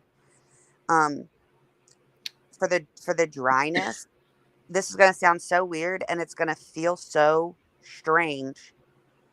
But this is like a fix for almost everything. Like if you've ever had chapped lips from like the cold, or like windburn on your lips, or if you get sick with whatever sinusy shit you got going on, you're like always blowing or wiping your nose, and then you know how like the edges of your nose gets like super red and the inside everything gets raw. It hurts so bad, it's ridiculous. Right. Vaseline or like Aquaphor, which is basically the same thing. And when I say cake it on, I mean like put a bunch on and then like put some more on, and that goes for like inside your nose too. And like really to the point where you're like, this is way too outrageous, this is way too much, like that's how much you have to do it, and then go to bed. And I assure you that when you wake up in the next morning, like it will be absolutely gone. Okay, I may have to try that. All the nose stuff. At one point we were here, whatever sickness we had like a couple years ago, and my child's like the edges of our nose, the outside of them was so bad that like I couldn't have paid him $100 to blow his nose anymore because it hurts so bad, and I get it. And we did, and he was like, "Mommy, this is so weird." And it was like caked on his face. Like I'm talking, I didn't try to rub it in at all. And he did go to sleep, and it like sinks into everywhere that it needs to, and it was great. But I may have to get me some of that. Yeah, that and the Delsum. If I could just breathe out of my nose, I think I would feel 90% better. You got to do the nose spray. It's just I was doing it. So when it went to burning my eyeballs, I couldn't do it. This is going to sound really silly, and I'm not trying to say anything about you. But is it at all possible? And it only happened like one time out of nowhere. So is it like at all possible that when you were spraying, there was some type of like thing clogging it up to where it's maybe some of it no, not Afrin. Oh my God, please, not Afrin. Not Afrin. Oh my God, and don't use Visine. For your nose? No, for your eyes. Oh. Afrin works really great, but it's so easy. Like it will literally unclog your nose. It's literally how people get like, so how do you get addicted to, how do a lot of people get addicted to like pain medicine? It's because they're in a whole lot of pain and then they take it and they're in no pain at all. Right. Right. Afrin, you could literally not be getting any air whatsoever in your nose. Spray it in there, and within 5 minutes, it's like you've never breathed ever in your life. Like your nose is completely clear, like nothing ever happened. But wow. It's so easy to get, like, your nose gets addicted to it, and so do you. Yeah, I don't want nothing like that then. Yeah, don't use it. If you're really in like a bind and you're like, oh my gosh, it's been like several days and I've done everything and like I can't breathe, I just want to sleep, use it. But it really can get out of hand because it does work really well. But I'm just thinking, did it squirt sideways and like actually get in your eye? No, I sprayed it up my nose and it literally burnt all the way up to my eye. And it was just on the left side. It did it. And it was almost like a hot coal inside of my nose. It hurt so bad. Nostrils? Like, did you shoot it straight up your nose holes? Like, well, it says on the directions to put it and then like turn it to the side a little bit. Outside. Yeah. Well, on the like inside of it, but towards the outside. Yeah. So that's what I was doing. And I don't know why it hurt so bad, but he said that my nose might have been irritated from it. But I'd never felt so much pain from that. Like it hurt literally. I thought my eye was on fire. It was burning so bad. Did anything happen to your eye? Like after, like, was it red or? No, nothing happened. It just, I guess from the Good. burning from the inside of my nose, it just shot the pain up into my eye. And I'd been using it for probably a month. Yeah, but you can, so that, and even like eye drops. So it's so funny. I promise I've not lying. And I've like done a lot of jobs, but like before I got into neurosurgery, I was in ophthalmology, and Mhm. we would see people that have glaucoma. They've been on glaucoma eye drops for years and years and years and years and years and years and years. And then like one day they wake up and they go to put in their glaucoma drops and have an allergic reaction to it and have to immediately stop and then get switched to something else. Like you can develop an allergy to a medicine that I think most people think that you're either allergic to something or you're not, and you just don't know Mhm. if you are until you take it, which is really scary. Right. But certain things like that, you can take it forever and just like develop an allergy. Maybe that's what happened. Yeah, I don't know what it was. It's just it did it that one time, and I literally just I told my husband, I was like, "No, I've got to call the doctor because I can't. I didn't really like using it anyway." And I called him and told him what happened, and he said, "Well, maybe the inside of your nose was irritated or something like that." And he went on ahead and gave me the it's called loratadine, but he said it's the prescription strength Claritin, Yeah. and I've been taking it once a day, and it don't work. Yeah. But the pollen here, though, and just I live down a dirt road. I never had allergies until I moved down this dirt road with my husband's family. And that was 26 years ago. And ever since then, I've had nothing but problems with sinuses, allergies. I have headaches constantly. Yeah. Haven't been able to breathe right since. It's crazy. I mean, it must have been really bad if this only happened one time and you were like, I would rather not breathe. Thank you very much. Yeah, Than it that's was. I've anymore. never felt that type of pain in my eye. Like it you could feel it. Like it just shot up my nose and into my eye. The pain, and the eye wasn't red. Nothing happened with the nose either. Like once it stopped, it was fine. It was just for probably 30 minutes it burnt. And then after, you know how whenever you're swimming and you go underwater and you get water up your nose, how it burns? Yes. That's what it felt like, but it was just on the one side and about 10 times worse. But after it went away, it was fine. Yeah, you got to find something because there's no sense in taking that every day if it's not making a difference at Yeah, all. I'm gonna have to call him and see if he can give me something else. I mean, we live in Louisiana. We have like a lot of spices and stuff here. I've even put crab bowl in boiling water, and the seasoning smell. You know, how, like if you smell Yeah. like strong, yeah, that works too. But yeah, I don't need everybody else's nose unstopped in the house, just mine. I yeah, I would rather, again, we're like way far off, but like I would rather you trade that. I think you would be better off to trade that off for the pill that you're taking because Hmm. A, it's not working, but even if it was working or you thought you felt some kind of difference or whatever, it's just like it's always better to go nose. Like if you're going to treat one or the other, you Yeah, could treat the nose and not the throat and you'll get better, but you can't treat the throat and not the nose. right. Oh yeah, because just the nasal drainage is bad. That's like that shit there is just it's horrible. That's what causes all of it. Hmm. Someone That's said, why I'm constantly coughing because of it. do you feel like a tick, like not a tickle? It's a weird way to explain it, but like you have to. Yep. Yeah. Yep. It's horrible. Back I back hate on being topic, please.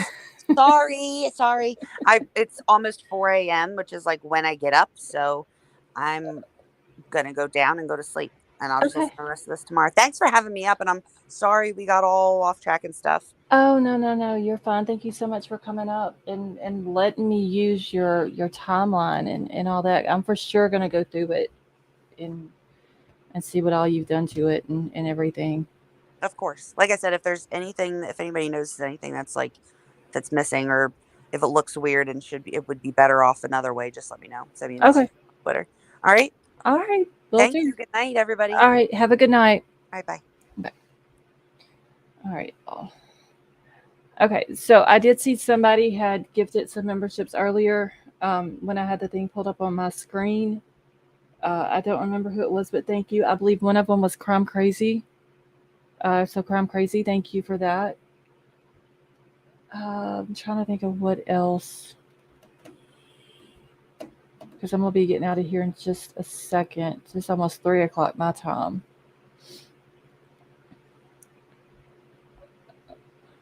Werewolf Queen, thank you so much for the super chat. She said use steam from hot tap water. Yeah, I've done that too. It works pretty good. Let's see the next. Okay. Tomorrow night at 9:30, I'm gonna be doing the members only live. Hey Leonore, how are you? So from 9:30 to 10:30 it'll be members only, and then at 10:30 I will open the chat up to everybody. On the 20th, which is Monday, we're gonna be doing the Shoot the Shit live that night. You know, for Crime Crazy, her and I think Big Al is both supposed to come up. And I actually forgot to ask Big Al about it when he was in here earlier. But they're supposed to come up, and whoever else wants to come up, more than welcome to. Tonka, I do too. That's what I was saying earlier. If you don't follow her on Twitter, you should, because she's always doing a lot of good information on there. Michelle, have a wonderful night. Let's see. Oh, Deidre, it's called Shoot the Shit, but I have to spell it differently. But it's just going to be a night. Like, there's not going to be a certain topic. We don't even really have to talk about cases or anything like that. It's kind of like a relax and chill night. Oh, yeah, Troll. I did tell him that Brian Hoffman was wanting him to come up on panel. So he said he would see. He had to see what he's got going on that night. Thank you, Izzy. Like I said, if I could just breathe, I would be okay.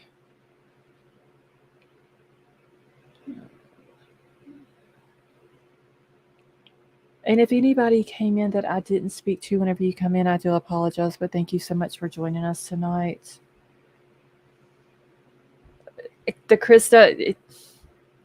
Me and Crime Crazy even tried to bribe her the other night.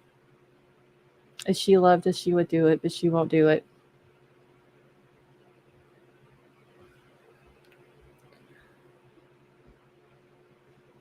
All right, y'all. Well, I'm just going to get out of here. I may go eat another taco and then go to bed. So don't forget, tomorrow night, 9:30 Central, will be the members only. So I hope to see you all there. Thank you to Sleuthy for coming up and joining us tonight. And even though some things were off topic, it was all good conversation. A lot of good information in there.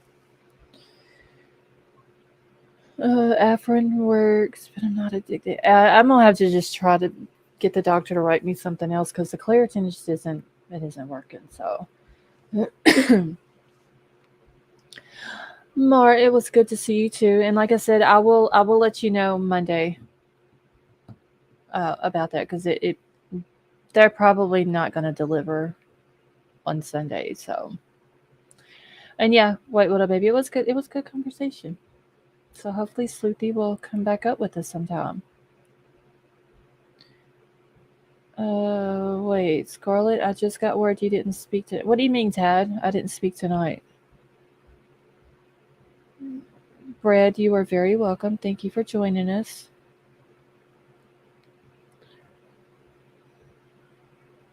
Need to try the Alka-Seltzer pills. I may have to try those. I know they have the nighttime ones. May have to get some. Was someone else at the talking? Yeah, I just like if someone's talking, I just like to let them talk. So I'm not, cutting them off or anything like that.